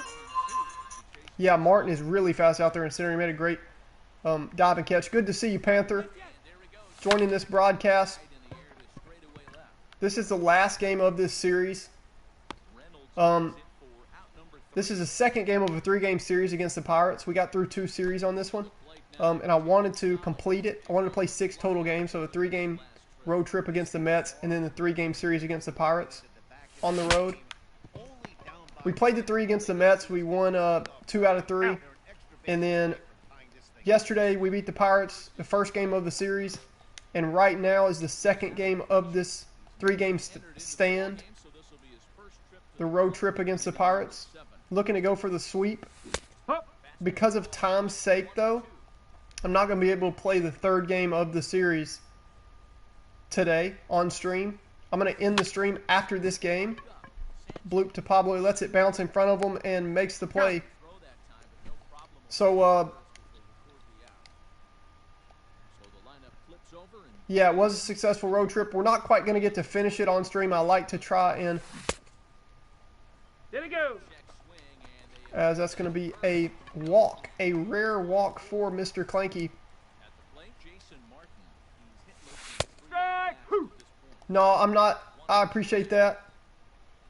I wish I could. For time's sake, though, I'm going to go ahead and end the stream after this game. It's not a big deal. I try to mark the episodes and all that by... Oh, wow. Ahmed lets it bounce in front of him. He's been just atrocious in the field this episode. He's looked more and more like 39-year-old Nelson Cruz out there. Big spot here. Mr. Clanky gets a ground out, though, and we get to go to the back of our bullpen. He's out.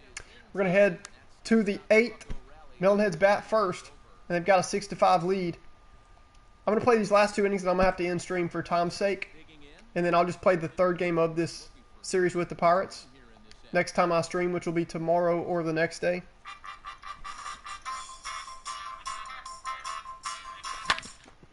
Feliz has been pitching us backwards. He throws the slider until he gets 2 strikes, and then he throws that fastball.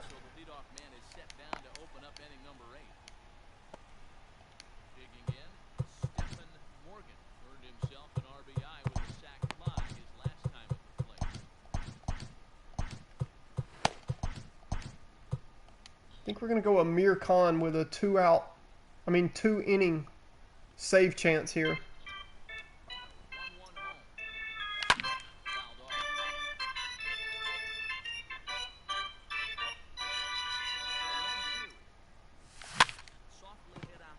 Stephanie Morgan, pretty ugly at bat, but we'll take it.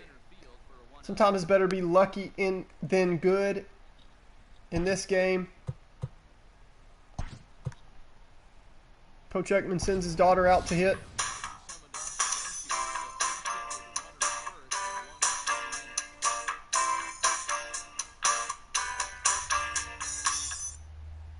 Melonhead's looking for some insurance here. Kimmy Ekman smokes that ball. She's put together such good at-bats in this episode. She was almost the hero, but we had a base running mistake in the 9th inning that lost us the game. But she should have hit an RBI double that tied the game in the 9th. Here's Pete Wheeler, and Pablo Sanchez is on deck. Will he get to hit in this inning?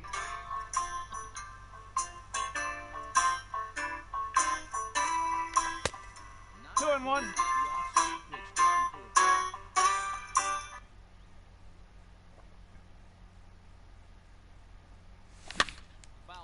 Yeah, it did. The way Joey Gallo hits the ball, it just sounds different, doesn't it? That guy smokes the baseball.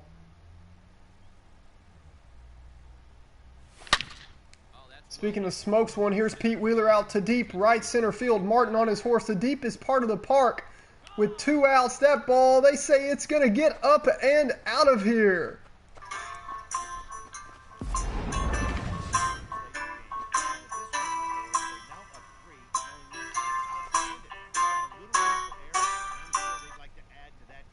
Martin does his best to bring that ball in, but at 5'8", he just can't quite get to that ball, and that's another home run for Pete Wheeler. 2 balls, 1 strike. We've seen now the 3rd time of this season, we've seen Pete and Pablo go back-to-back, and then since then, twice now after Pete is homered, they're not throwing the ball anywhere close to Pablo. He gets something he can do something with there, but he grounds out to short. It's Pete Wheeler that does the damage. He continues his power surge here to start the season. We go to the bottom of the 8th. It looks like Coach Ekman's going to send out Amir Khan for a 2-inning save. Let's see if he can do it.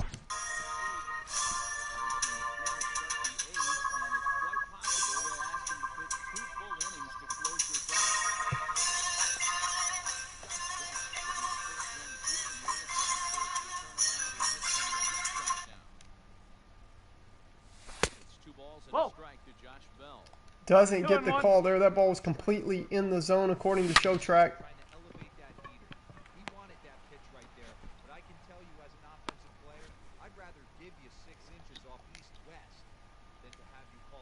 The first 2-inning save opportunity for Amir Khan. This ball is crushed out to right field. Marky Dubois on his horse.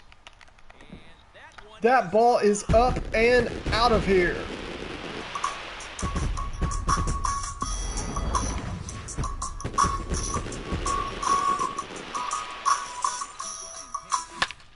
A 2-run bomb for Gregory Polanco, and just like that, this 3-run lead is cut to 1. And you wonder if Amir Khan can now go 6 straight outs after giving that up without allowing a run. You are going to see Josh Hader get warmed up here.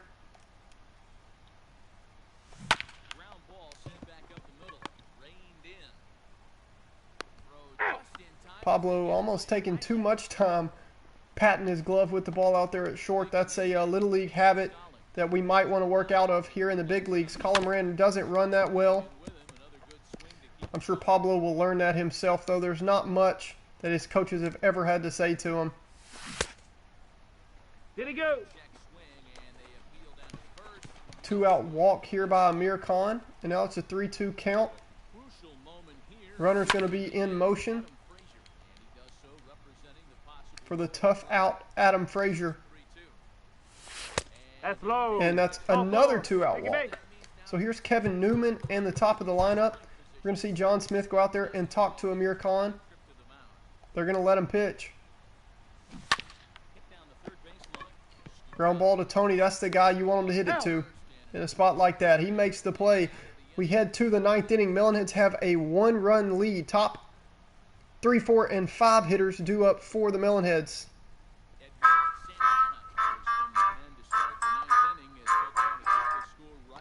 Mikey's put good wood and always puts a good swing on the ball, but he's just 2 for 9 with a double in this series. He's flying. He has flied out to the warning track several times in this series. See if he can lead us off and help us get some insurance runs here. He's all over the baseball. He's put together good at bats. The ball's just not flying off the bat the way the scouting report said it would. Here's a guy, though, who nobody thought he would have the start to the season that he's had. Ahmed Khan.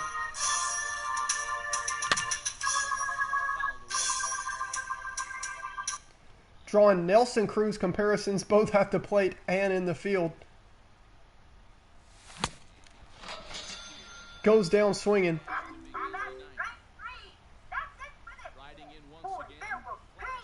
And here's Flash Phillips.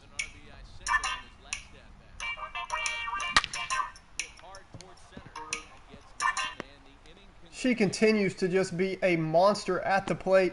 Another base hit. She's had so many singles and doubles in this series, as has Marquis Dubois.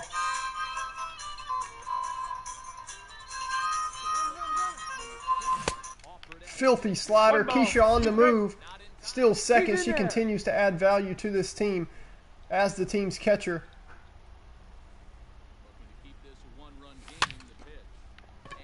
Markey fights off this two-strike slider. Kevin Newman makes the play, though. We head to the ninth. Let's see if Amir Khan can close out the Pirates. He's got a one-run lead after the two-run bomb by Polanco in the eighth. Here's Jason Martin.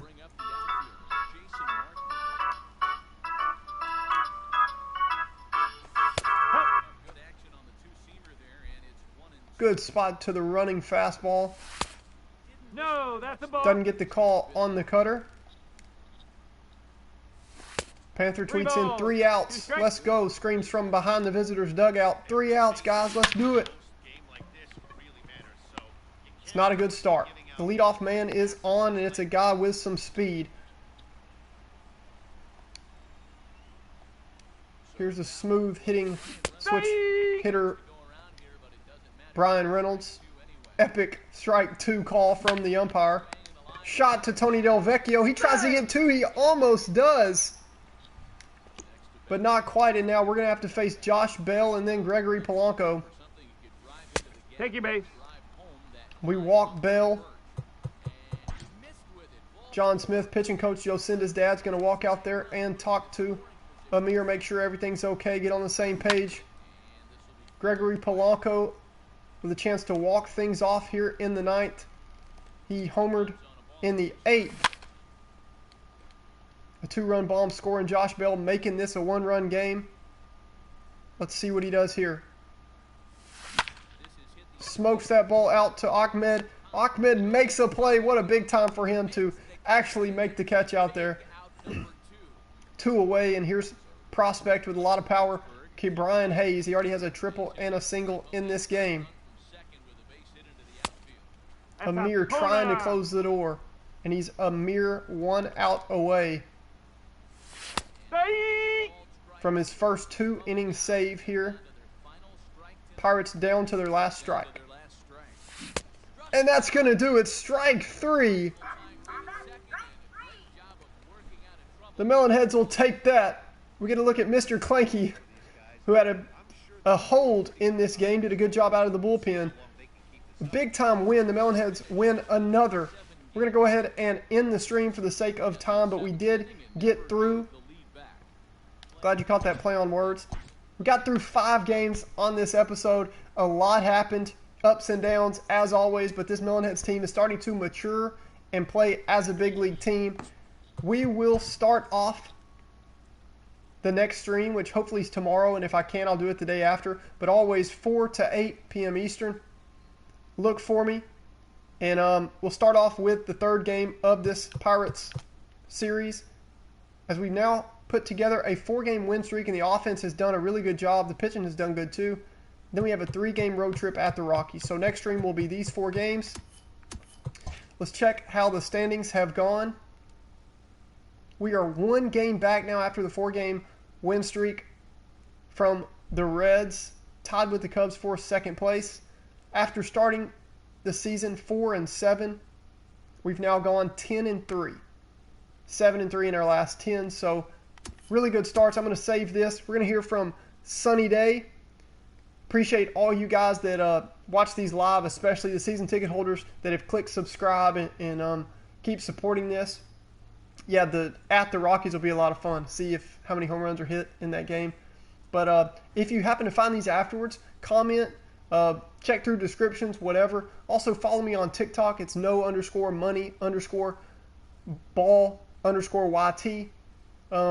And we'll see you guys. Appreciate it. Always appreciate the conversations and you guys interacting. Give me your ideas for these storylines. If you catch these later on, make sure to comment in whatever I'm doing in any of these past ones, and I'll always see them and make sure to start a conversation and see, you know, if you're a big-time baseball fan, who's your favorite team, who's your favorite players, did you play backyard baseball, how did you hear about us?